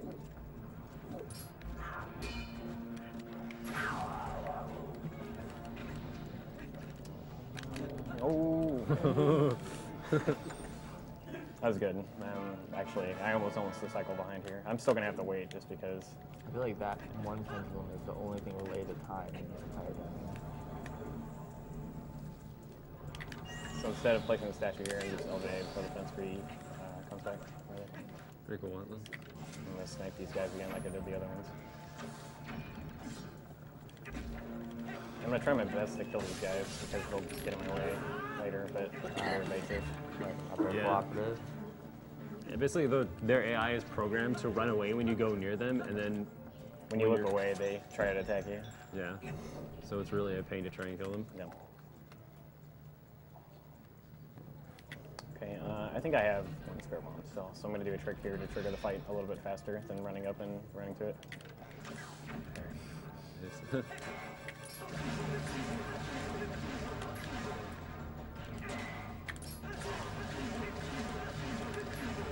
This, I think it's an Iron Knuckle, is actually stronger than the rest of them in the game. You can take 2 extra hits on the first cycle, and I think 1 more on the second.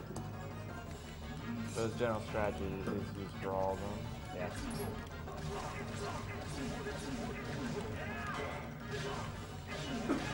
Yeah, that's good.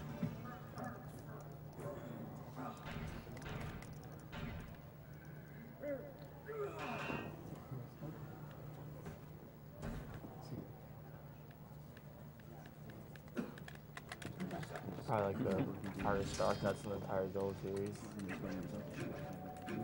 Even if they have a different name. They're And now we have the useless rod.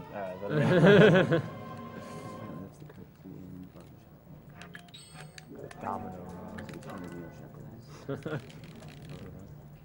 I back up onto the chest and I came in. Yeah, I'm close enough at that point to grab the statue through the ceiling.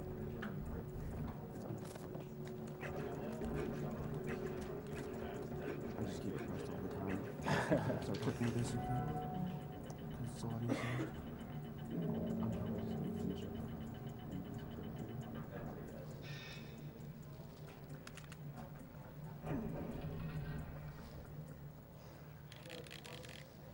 So there's a lot of little optimizations you can do with the statue on the way back.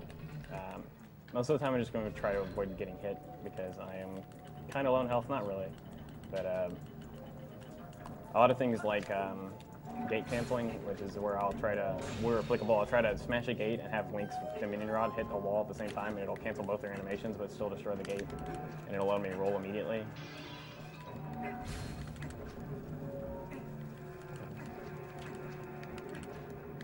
Alright, I think I lined that up right.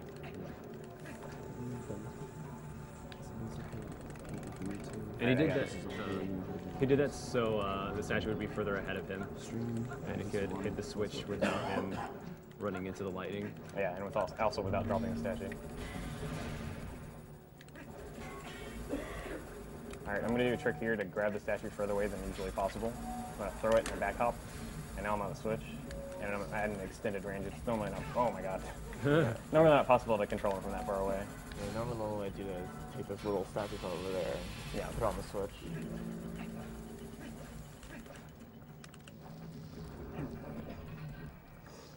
Alright, this is really important. I need to not fail this.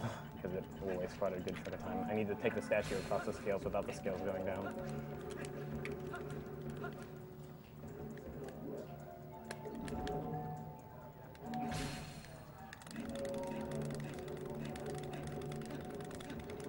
Nice. Nice. Yeah, the game takes a while to recognize that there's anything even on it, so.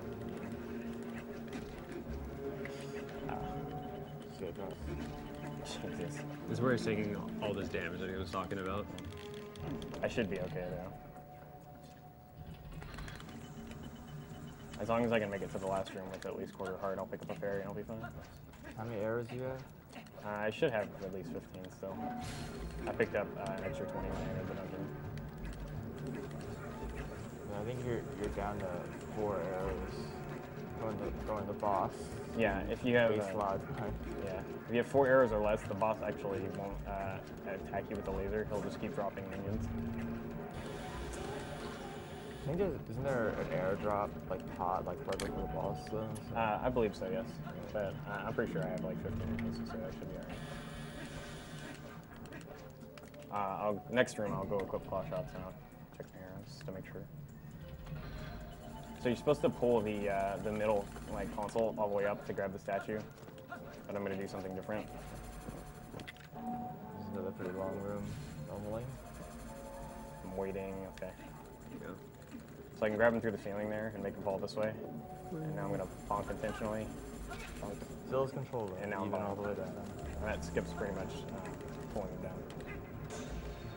Yeah, normally that centerpiece that's there, you have to take that up and down a number of times by pulling and pushing on a switch, but bypass it completely. Yeah.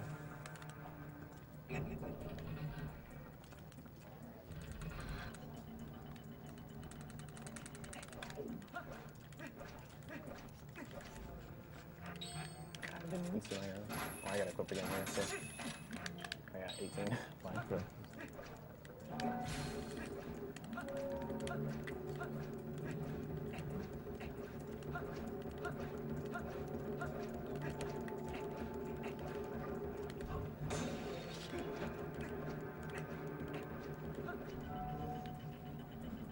Alright, so this is pretty much the end before the boss. This is actually one of my better multiple times. Despite the mistakes. This dungeon is really hard, so when I have like minimal mistakes, it makes me pretty happy. There's one more trick I can do here. You can actually grab him in the middle of the jump.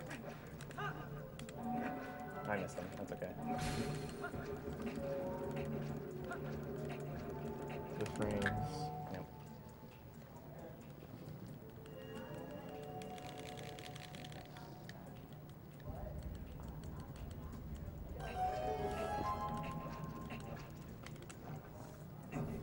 So one more like trap room here.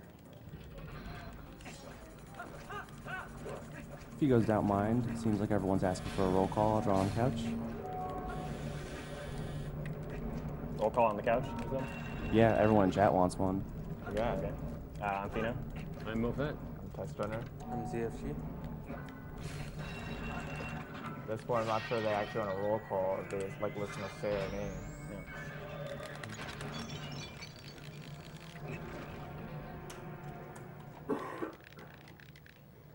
So I grabbed that fairy there so I can skip getting the heart container here. I won't get any more heart containers because at this point I really don't want or care about them. So this boss does have some luck to it. Even the worst luck is usually only 20 seconds versus the best, so really can't lose too terribly much time. I'm going to say that, and now he's going to run around forever.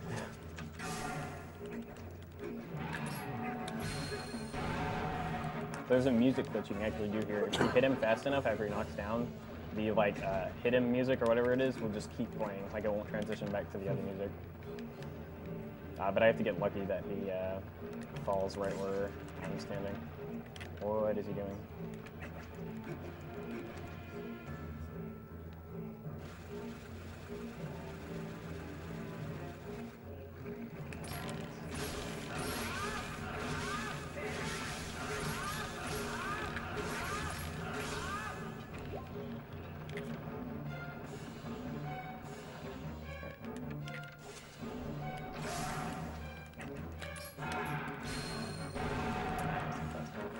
got it there.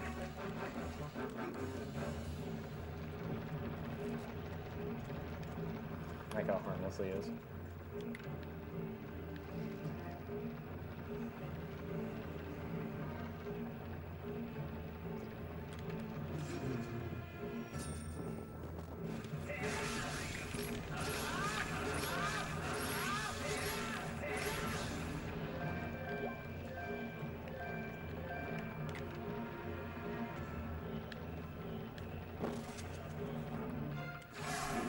So we're actually going to have a quick schedule change. Instead of Barkley Shut Up and Jam Gaiden after this, it will be Bastion first, and then Barkley Shut Up and Jam Gaiden.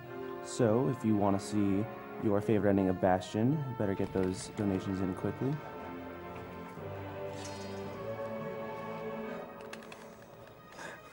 I love this sequence. It's so silly. So you're supposed to go up at him with sword, but it's faster just to shoot him with arrows. He's fast! For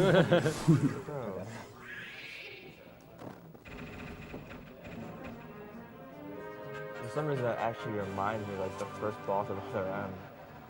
So this thing I did. I think I had 5 arrows one time, and I missed every shot and had to end up hitting with the sword. I saw that actually.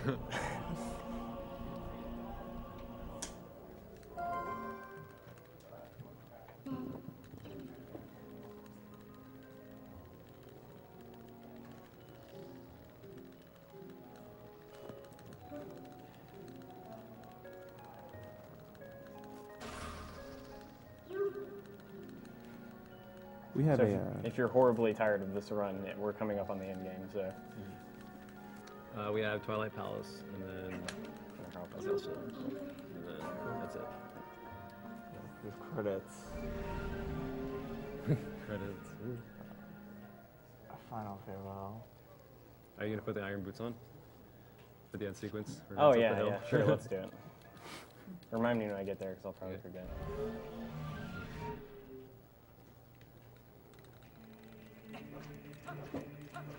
Everyone always wants me to do the fishing rod thing there too, but I never have the fishing rod in any run. It's up 100%. Yeah. It's pretty common actually. People are just like, hey, use the fishing rod. Oh, sorry. Like what fishing rod?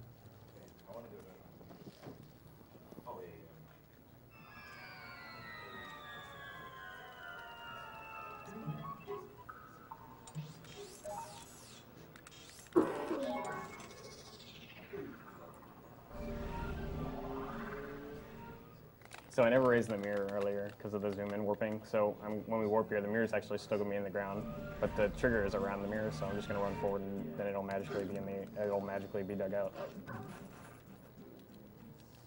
And bam.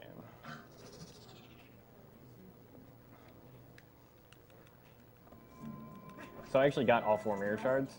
If this were any percent, I would only complete City in the Sky because the game only checks for the last mirror shard to assume you have all of them. And that's the reason why it skips Temple of Time and Stampede. Yeah, it's pretty silly that it does only check the last dungeon. You still have to beat the 4th dungeon, Arbor's Grounds, just to get to the mirror.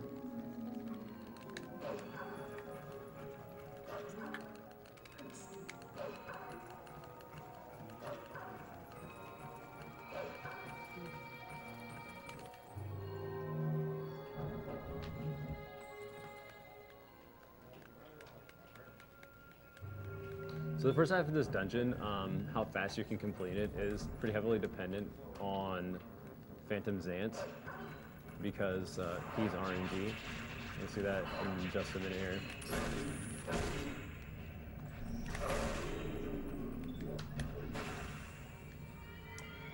He's always giving me, he never gives me good luck, so I'm just like going in. I always go in assuming worse luck.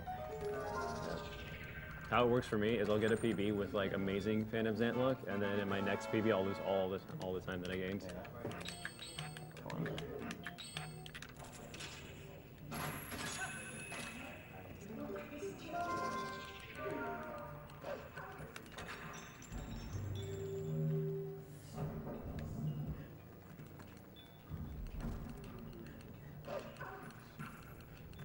Okay, I actually got a good spawn here. He can, this head can spawn in 1 of 4 places, and I want it to spawn as close to this key chest as possible. Oops. It'll spawn. There's 3 places in the back, and then there's one close to where you come through the door. So any of the 3 places in the back is preferable. I got the middle one, so that's fine. And also, he came into that room as a wolf because if you approach that as a human, then there will be a text box and it will pop up and talk to you about the mist. Right. And it's only that mist that the text box actually appears. There's mist later on that auto-transforms you without text, and it's actually faster to go into that than transforming. Oh, and that ledge is low enough for me to just side up on the chest and jump slash up. Which is pretty cool. Oh, and in all dungeons, for some reason, when you complete Temple of Time and City in the Sky out of order, this boss fight just triggers early. I don't understand why. He's already there. But when you skip the cutscene, he's gone again. It's really random.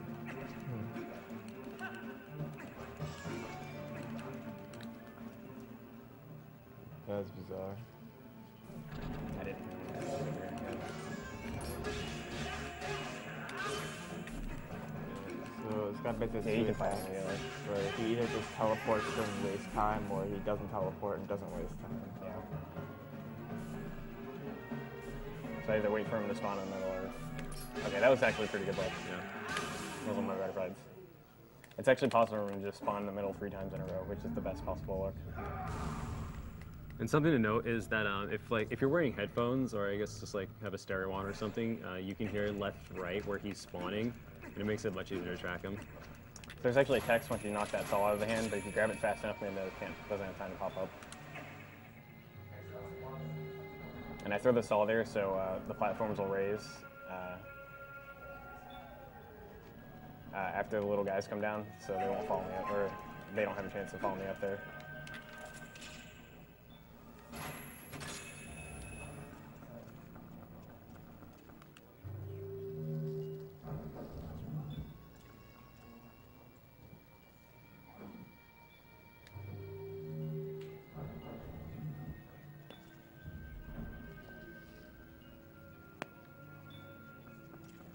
So what I'm going to try and do here is toss this all into the groove and then immediately run back to the platforms before they race. Right. Should get it.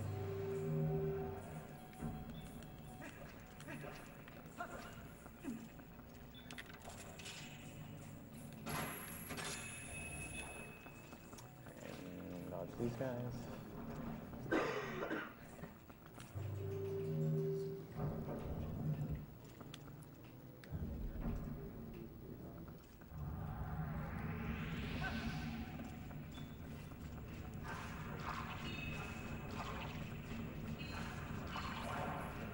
Bob is not very smart. No. Yeah.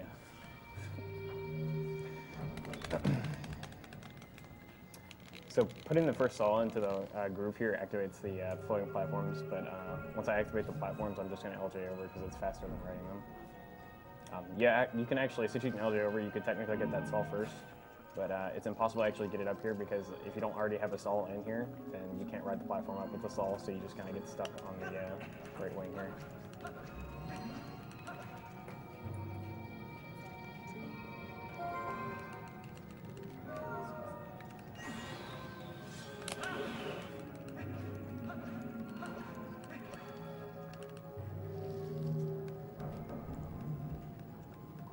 Alright, this next room can be kind of annoying.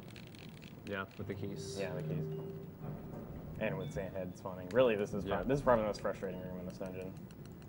Oh yeah. This or the room with the elevators. Damn it. There it Yeah, is. it's gonna happen.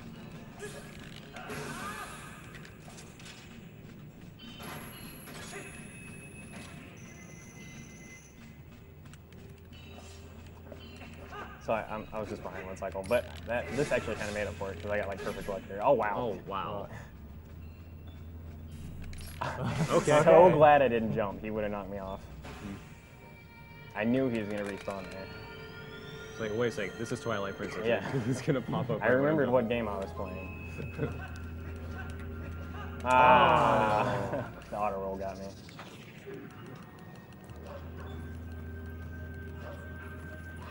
That's alright. As long as the Xanhead's dead, it's not too big of a deal. Yeah. Look at this guy. Coming to avenge his brother.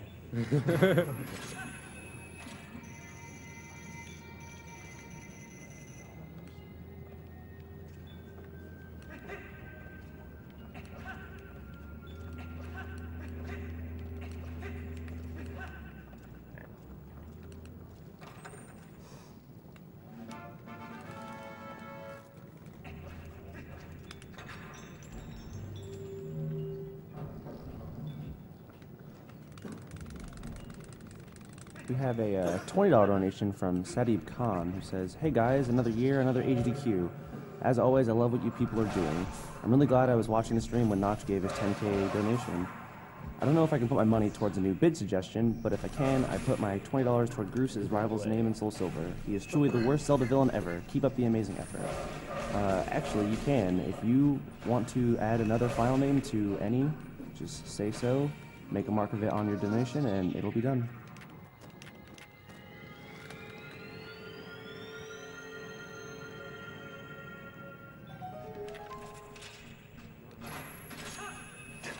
The keys are after me, so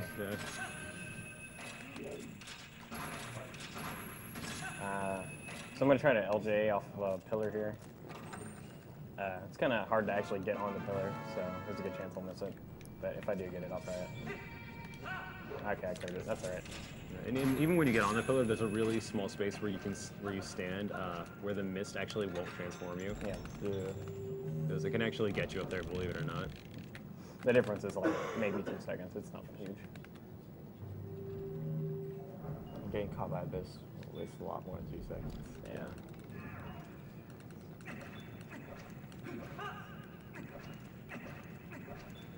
Alright, hopefully we get good luck like the first one. Okay, well, at least he's fine where I can see him.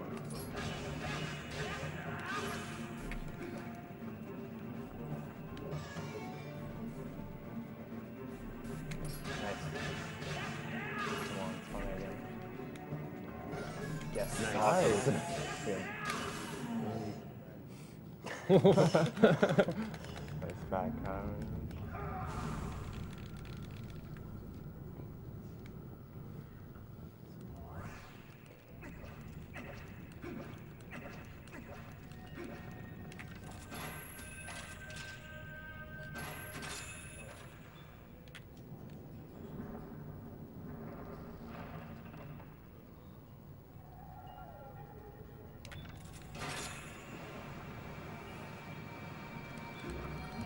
Oh, Oh, dang.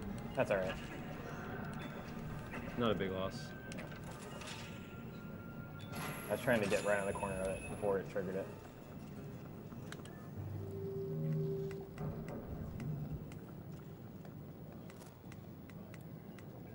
We have another $50 donation from Matthew Bachman. "I'm loving this Twilight Princess run. Keep it up. As someone who does cancer research, I can appreciate the significance of this marathon, and I am amazed at how much money has been raised already. This is my first donation, and there will be more to come. Can everyone in the room give a big thumbs up?" I did it in spirit. Good job, Pheenoh. I love that Shadow Beast. It just like moves the soul. Yeah, he pushed the saw out and then knocked it back in. I'm just waiting for the day when I'm like trying to roll to up there and he knocks it out. Ooh. Yeah. Okay. Yeah, there's a little bit of a tight window to make all those jumps. These are my Twilight Orb Pilates.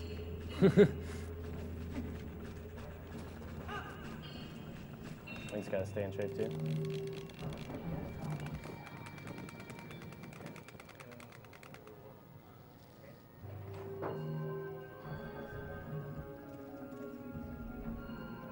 This is the longest dungeon in the game, if you didn't figure it out by now.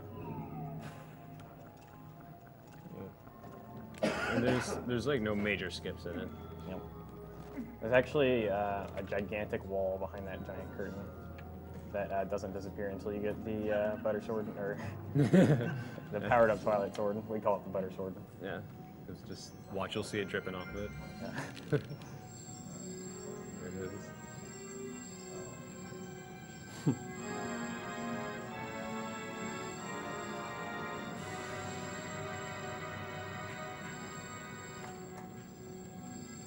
Alright, the second half of this dungeon is a lot more action-y.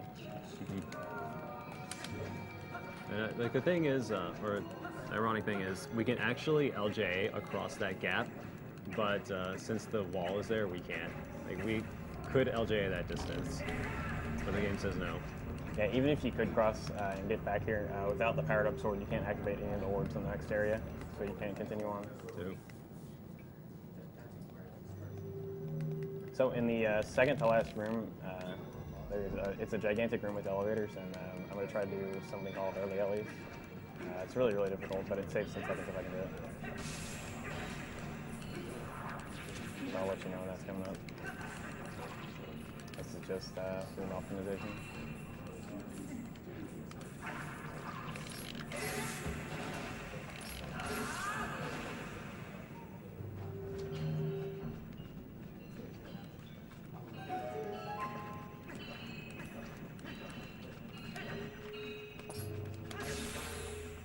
So in some of these rooms, there's like little LJs that save like a couple seconds that I'll try to go for.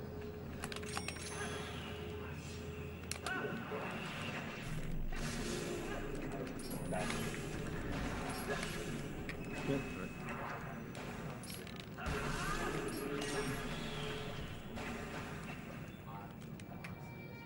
Oddly enough, the boomerang kills that thing. Yeah. I used to just hit him and like leave him stunned, but when I go to ride the platform, like he gets in the way, so I just started killing him.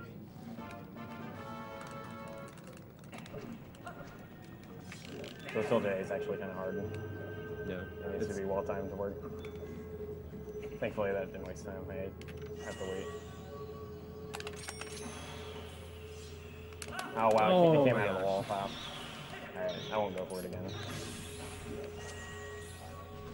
Oh, here comes the army. Okay. Yeah.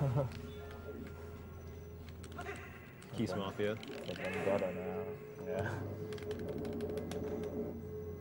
Yeah, sometimes the boomerang will do that though, even if the target's like slightly off, or even It's just the because. really risky thing with out of bounds LJs. When you try to make them go in between walls, there's always a small chance that it just won't go in the wall. But more often than not, it always does there. So I don't. I usually have a safety strat just in case to check for it to go on the wall, but it almost never comes out there, so I didn't do it.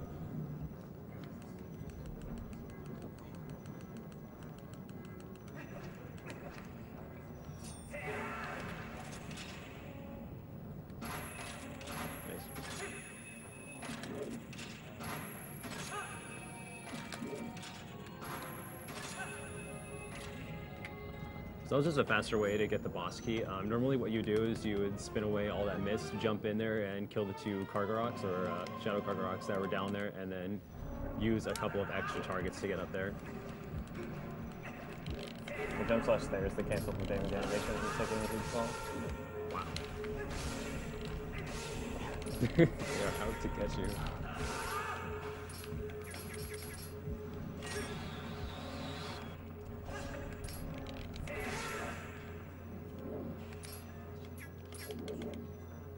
There's actually an LJ you can do here that saves 1 second, but I'm not going to do it. Because if you aim just barely too far to the right, you'll recoil.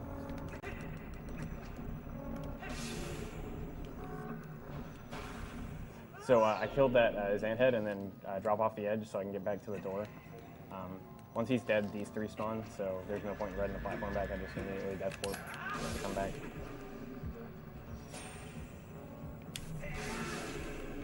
I like killing the one on the left first. It's much more optimized.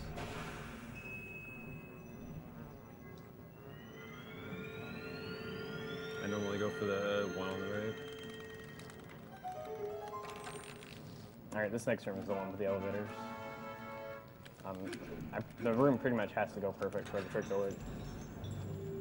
And I have to be fast with aiming, so it's really hard.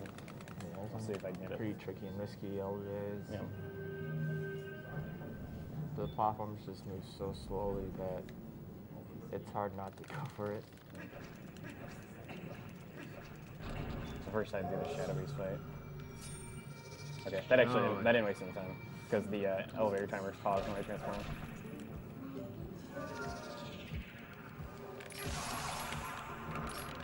Oh, okay, it's done.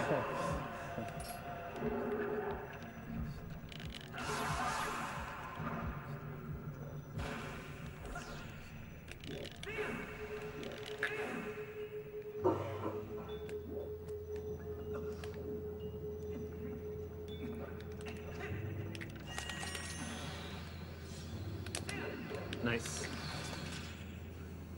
The cycle's gonna be off, so I'm probably still gonna miss it.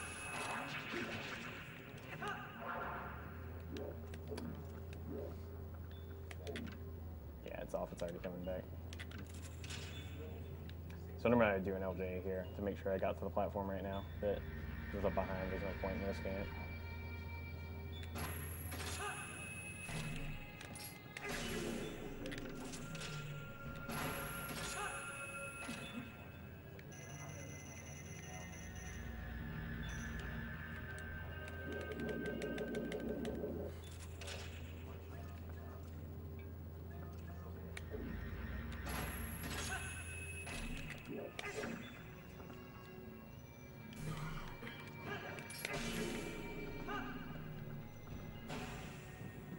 That was a good spawn time. The charge just is right there. Yeah.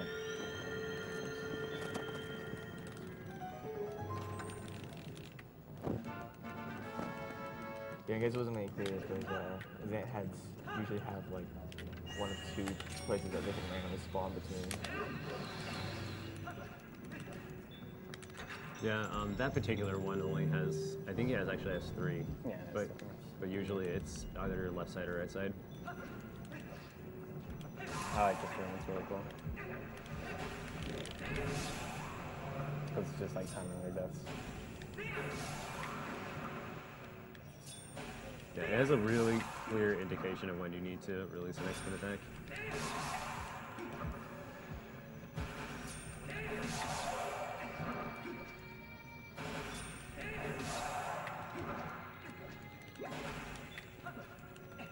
Picking up health here because it's pretty much free. I had to wait for the barrier to go away anyway. Alright. If they don't have Dormer Armor, the underwater Zant part, I'm going to have to do the air refill trick again. Actually beat him.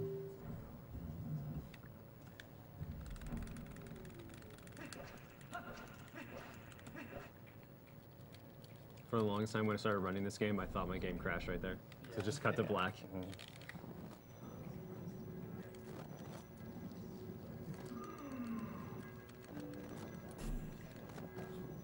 Depending on when you transform in some areas, how many objects are loaded, when you transform, the transform freezes for a second, and every time it happens, I think my game crashed. Only if you're diving into Lake Hylia. Yeah.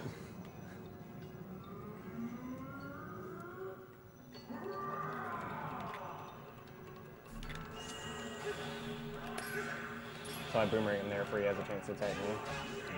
And for this Zant, only the 4th combo hit matters.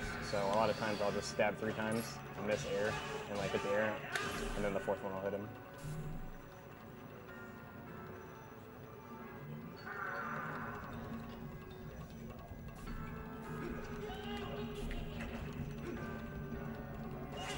Oh no.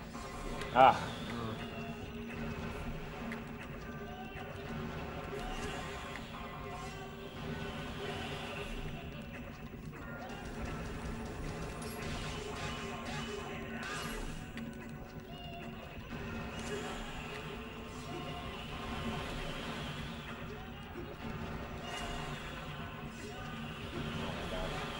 Wow. That was like maximum bad luck.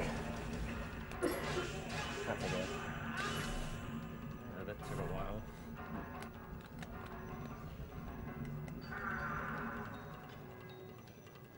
There we go.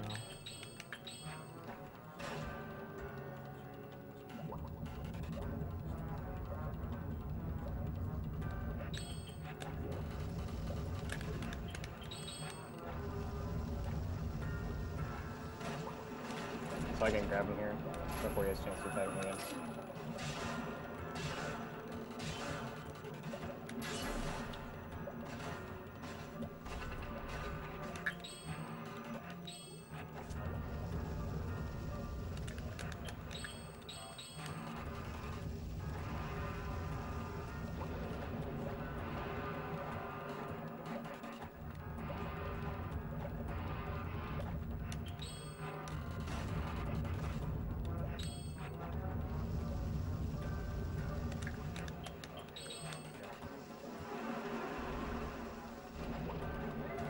So I know which head he's going to be in because he always spawns on the one furthest away from me whenever like his nose comes out of the ground.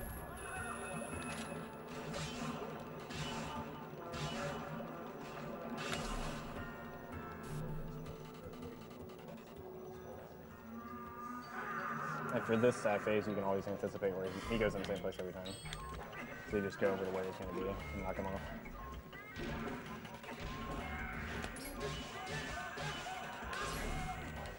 Pretty much the same thing here. Just knock him before he jumps.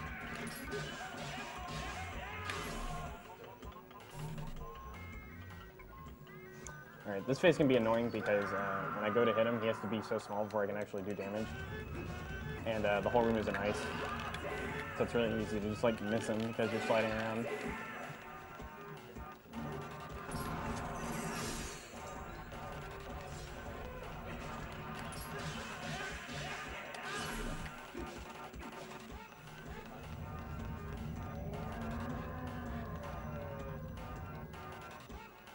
Sometimes if I stand still, he misses me when he jumps down.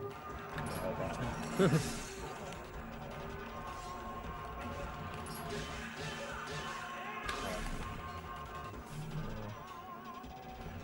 is probably one of the stranger villains of the Zelda series. And I'm gonna try to one cycle in here. It's kind of hard though.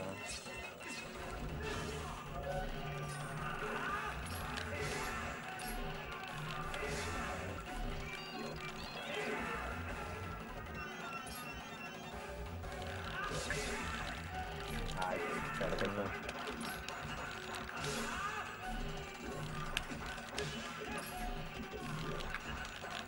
I cannot fix them.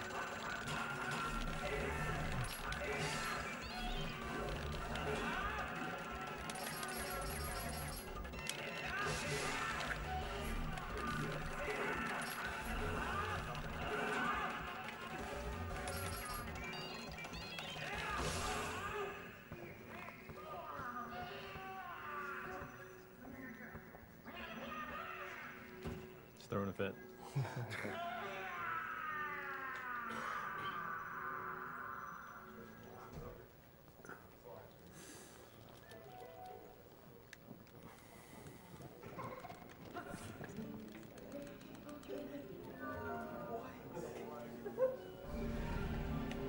We have a $10 donation from Tacozilla. Well, excuse me, princess. Tacozilla here, watching this awesome run from work. Ever since seeing Mofat's run at SGDQ 2013, I am hooked on watching Twilight Princess speedruns.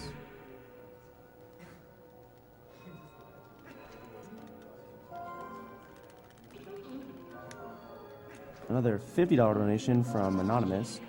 I'm French, and luckily I'm having breakfast before AGDQ. What better? You're great. I love that it never stops. Alright, last dungeon. Heading to Hyrule Castle.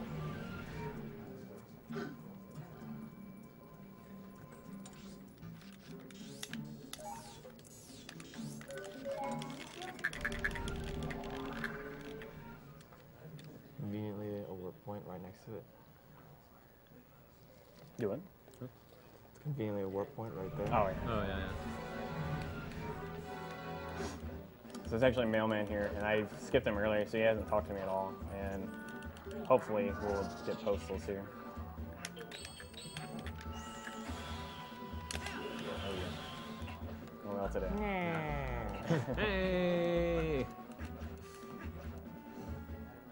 Yeah, and by postless just means that don't talk to the mailman at all, the postman. Yep.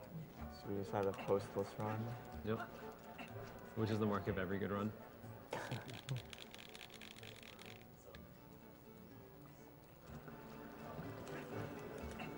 We have a $50 donation from Solace Raptor. Figured I should donate during the Zelda block. Link to the Past and Ocarina/Majora are pretty much my childhood in cartridge format. I'll be working during those runs, but I wish the runners luck. I lost several relatives to cancer. Let's seal cancer to the sacred realm and save the animals.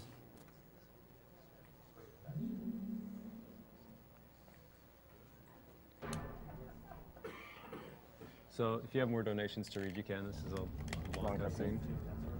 Yep. We have a $20 donation from Dan Soup. I forgot how bad these marathons were for me. Turns out my body was not Reggie. My head and heart are still hanging in there, so good luck to everyone and keep up the good work. $50 from Mora. Thanks to all the runners and marathon organizers for making all of this possible. I wish you the best. A $10 donation from Insane Kazuma. You found a $10 donation. Your face is beaming. Props to you guys for doing so much in the fight against cancer. May the Triforce be with you.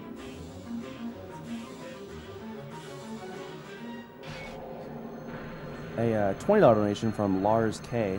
Hey you, that's right, you, guy screening the donation comments. You're awesome too, just so you know. That's to those guys over there. You can't see them, but they're doing all the hard work. Yes, thank you. A $20 donation from Zelda Freak in all caps. You guys are the best. It's like one big awesome movie. A $100 donation from Ace. It's dangerous to go alone, so take this 100 rupees and use them and put them to good use. Love you guys and keep up the good work. Also, a big shout out to the guys and girls behind the scenes.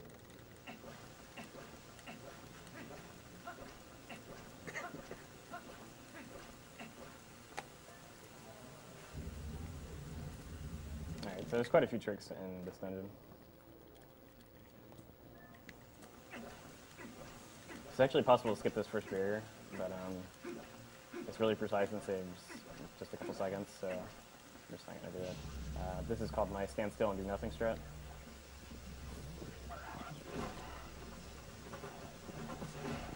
Hey!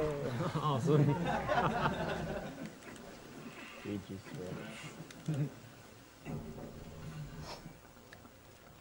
So we're going to roll into this barrier here, skip the cutscene, and roll out. See ya. Those look walk over here. Guys are just like, what's going on? So some more good news. We just broke $270,000 in donations.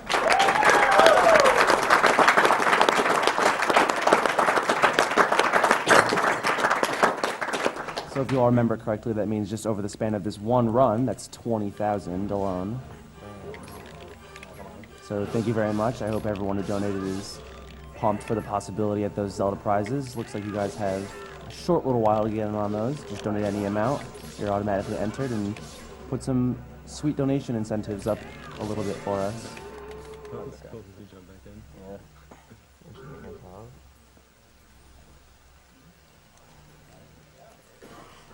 I have to do that first quick spin and like hit a lag spike and it didn't go off.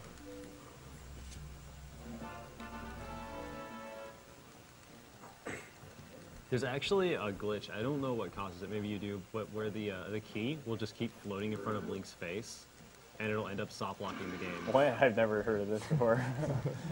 Yeah. That sounds insane. I've seen it happen twice. Once to a runner, once to a casual player, but it just floats there. So for the longest time, up until recently, we actually stayed warped here until somebody timed rolling to the doors human, and I was like, hey, that's faster.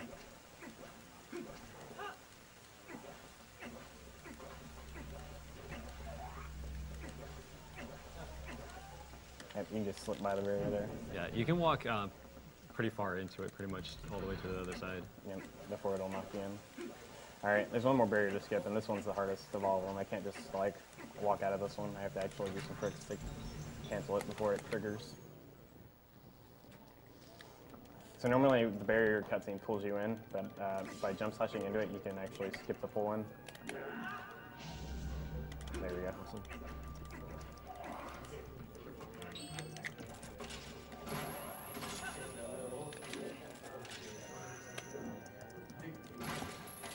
And if you actually happen to get into the barrier and you had to clear it, the lights turn on in this room and it gets extremely laggy in here. Yep.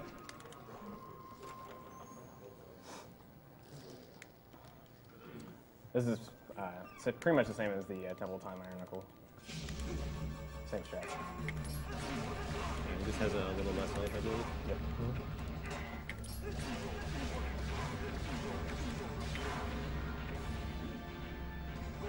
Again, just having a shield here.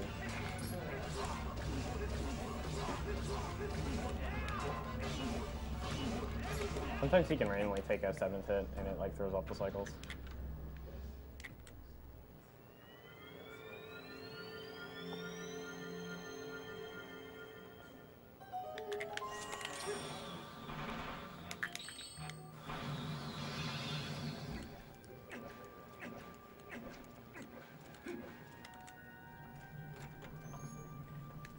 And the lantern order here is the same every time, so I just haven't memorized.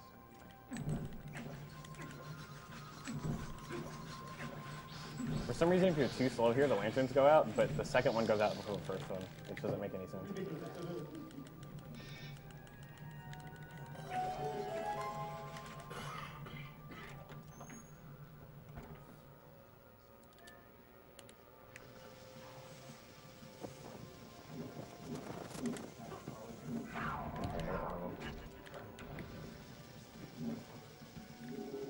He's smart, dude. He knows.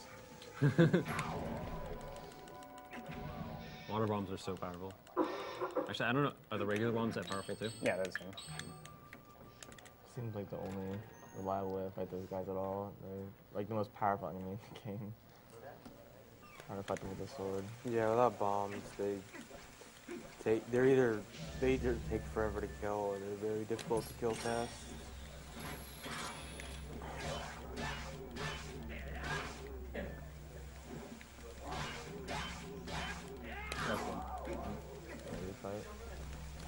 So that enemy is the same as the one he fought in City of the Sky, but since he has the powered up Master Sword, it takes less hits to kill.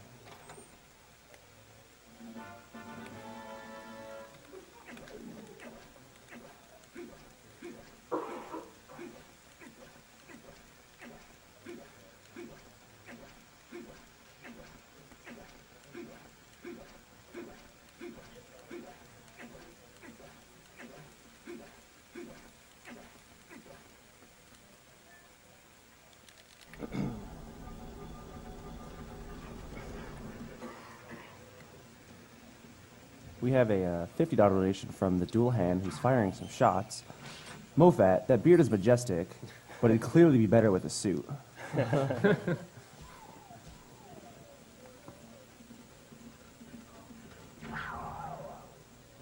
can we get saved by all these people we didn't meet? Yeah.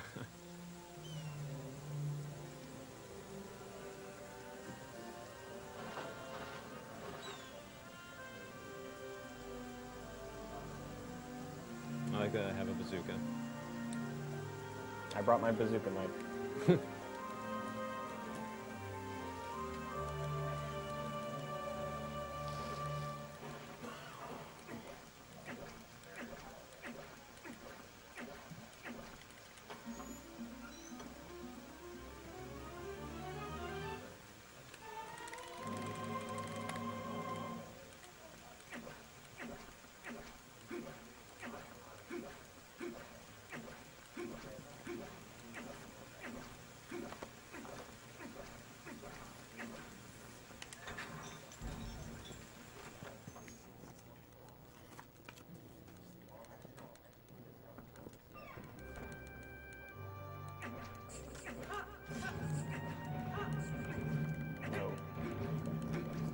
Scary.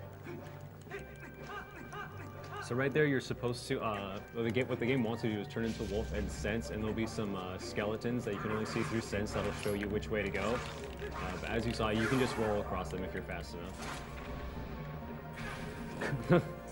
As I get hit by an invisible barrier. I'm surprised you haven't hit any like invisible walls over the course of the game. There's so many of them. Or invisible like walls.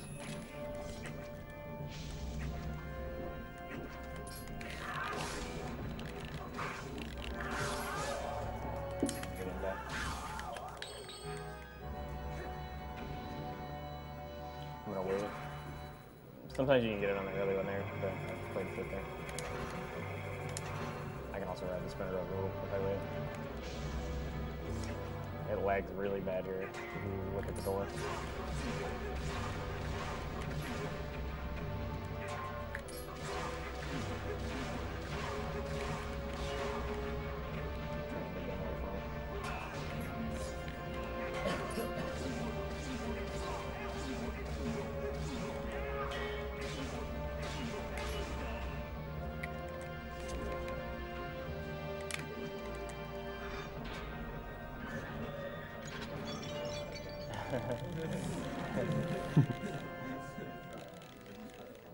Alright, so this is Puppet Zelda, and how many cycles she does is random. The best possible luck is 7. And the worst I've seen is 14. Yeah, it's a difference of almost 2 minutes. And you can actually tell how many it's going to be based on the attack she does and what times that are. So if she gives me an electric ball on this one and the third one, then it'll be a minimum cycle. So getting an electric ball right at the start is a good sign. Which didn't happen. That's okay, I can still get an 8 cycle if she attacks me now. Nope. Oh man, is this going to be the ultimate marathon luck? Then we got portals after this. Yeah, portals. Oh man. Dang. Here we go. Is that 3? This is the 14th. Seen so far, yeah. See if we can beat it. Do you mind hurry one quick donation? Alright, so this is 4. Yeah. I have honestly no clue how many this is going to be because I've never had it on 4 be the first one. I think it's going to be 12. Yeah, it's probably going to be at least 10.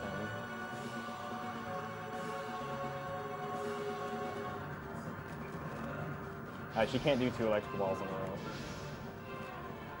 The only instance where she can is if she hits you. That's fine.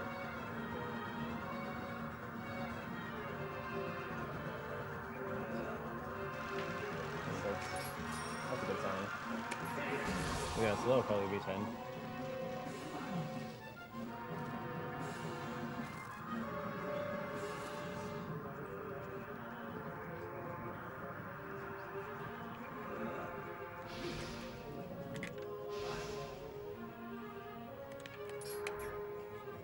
Those are just lag reduction strats. I had to look at the floor, pan the camera away from it. That's 8. Wow.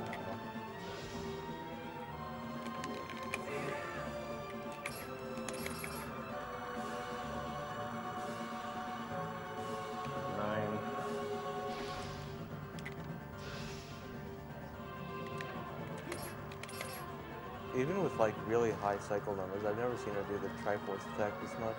Yeah. Nope. That's 10. Usually a lot of those. Mage Zelda.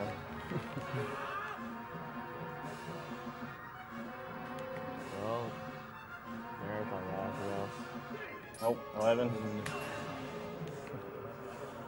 Yeah, that was 11. Yeah, 12. 12. Epic. Yeah, some of the worst possible luck.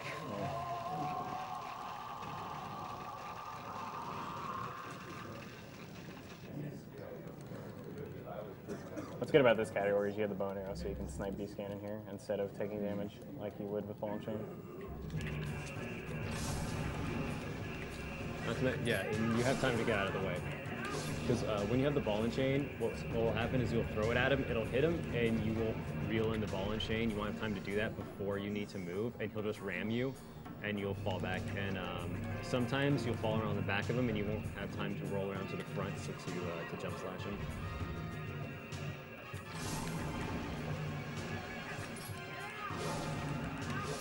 The very last phase is to be done as Wolf because he dodges your arrows or the ball and chain or whatever you use.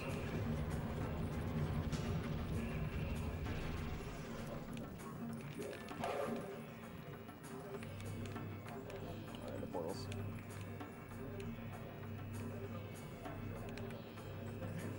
Alright, I got a good portal one.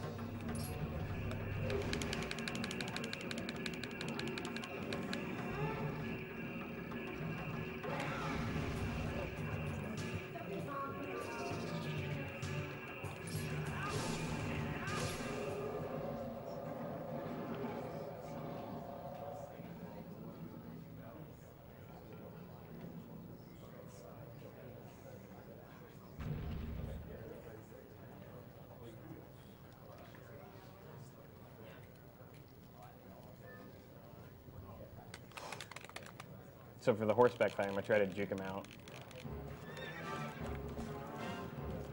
I'll have him follow me and then immediately have him turn and try to chase behind him.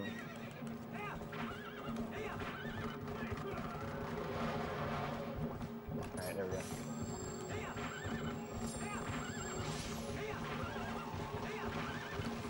Depending on Ganondorf's movement, Zelda can be very difficult to aim during this phase. Oh, I had to play some first. Back.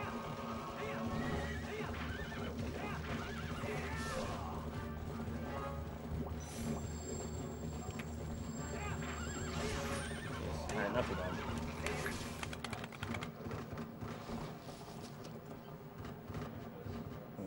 I got timer coming up. Oh, I remember Iron Boots. Yeah, Iron Boots, yeah. So normally you're supposed to deal a lot of damage to knock him down, and then when you do that 3 times, you can deal the final blow on him. But because if you can chain a jump slash into a quick spin fast enough, you can actually knock him down immediately.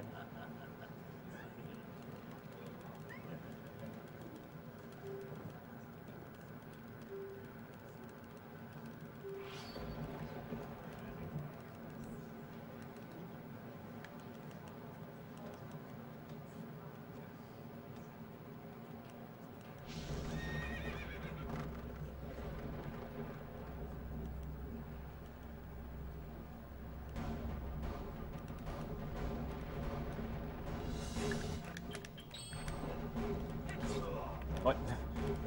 Oh yeah, that happened.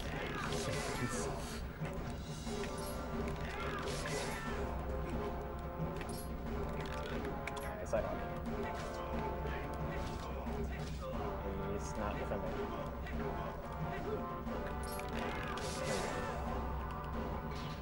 And time. 4:28:17. Okay, that's good.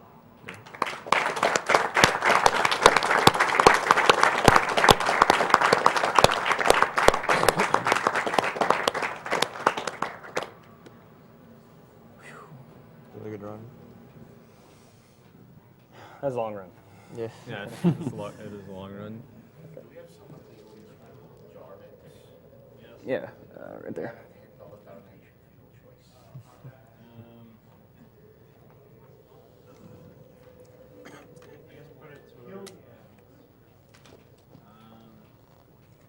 I really don't care. Who wants it? Kill the animals. Kill the animals. Kill them all. If I can unmic myself here. Good run, dude. Thank you.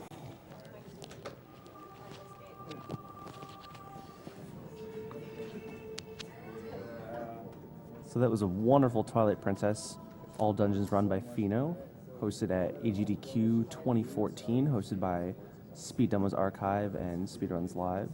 Thank you to GameSpot for donating these awesome cameras for us. Give us a nice high-quality stream. And, of course, to Twitch for hosting the stream itself. Hope you all had a good time.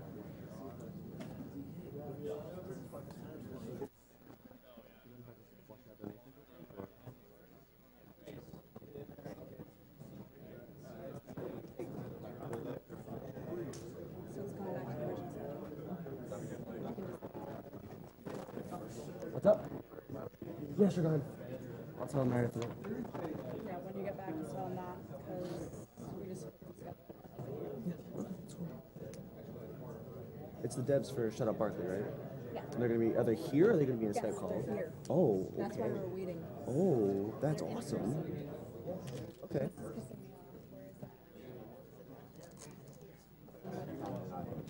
This thing is thick. There we go.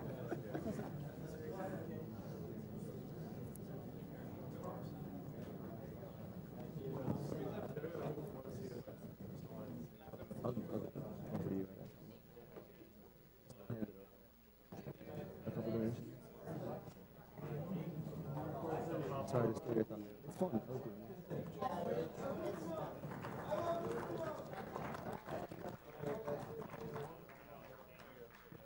CFG.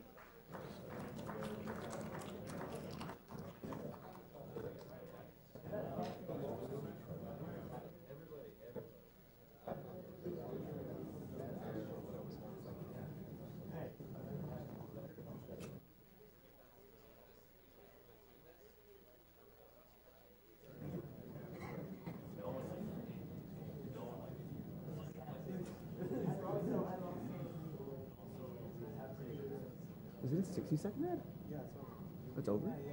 Oh, I didn't know it was over. No, that's fine.